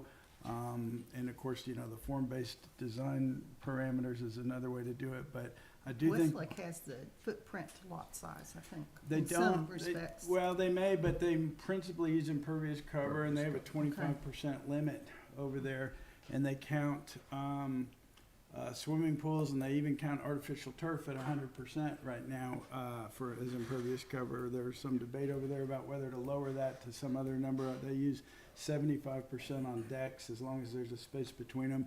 They don't count overhangs on roofs. And, you know, there's some debate about whether you'd want to count overhangs on roofs. Of course, if you don't count overhangs, if you do count overhangs, then people are going to build houses with no overhangs because they want to maximize their square footage. And I don't know if that's that's an unintended consequence. You could end up with a lot of houses with flat roofs because they're trying to maximize the square footage of the volume and on a two-story house. So you get into all kinds of potential. What's Well, that? that's I 'cause said they're- we already have a lot of houses Yeah. with flat roofs. Because they're trying to maximize square footage. That's They're why. trying to maximize the height. Yeah, but anyway, there's a million issues with impervious cover, and I'm trying to study as many of them as I can, but I'd like to have some draft language in January, as you suggest, and that's what I'll work towards. Sounds good. January, not February. We have a month there. You may.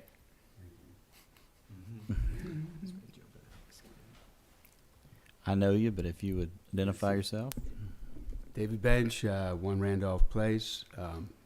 This is the reason why I've sat here all this time, is this discussion right here. I sense a certain amount of frustration with the pace that planning and zoning is moving on these issues. I can promise you, planning and zoning considers these extremely important and is trying to move as quickly as possible, but within the boundaries that have been set by the process. And so we want to be sure that the public is completely informed at every step when we make changes to the code. It's a big deal. Changing the code is a big deal, and we take it very seriously. So, unfortunately, our last meeting where we had open for public comment, it was not well attended, and we think it wasn't well attended because the flyer that went out expressing what it was we were going to talk about was not very clear. We need more specificity for people to come out of the woodwork and express their opinions. So, with that, we put it back a month. We also, because of interest rates and so on, we believe that the pace of building permits, applications is going to slow down. We're hoping that's true. So we hope that the interest rates has given us a little more time to work through some of these issues where things are slowing down. I can promise you, we're working this very hard. It was a very rich meeting we had last time. Lots of discussion. We covered a lot of territory, and but we have more to do. Thank you. Well, thanks for your service. Thank you, Dave, and thanks for sitting here. Well, this is, well, yeah, I saw this other thing in there. Impervious covenant requirements, where's this? And that in conjunction with whatever else we're talking about with these setbacks. We always have a a member attend the planning and zoning meeting. Why wouldn't a planning and zoning member want to attend? Thank you. Thank you for Thank you. doing that. Thank you. That's very helpful. Now you're just getting brownie. Now you're just trying to get brownie points. Give him some candy. Yeah. Yeah. Okay. Thank you, Dave. Thank you, Dave. Yeah. Okay, to wrap up agenda item 21, and I was going to actually say what Councilwoman Brown said. I think your two options are to plan to come back next month with some language and a further discussion to try to potentially move and make a motion and vote to send something to P&Z or to do that tonight. So it sounds like you chose the first option. So Well, there's you want us to move on to 21 with your? Yeah, we can, and I'll just I'll just ask for it to come back on the agenda in January. Okay. I'll come back. Why don't you, if you would, give me a motion to postpone agenda item 21 to a time certain next month. Okay, I'll move to postpone agenda item 21 to the January council meeting. Heard the motion. Is there a second? Second. Have a motion by Mr. Glasheen, a second by Mr. McDuffie. Please, no more further discussion. Well, I just wanted to point out, it doesn't say action the way it's written in the 21, so I don't know what. We'll have action next time. We've had Yeah, a that's discussion, true. so. Oh, yeah, I think, and I apologize for that, because that was either a typo or we, And you don't need a motion to come back with something Yeah. on the next. oh, that's how you meeting want it. anyway, so- My apologies. I'm told that that's the way we were asked to post it, so if you would, we're not posted to take action on it, if you would Right. withdraw that, but we will take your directive as an advance notice of your expectation for us to put this back on the agenda next time. Thank you. Yes, sir. And with that, we'll move on past agenda item number 21 to agenda item number 22. Discussion. We've already pulled up 22. Is there action, or have you gotten We can't do action. what you needed? You're correct. We're posted the same way for this one. Have you had the discussion that you were looking for on 22, Mr. Glasheen? No, I think that the message board's gonna address my concern. Sounds good. And if that's not the case, And I think we've That covered sounds like it. a yes. we'll come on back with something else. All right, with that, we'll move past agenda item number 22 to agenda item number 23. Discussion possible action on setting dates for public hearings before the Planning and Zoning Commission and the City Council in connection with changes to the residential zoning ordinance. And this is now pertinent to the discussions we've Yes. sort of been getting to, and I'll recognize Ms. Brown for further discussion. Just to recap, what we're trying to do here is to decide, one, whether we're gonna have a joint meeting with planning and zoning or the same date as planning and zoning have their public meeting. If we do, we can save costs, because you've got to publish notice in the newspaper and you've got to mail it to every person in the city. So if we have it on the same date, we can send one card and one letter with both, posting both a public hearing before planning and zoning and a public hearing before the city council, which then would allow planning and zoning to issue a recommendation at that February 1st public hearing, and for the council to take it up at the February council meeting.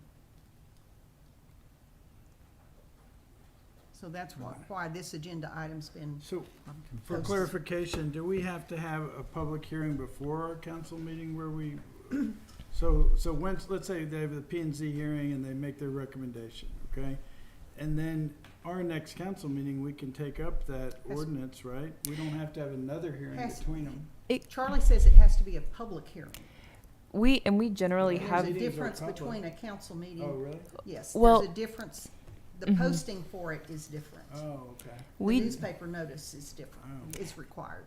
Yes, we do newspaper notice, but we generally have a section on our agenda. We just remove it every month when we don't have any public hearings scheduled, but we have a section specifically for public hearings.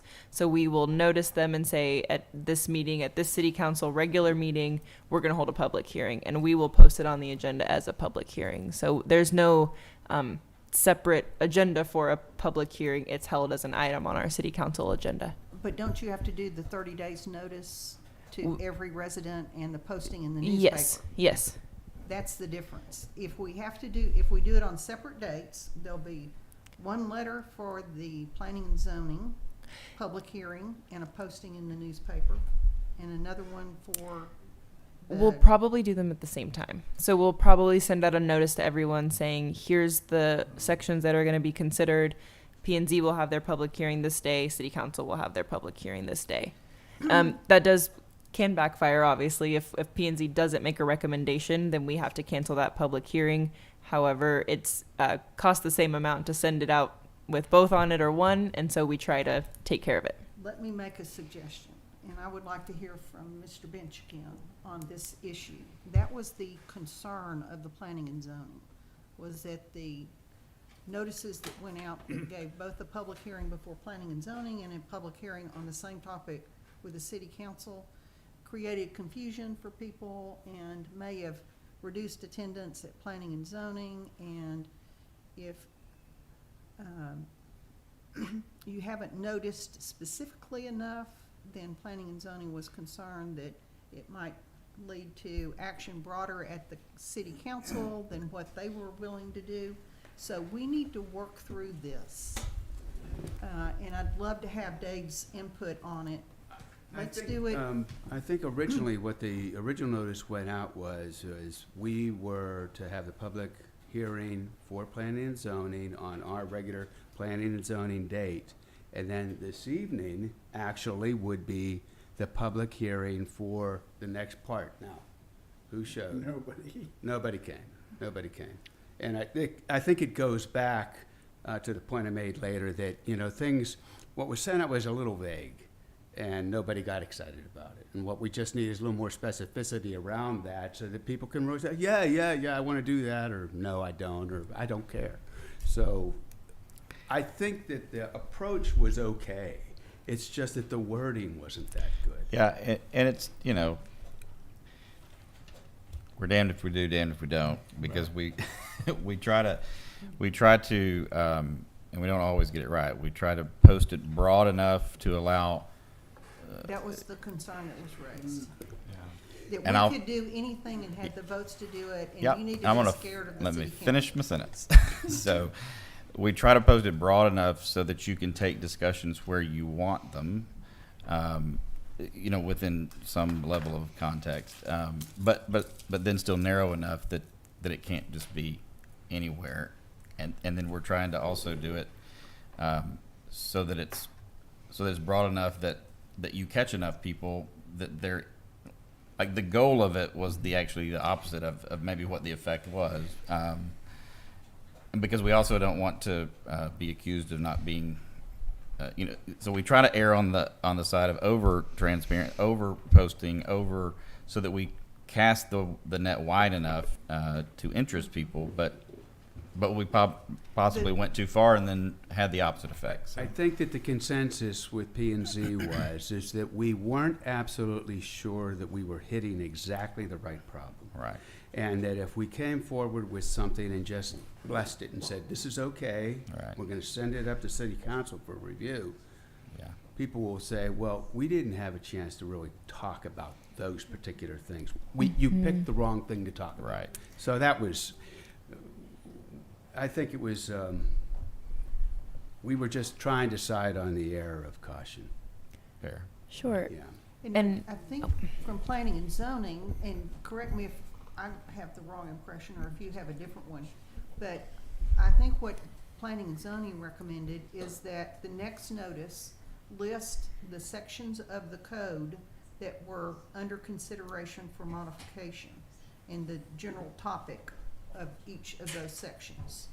So that can They be did. done, but Mhm. if we need to decide tonight that we're gonna do it and when we're gonna do it, so you can meet the posting. Do you have a Newspaper preference posting. about having them together or sequentially?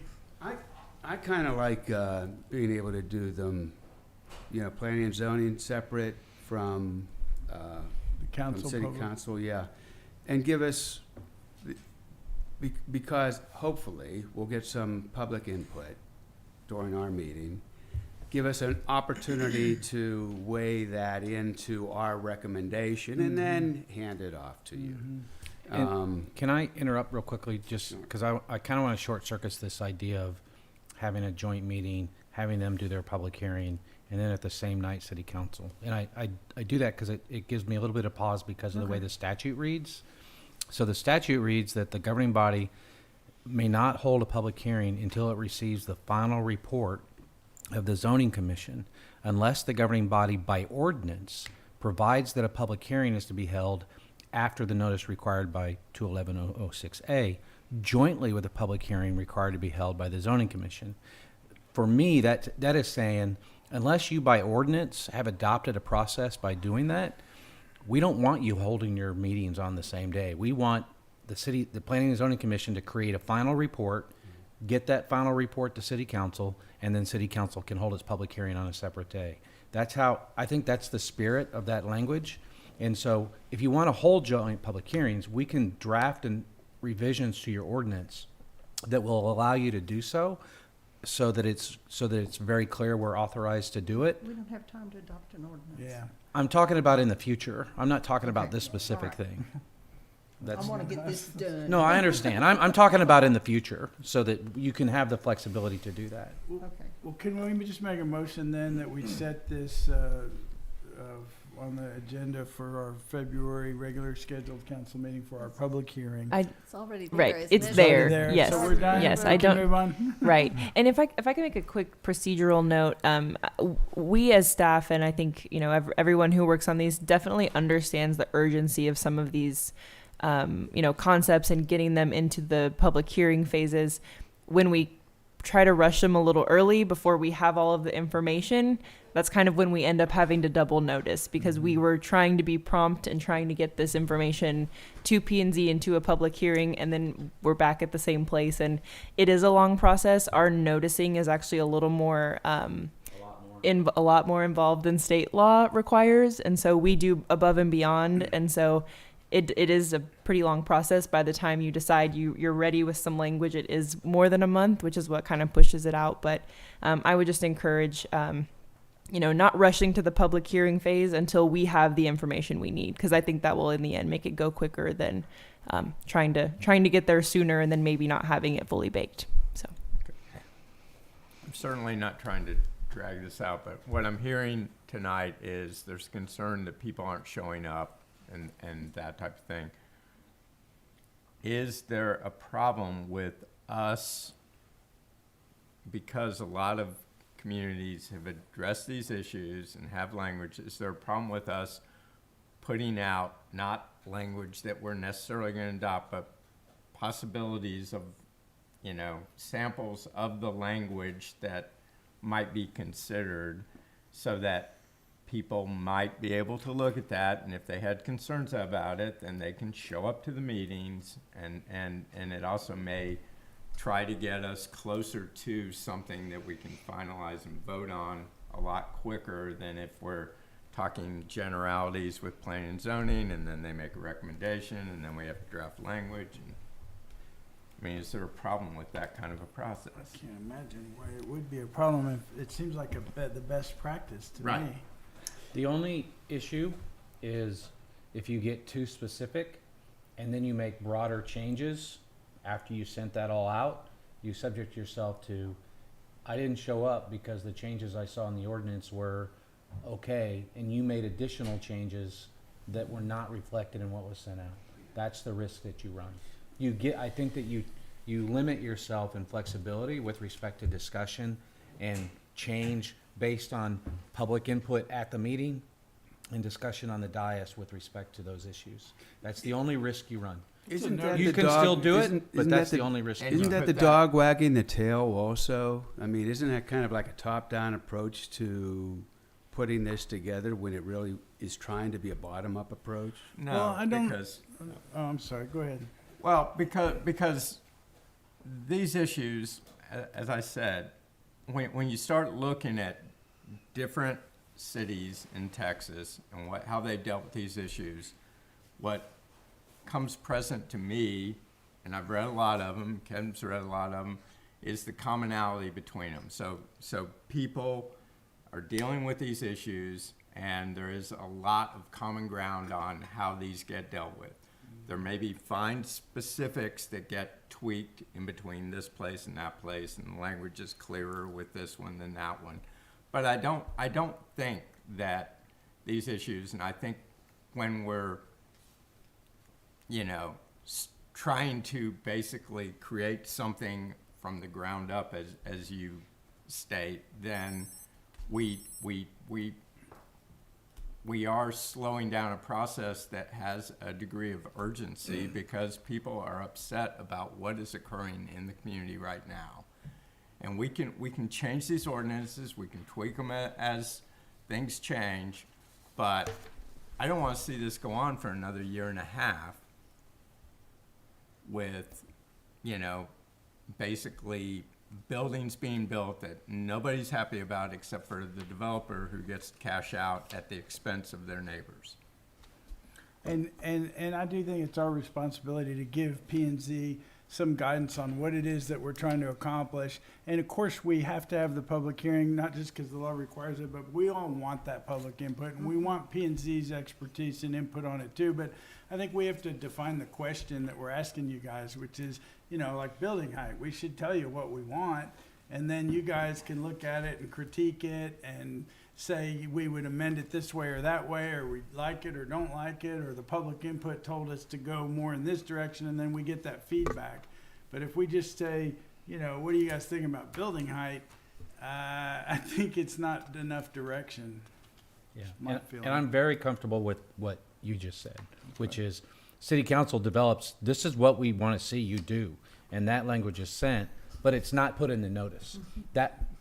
In other words, the notice says, you know, a public hearing will be held on changing building height requirements and reducing them. That gives very specific information that that's what you're going to do, but without giving the specific language that gives some more flexibility to change the language if necessary. But having the language come from you to go to P and Z, I'm completely comfortable with. And I think, And we've done that. yeah, and I think that was On what building height and projections. I think that was what I heard ships passing in the night of what your Okay. suggestion was, in terms of providing sort of a base to work for, a working document to work from versus what I think where Charlie was coming from in terms of the notice. manner in which the notice and posting. I'm glad you clarified that, because I didn't. Yeah, I think our communications Yeah. crossed in the night, yeah. Okay, great. So, So, dates. February 1st and February 15th. Yep. Say that again, I'm sorry. February February 1st and 1st and February February 15th. So P and Z, February 1st, City Council, February 15th. And both are Public hearings. hearings. Okay, and that's all done already, so there's nothing to vote on. Anything else on agenda item 23? All right. I don't think so. And that's 24 is done too, right? I sincerely hope so. yeah. 24, move to agenda item number 24, pull it up. Discussion and possible action on scheduling of public hearing for the Planning and Zoning Commission and City Council to consider recommendations from the Planning and Zoning Commission on residential yard and height ordinances, notice requirements and process for obtaining public input. Recognize Ms. Brown, happy to also recognize Ms. Wayman to give us a status on where that is. I'm sorry. It's your agenda item, For- if you, Yes. ha- What would, It- what was, I would, this is specifically these two, the yard and the height. These are the two that are going to that February 1st and February 15th. So February 1st P and Z, February 15th City Council. And it seems like item 23 was more of a all residential review, and it sounds like next coming down the pipe is what y'all have discussed earlier for impervious cover. Correct. Yeah, and we can get some consensus on the message board, and Sarah and I can Okay. communicate to get consensus on And we have time. what, later, what's gonna come next, and what might get bundled or not bundled, And language. okay. and language. With respect to the yard language for item number 24, 23. we have 24. good language before P and Z, and P and Z is working on some changes to it. We've sent them a draft, the council sent them a draft on. Is there a question?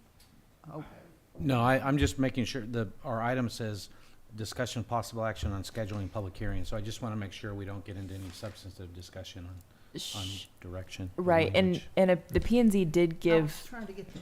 Yeah, I'm sorry, I direction. didn't mean to Okay. interrupt, I apologize. We need work from Bryce on the height Oh, issue. okay, all right. And yes, he's aware of it, and he is the height and the yard.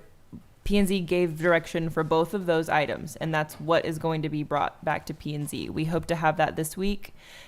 We will take it to P and Z at their January meeting, assuming we make quorum, and I think we will. And they're going on to the public hearing in February, and so Were we allowed to get a preview of that prior to the meeting? absolutely, Absolutely, yes. As soon as we have the language ready here, we will share it with P&Z. So those two are in the queue. And that's what I was trying to get to. And maybe it's not on the agenda for talking about the substance of the height ordinance, but I've got some suggested language that I'll send to you since it's your, I didn't realize you guys were so far along with that issue, but I'll send you something. What's that, sir?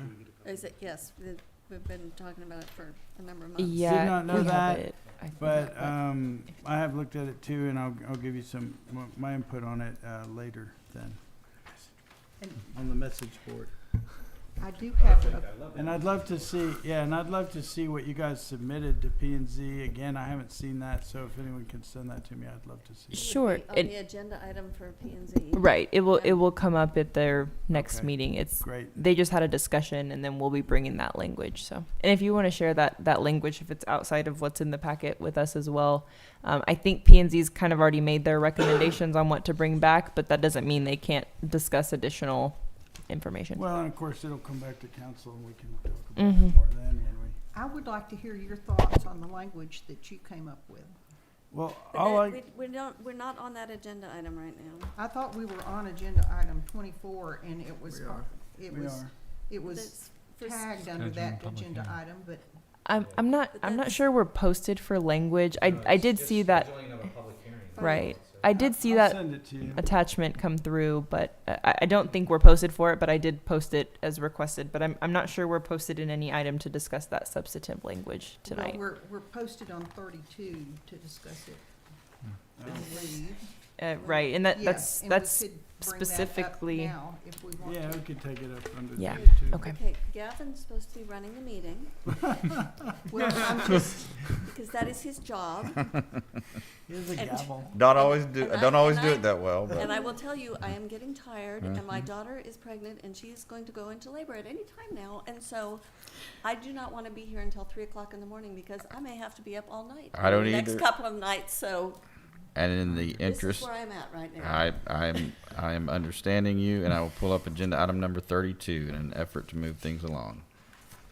So, item 24 and item 32, both Brooke Brown's items are before you currently. That's you, Brooke. I have asked for a legal opinion on our current code language, and so is there one? So we haven't completed a written opinion, but and I'm happy to do one if this council, wants me to complete a complete written opinion on it. But the language in the definitions is applicable to the entire section of the zoning code.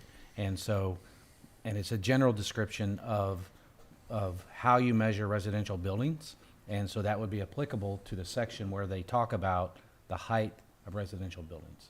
And so, yes, it's applicable. May I ask a question? Of course. The definition that's being applied in 10771, the beginning of that definition says, the following words, terms, and phrases, when used in this chapter, shall have the meanings ascribed to them as follows. The term is building height, comma, residential. It's not an abbreviation of height. It's not maximum permissible height.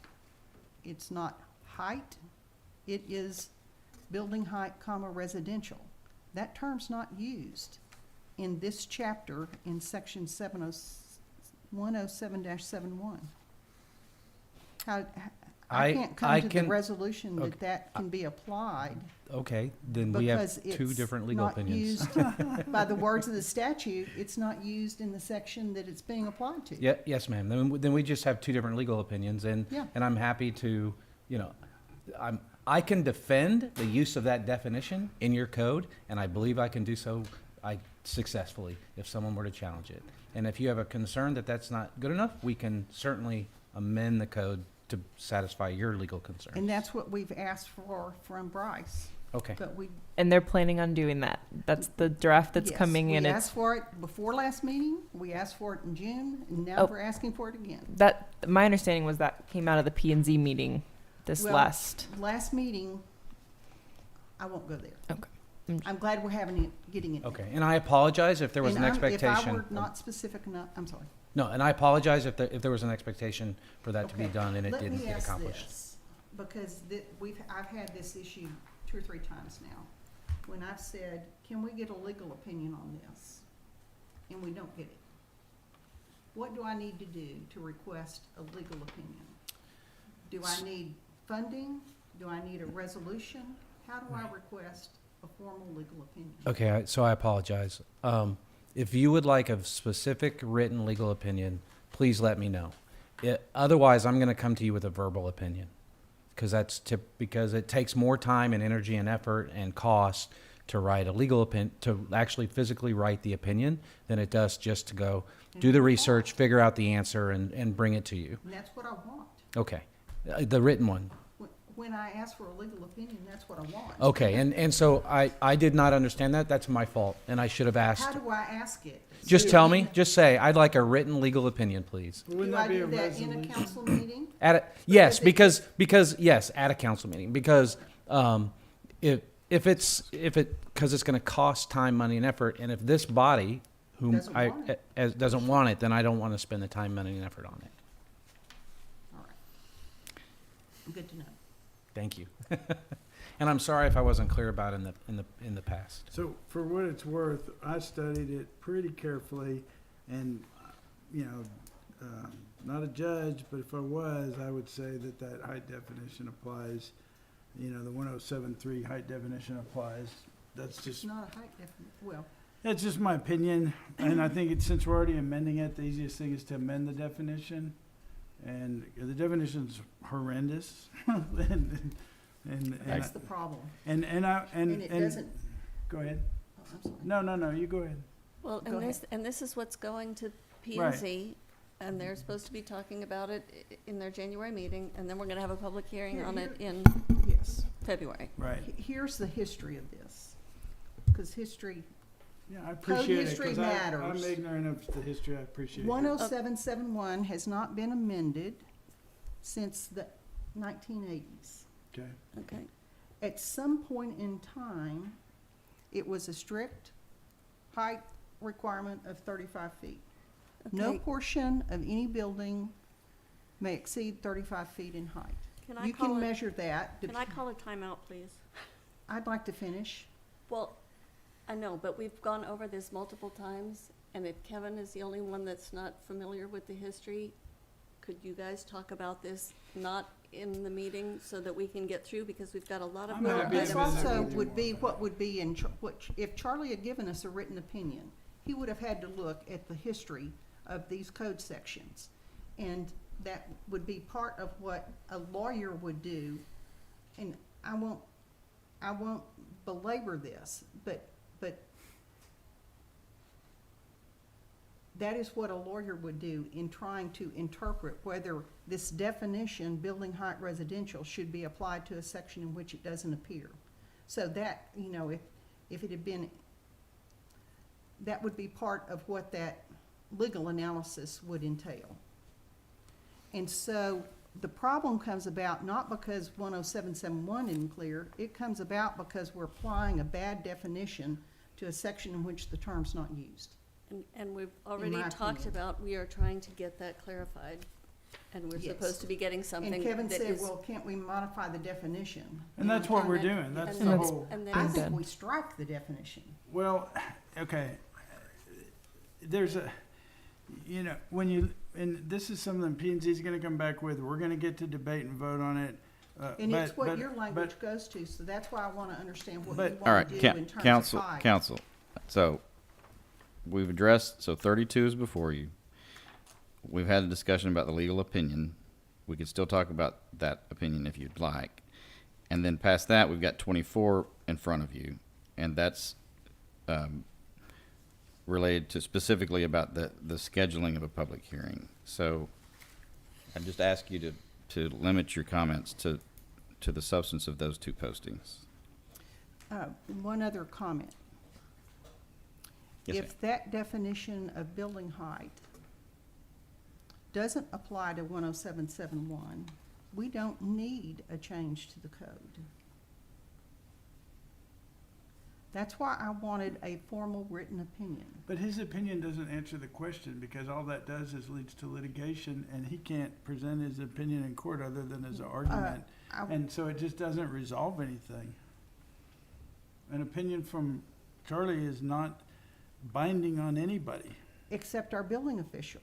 Yeah, but It's- then they make a decision that somebody disagrees with and says you're applying the code incorrectly. Then they go litigate that. They and go to the we- Board of Adjustment, and then they go They to don't- district court if they're unhappy with it. And not just the Board of Adjustment, they can go straight to district court and say that you have misapplied the ordinance. It's not a question, the Board of Adjustment is to get a variance from an ordinance, but when you have a misapplied ordinance, then they can go straight to district court over it. It's my guess. Is that right, Charlie? This is, some of this is complicated with respect to legal, what is a legal opinion? What is really should be a legal opinion, and what should be the interpretation by the administrative official? Because if I give a legal opinion to the administrative official that that's how they have to interpret the code, that's a problem for me.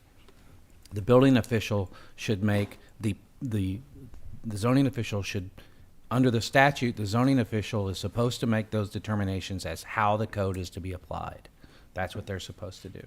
And if someone who's doing that disagrees with that decision in the zoning code, they have the right to appeal that zoning official's decision to the zoning board of adjustment. And then, if anybody disagrees with that, including the city, it gets appealed to district court.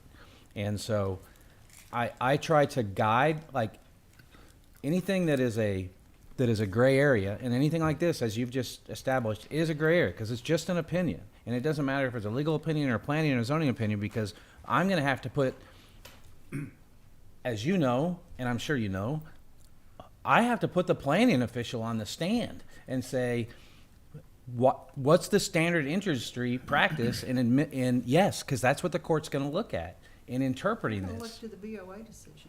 No, because someone's going to appeal that. No, they're not. You don't put on new evidence on BOA. Oh, yes, you can, and I've had people do it. And I've had depositions taken by my by the people who have appealed those decisions of my folks. So yes, they can. And then it doesn't do us any good to say, well, the city attorney told me to do it. Those are the kind of things that I try really hard to avoid as I'm thinking about things that could potentially become litigious. So I always go to the planning official and say, in your opinion, based on standard practice, how would you apply this? And because that's the opinion I'm going to rely on in court. And that's how I handle those things. I think it's a simple solution to go ahead and get this thing amended as is scheduled, so. I mean- And that's the I mean, plan. that's what we're doing. Right, but that's the plan. The problem should never have arisen, in my opinion. Just, I've written a lot of statutory language. Defined terms have effect only when they're used in a statute, but you wouldn't apply this. Our code has lots of things It that is need to be fixed, inartfully crafted, I would agree with you Well, there. it's still the law. Yeah. so. Any action to be taken with regard to the item 32? We don't have a legal opinion to take action on, so. It was Other than what I just requesting said. legal. Right. The item, Oh, I'm sorry. Is this item to request for me to give a legal opinion? I misunderstood. it was the item for us to receive the legal opinion we had requested. Okay. Yes, ma'am, and Which we- I misunderstood that you wanted it in writing, so I gave it to you verbally instead. So I'm sorry. I'm just trying to move off 32. You've heard the opinion at this time from the counselor. It's posted for action. I'm just asking if there is action by the council, and if not, we're going to move on past 32. I'm requesting no action tonight. Yeah, that sounds Okay. good.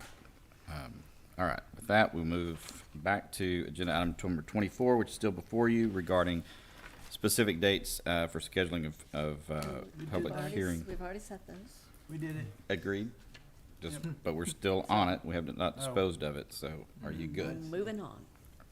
All right, with that, we'll move Motion to move on. past agenda item 24, move on to agenda item 25. Discussion and possible action regarding approved usage of City of Rollingwood logo, including possible need for copyright or trademark registration. This is Ms. Hudson's agenda item. Recognize Ms. Hudson. Yes. So, we have had concerns raised by some members of the community that there have been, there's been usage of our city logo on correspondence, if you will, that is not official business of the city, and it is misleading. And I asked, why that was legal for them to use that, and was told it's because the logo is not copyrighted. Well, I was told because it was not copyrighted. This end of the table. That's Yes. what, that's, I'm not Wrong sure. between copyright I'm not sure that I I understood the difference. I understand. My question was, if that is the reason, for whichever mechanism, we need to have it protected so that it is not used indiscriminately by whoever wants to copy and paste it on their stuff. I'm actually quite surprised that this was not part of what Bowie did when we paid them to do the branding. But I would like to understand what is required for us to have control over how that is being used. And I think we need to do whatever it is that is necessary for us to retain that control. Yeah, you can trademark it either at the federal or the state level. There's two different processes. And can I comment on that too? I mean, let's talk about the problem we're trying to solve, which is Wendy's newsletter. And, there are common law rights in addition to statutory rights to service marks, trademarks, and copyright without having to file formal applications. So we do have rights to enforce, notwithstanding the absence of a formal application. I don't think we need to go to a formal application to solve this problem. Instead, I would make a motion that the mayor politely ask Wendy to stop using our logo, and that if she refuses to, we can take it up later as a cease and desist request. How did I get dragged into this? Because you're the mayor. Because you're the mayor. But I guess you can compel me to do that. If you like. I will say that is one application that has come up, but we're also talking tonight about having advertising and whatever, and one of the requirements from RCDC was that they had to use our logo on their. No, that was a request that they use our logo as a way of branding, since we were Right. RCDC was providing the money, they just wanted Rollingwood to get some kind of branding. That is our logo going on something for somebody else's business, and so I just want to make sure that we all understand what is okay for our logo to be used for and what is not. And we have to deal with that on a case-by-case basis, because whether we file a federal or a state copyright or trademark, or whether we stand on our common law rights, it's still incumbent upon us, when we see a use that offends us, to ask that person to stop doing it. And then if they don't stop doing it, then we demand that they stop doing it. And so I think in any case, we have the right to do that now, and the first step would be to ask them to stop doing it. And in the one case of Wendy's newsletter, I would agree, I made a motion on it. If there's other issues that come up, I think that we do need to address them as we see them, and to protect our rights by, again, asking people to stop doing it if they do it, and then demanding they stop if they won't. And I'm sorry, I'm also tired. Did you make that motion? I did. Okay. I will recognize your motion.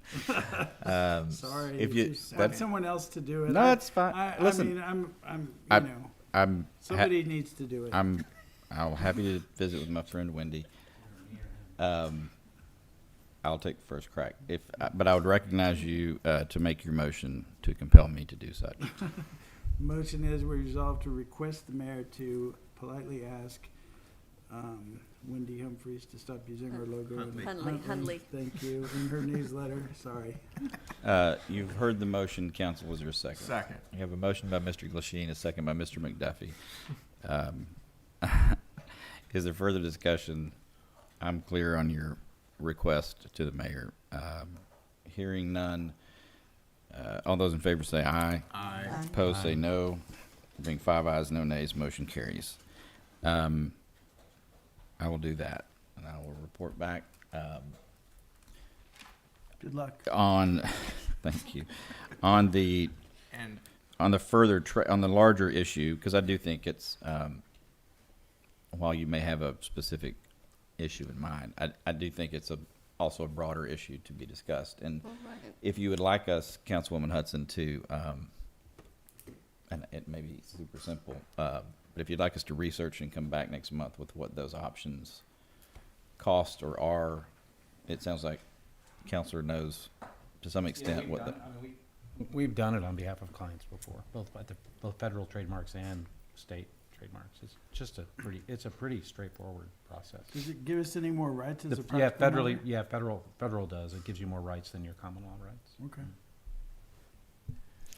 So happy to, if you want to make a motion just to tell us to do that, I assume the cost is not prohibitive. no, it isn't. It's cheap.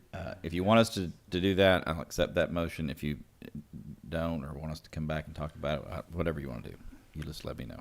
I would think that would be a wise move, so if you need a motion, I will make a motion. I would like a motion if you want me to, if you want us to engage in that endeavor. I guess my question would be, is it just, do you want us to, so we have some different versions, you see it. You know, we have sort of the seal, we've got the R and the leaf. So you've got some different things. If you want us to pick and choose the most popular ones, or The leaf. I would do all I of them. think all of them. okay, and does that include the font? We've got some patterns. Yeah. We've got Okay. trademark colors. We have like a whole branding there's kit. So basically, a of- trademark of our branding package. Yes. Okay. Yes. Okay, then I'll accept that motion if you want to make it. I move that we request city staff to investigate the steps required to obtain federal trademark for our Rollingwood branding package. Investigate or investigate and do? You want us to do it, or you want us to investigate and come back to you? Well, they were going to investigate and bring back pricing. Okay. How about not to Yeah. exceed $500 and we just do it, or whatever number you tell us, Charlie? So we- Oh, man, I don't know. So city staff can actually do it. I mean, you don't need a lawyer Okay. to do this process. But I don't know if city staff has it's up to staff, so.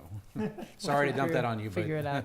Yeah, if you want to give me a, And they can give them there a guidance. cost We'll for just do our filing? normal, there's a cost for Yeah. filing and, It's not gonna be tell me $1,000. $500. Yeah, give me $1,000. $1,000. Yeah. Amend- I don't think it'll be amend- that, but not to exceed. Not to exceed. Okay, Can I that's amend? fine. So you have, there's a motion to research and execute on a trademark for the branding package not to exceed $1,000. Is there a second? Second. You have a motion by Ms. Hudson, a second by Mr. McDuffie. Further discussion? Hearing none. All those in favor say aye. Aye. Opposed say no. Being 5 ayes, no nays, motion carries.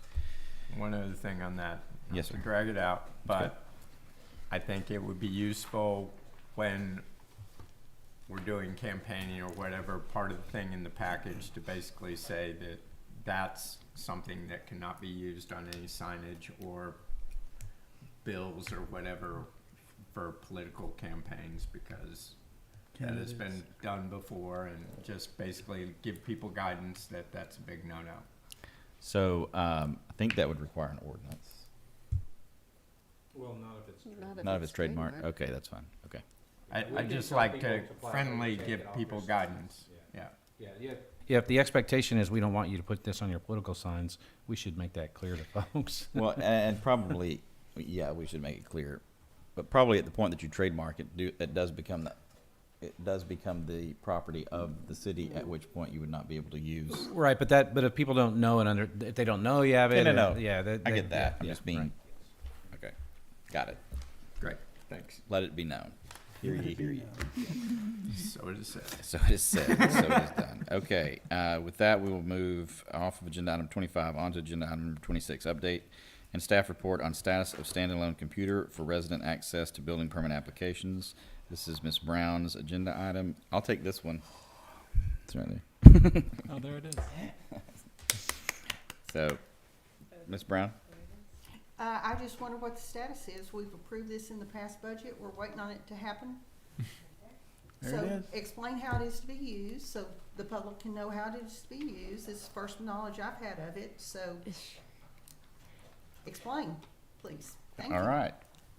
Thank you. I'm not, I don't know how to turn a computer on, so I'll let. So And as can we put notice on the website that sure can. where that residents can come use this computer to look at building permits? We sure can. So, same process as before. If someone lets us know that they're interested in a specific set of permits or plans or whatever it is, we will be happy to let them come in and view it on this computer. What this at least does for us is allow us to be, there would still be a little bit of level of oversight just because there's multiple files and other permits and, all sorts of city information.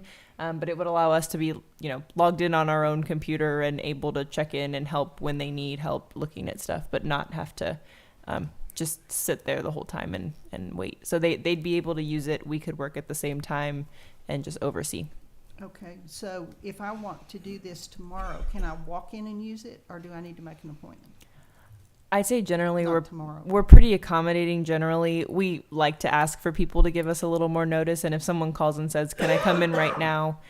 We've would sometimes say, "Could you give us, a couple hours to get the information together, or could we schedule for a time?" But if people want to come in or if they walk in, we're generally pretty accommodating, and unless we have a meeting and we can't.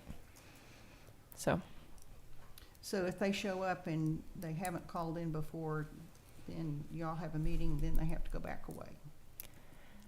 I mean, not necessarily. I mean, if there's a meeting in the council chambers, likely they wouldn't be able to.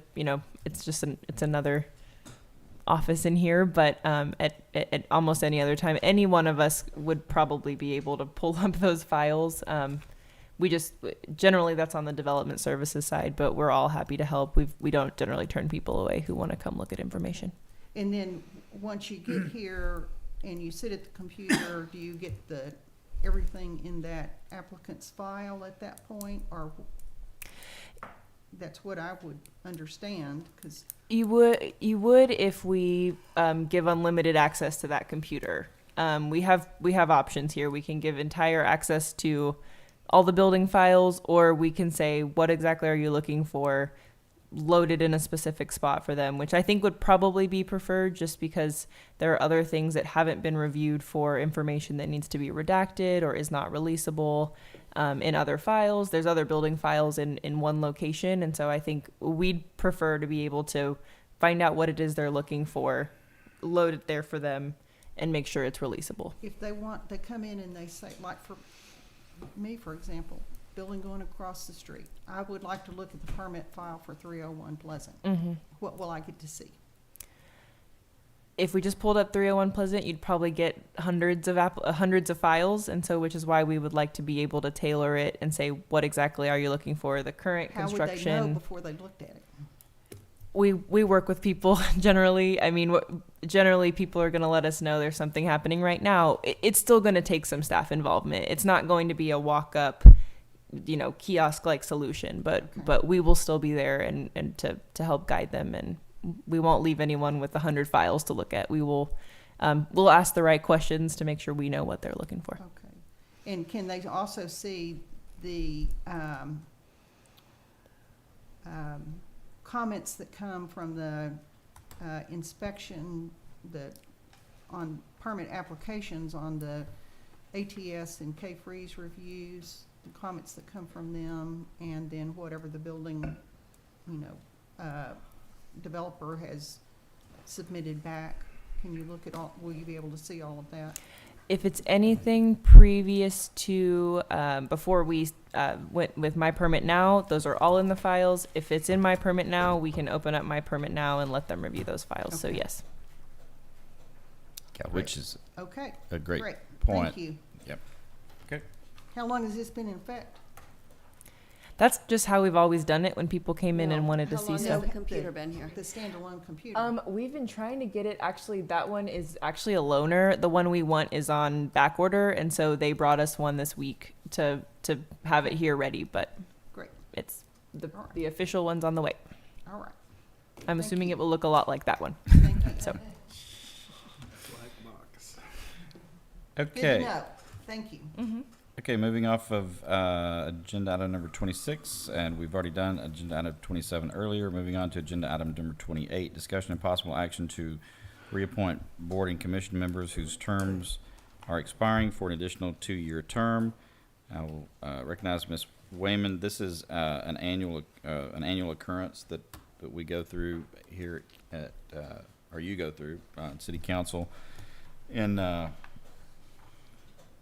we have some certain limits, expiration dates on terms, and so this is kind of the annual thing that we go through and do reappointments. And Ms. Wayman, I'll let you take it from there.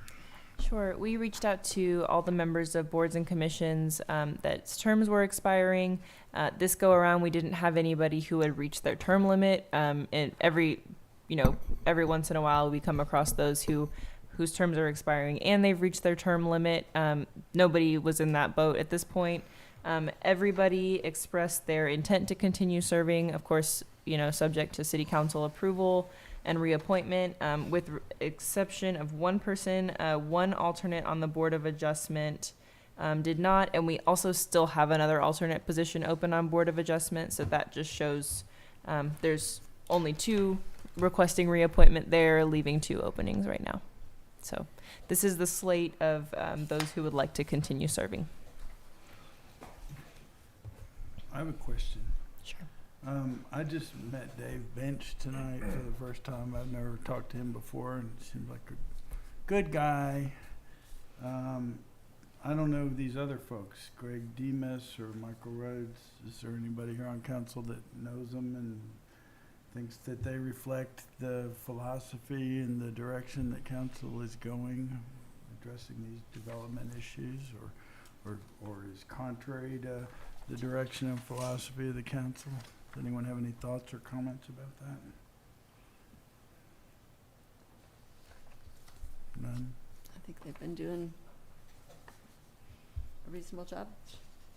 Okay, well, that's an endorsement. They're very thoughtful on, how they're considering the things that have been brought before them. So. Great. Well, that's all I was looking for. Yeah, and obviously these are your appointment. Boards and commissions are an extension of your policy-making branch of the government, so I'll let you make whatever decisions you want. I'll say those 2 names that you mentioned, I have had experiences with them also on my side, and they seem very knowledgeable and work hard. They've been very thoughtful on how things are being considered. Well, Sarah's endorsement means a lot to me. I just wanted to hear it from somebody on council. Sure. And that's great. I move reappointment of all board and commission members whose term expires December 2022 who have expressed interest in continuing to serve. You have a motion, council. Is there a second? By Ms. Hudson, is there a second? Second. Motion by Ms. Hudson, a second by Mr. McDuffie. All those in favor, is there further discussion? All those in favor say aye. Aye. Opposed say no. Being 5 ayes, no nays, motion carries. All right.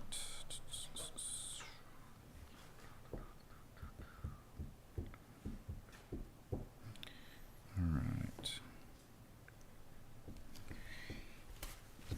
Sorry. No worries. Keeping up my notes.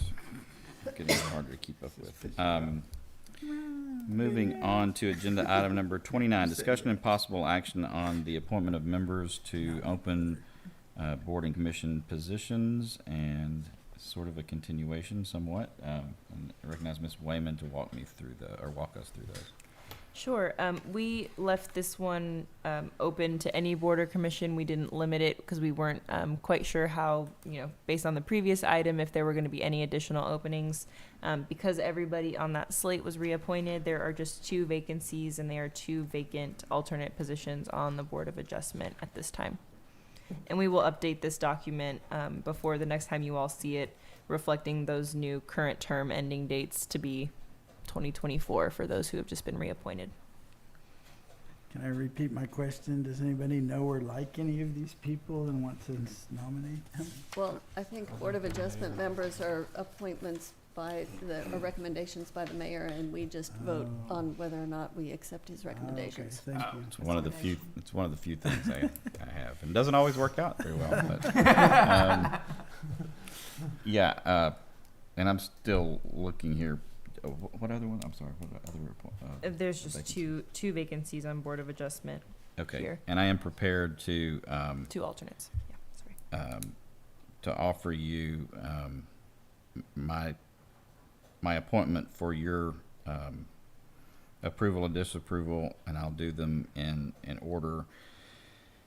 And as I've done in the past, sort of take them in order of who's interested in serving, and try to give some consideration to whether or not there's opportunity for those other individuals who maybe applied for that board or commission to, if they've applied for more than one spot. With that in mind, I would appoint and ask for your retention of Tony Hudson as an alternate position to the BOA.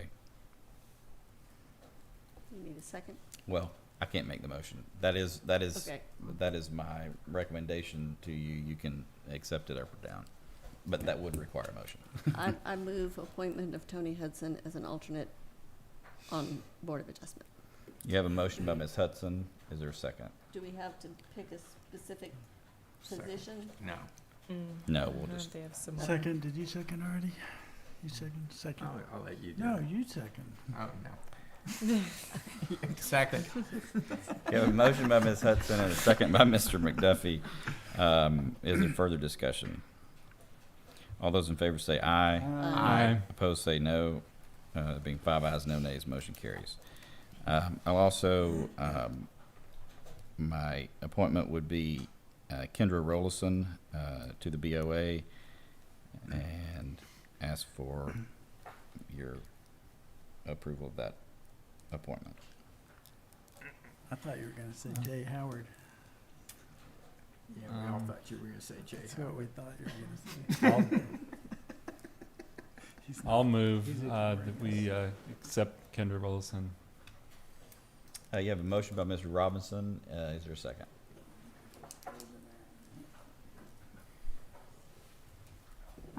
Is there a second? All right.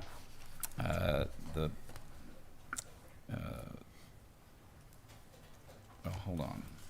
I have a procedural question.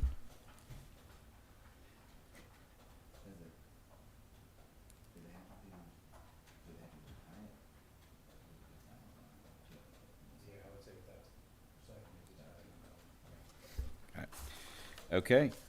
All the appointments I have for the evening.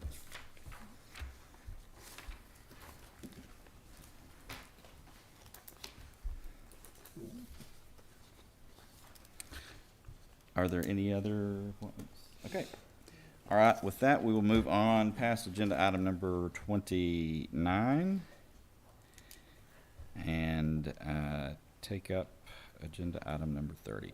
Appointment of council members, which may be the mayor, to serve as council liaison for police and courts, utility commission, streets and roadways, park commission, personnel, budget, planning and zoning commission, board of adjustment, and the Rolling Wind Community Development Corporation. I've given you, as is our practice, I've given you sort of my suggestions. Again, your council liaisons among your own body are your choices to make. And so you can do with these what you want and do them how you want. But these are my suggestions. You will notice last year when we did this, I did the I gave you, everybody kind of 2 spots, or 2 or more. And my thought at the time was that that would give you more flexibility and more ability to sort of cover things when one of you couldn't be there or whatever, right? I think it had the opposite effect in hindsight, because what it actually did to you was tie your hands. Oftentimes, if you weren't able to communicate with one another, like, hey, 2 of us are going here, but this other person's more interested in it. So 2 would show up, and then it sort of hamstrung your ability to to be a little bit more flexible in that coverage. So with that in mind, I went ahead and went back to the way we had done it in years past and narrowed that down. But again, these are your own. This is your ability to select your own eyes and ears from a policy perspective of who among you want to send off to go be your eyes and ears on these boards and commissions. So these are my suggestions, but you can do with it as you wish. I would like you to leave me as the budget liaison, but other than that, you can. I don't think anybody's going to fight you for that. It's the one thing I like doing, so please don't. Police and courts. Exactly. Free parking. Oh, and then I'm sorry. Hold on 1 second. I'm also tired.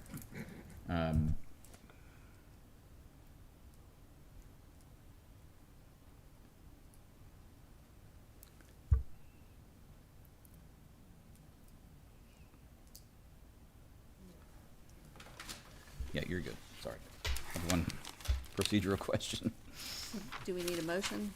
Well, can we just go through and say what we want to serve on? You can do it however you want to do it. And You can let's you do can that in turn. you can treat it as a slate. You can go up or down. You can go one by one, however you want. Again, this is your opportunity to choose among your membership who you would like to be your eyes and ears in these different places. I say that and explain it like that because I do think there has been historical misunderstanding of what these are. Like this is your ability to have that extension of your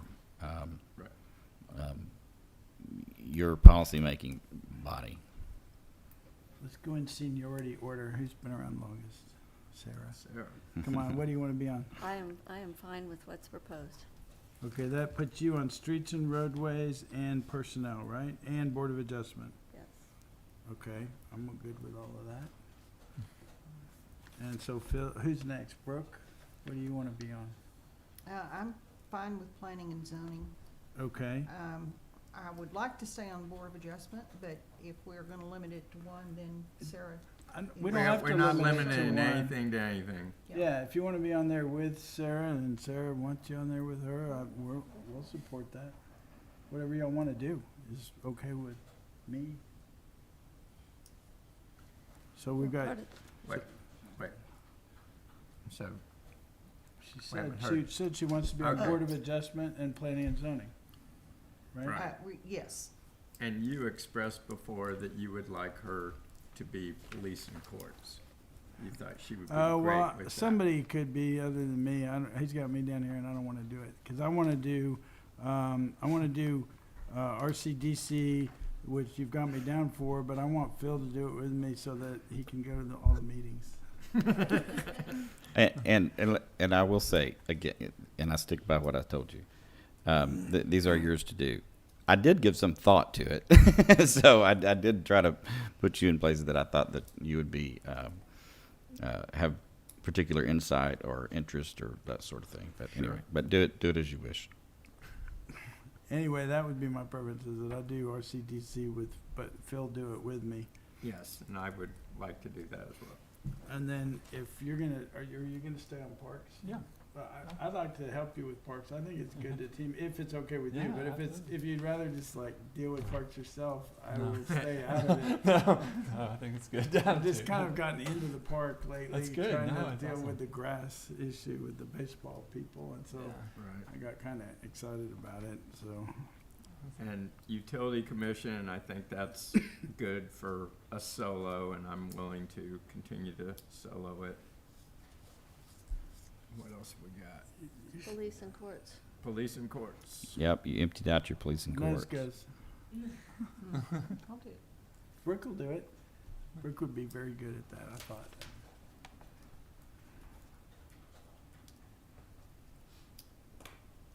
Did you get a badge?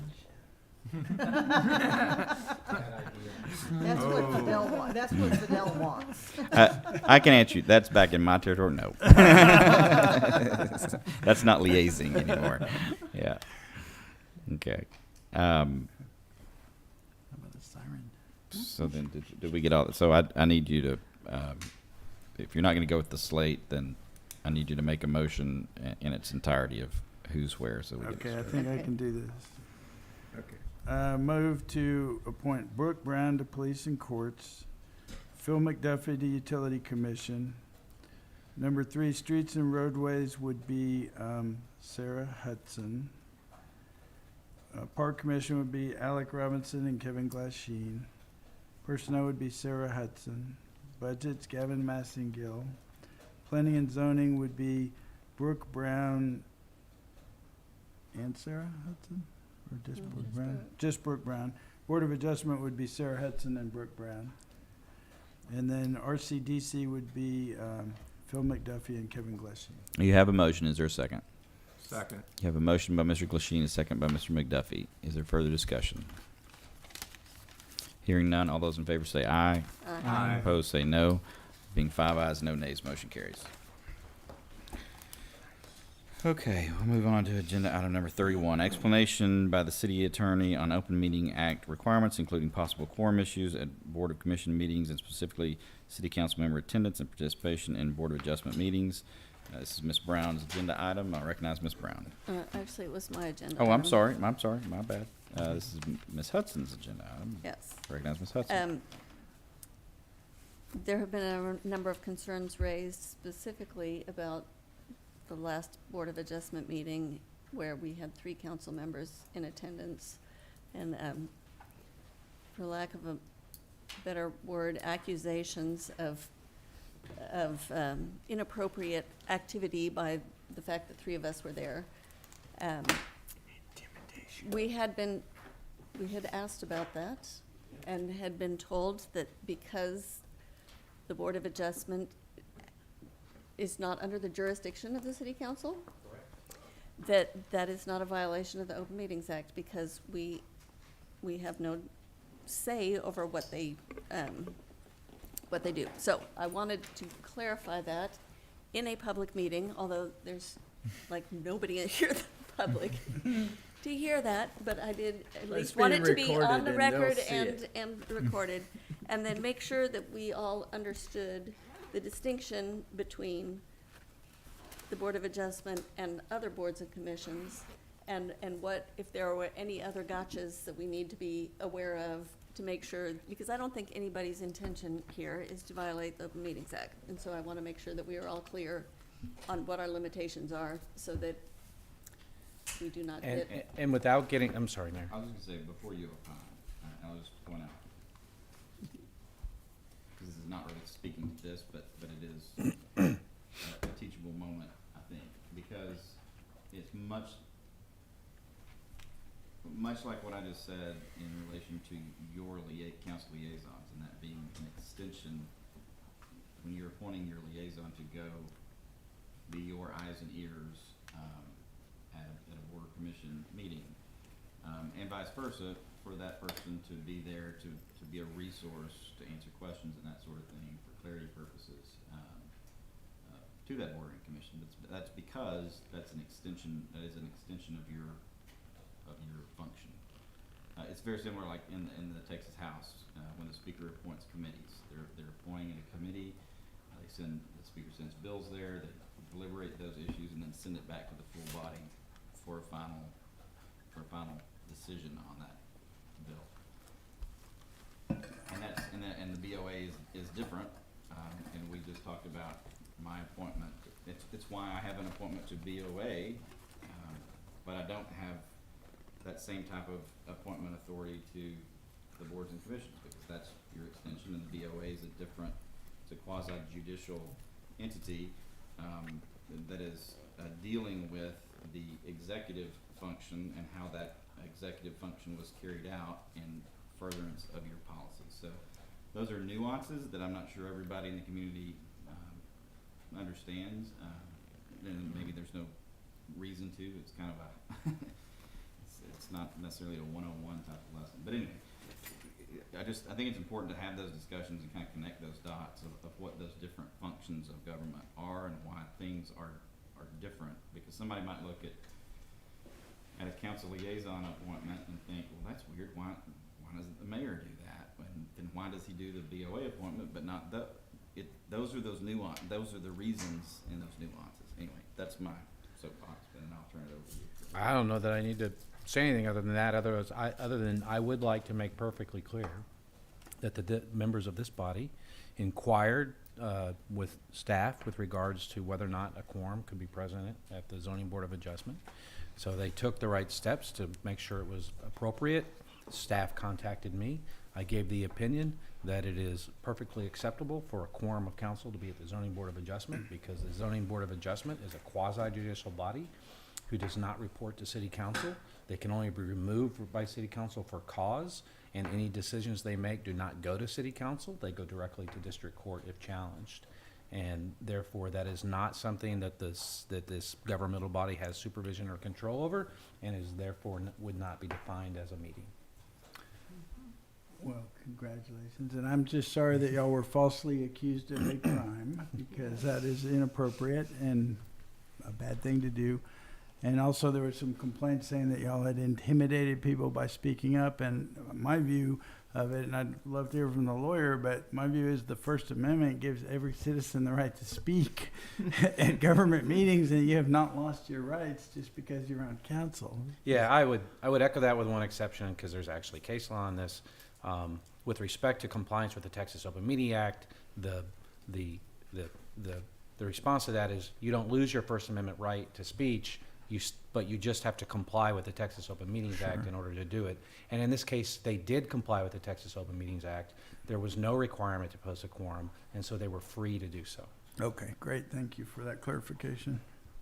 And I'm not necessarily passionate about this one way or the other, but I will say in terms of the liaison interaction with the boards and commissions, and I'll kind of remove that specific example, and I'll kind of go back to the Texas legislature. There's also no prohibition against a sitting member of the Texas House from going and testifying on another bill before a committee.